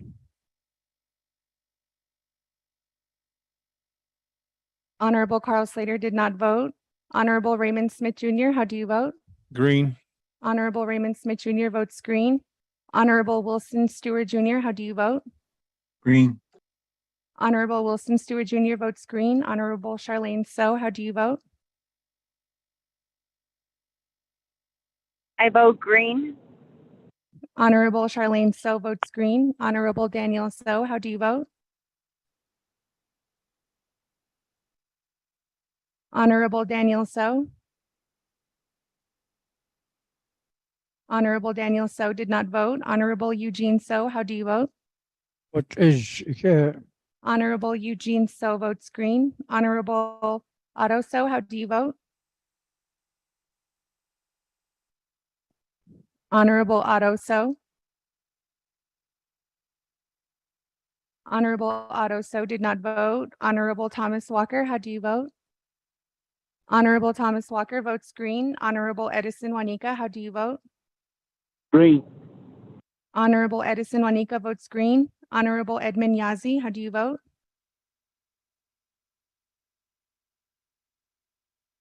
Honorable Edmund Yazi votes green. Honorable Jimmy Yellowhair, how do you vote?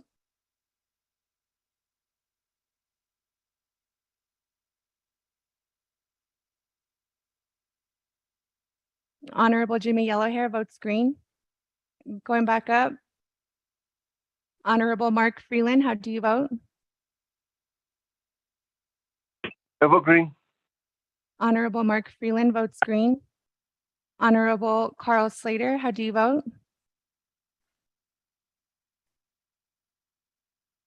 Honorable Carl Slater. Honorable Carl Slater votes green. Honorable Speaker Seth Damon, how do you vote?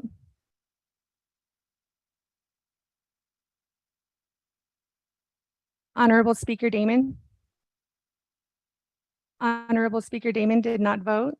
Honorable Daniel So, how do you vote? Honorable Daniel So. Honorable Daniel So did not vote. Honorable Otto So, how do you vote? Honorable Otto So. Honorable Otto So did not vote. So with that, Pro Tem Chair, you have 19 delegates who voted in favor, 0 delegates who oppose, with Pro Tem Chair not voting. Yeah, with that, we have 19 in favor, 0 opposed, and Pro Tem Speaker not voting. So with that, that's to directive. Colleagues, just know that we were supposed to leave here at 5, so the event staff could get themselves ready for another event that's going to happen here shortly. So I just wanted to remind you guys, Honorable Herman Daniels. Yes, Mr. Pro Tem Chair, I'd like to make a motion to adjourn. Thank you. Shana, thank you for that. Before I go to second, I was requested from Shache Honorable Carl Slater to make a real quick announcement. Thank you very much. The Health Education Human Services Committee is going to have a discussion or report on Monday regarding the Veterans Trust Fund issues, and I just wanted all the delegates to know that. So we had scheduled that earlier in the week, and I know that there was, and it was in response to the Budget and Finance Committee report. So if delegates want to listen in on Monday, we're going to have a special meeting, and the agenda should be posted over the weekend. Thank you. Okay, with that, I'll go ahead and move on for a second to adjourn. Shanala Honorable Raymond Smith. Any questions for adjournment? Question going twice. Question adjournment made at 5:45 p.m. With that, roll call. Honorable Elmer Begay, how do you vote? Honorable Elmer Begay votes green. Honorable Kealan Begay Jr., how do you vote? Honorable Kealan Begay votes green. Honorable Paul Begay, how do you vote? Screen. Honorable Paul Begay votes green. Honorable Nathaniel Brown, how do you vote? Honorable Nathaniel Brown votes green. Honorable Eugenia Charles Newton is excused. Honorable Amber Knaz-Bakrati, how do you vote? I vote red. This is Delegate Crotty. Honorable Amber Knaz-Bakrati votes red. Honorable Herman Daniels, how do you vote? Honorable Herman Daniels votes green. Honorable Mark Freeland, how do you vote? I vote green. Honorable Mark Freeland votes green. Honorable Pernell Halona, how do you vote? Halona votes green. Honorable Pernell Halona votes green. Honorable Speaker Damon, how do you vote?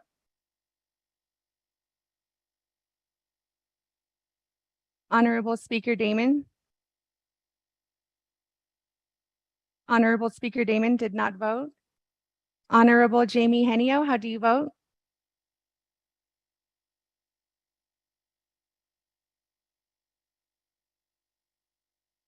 Honorable Jamie Henio.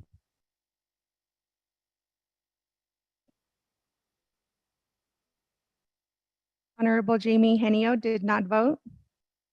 Honorable Vince James, Pro Tem Chair, not voting. Honorable Rick Nez, how do you vote? Delegate Rick Nez votes green. Honorable Rick Nez votes green. Honorable Carl Slater, how do you vote? Honorable Carl Slater votes green. Honorable Raymond Smith Jr., how do you vote? Green. Honorable Raymond Smith Jr. votes green. Honorable Wilson Stewart Jr., how do you vote? Green. Honorable Wilson Stewart Jr. votes green. Honorable Honorable Charlene So, how do you vote? I vote green. Honorable Charlene So votes green. Honorable Daniel So, how do you vote? Honorable Daniel So. Honorable Daniel So did not vote. Honorable Eugene So, how do you vote? Honorable Eugene So votes green. Honorable Otto So, how do you vote? Honorable Otto So. Honorable Otto So did not vote. Honorable Thomas Walker, how do you vote? Honorable Thomas Walker votes green. Honorable Edison Wanika, how do you vote? Green. Honorable Edison Wanika votes green. Honorable Edmund Yazi, how do you vote?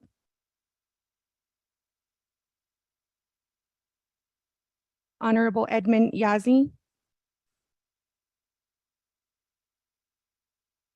Honorable Edmund Yazi did not vote. Honorable Jimmy Yellowhair, how do you vote? Honorable Jimmy Yellowhair votes green. Going back up. Honorable Speaker Damon, how do you vote? Honorable Speaker Damon. Honorable Speaker Damon did not vote. Honorable Daniel So, how do you vote?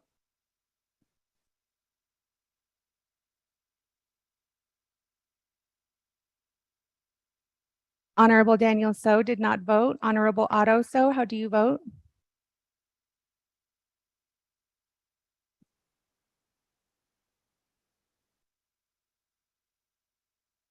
Honorable Otto So.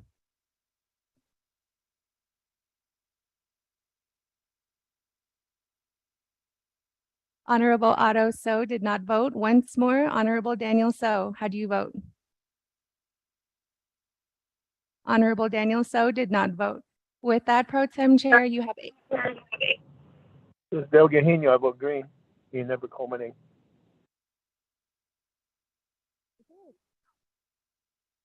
Excuse me, Honorable Henio, I have you down for voting green. Okay, I'm sorry.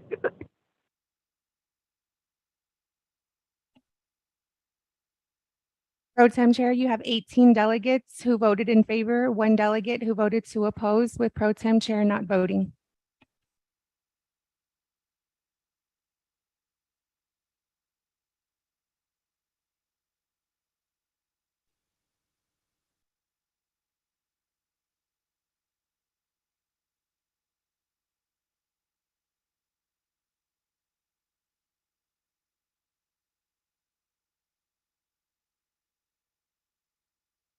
Need to unmute, Chanela.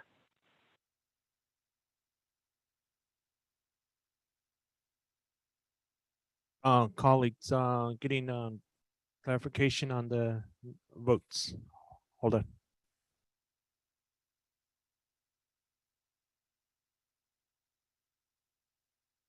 Jananda Nothanigi. So it's at the Lando Nido, but Ajay Asa Ado Kodo so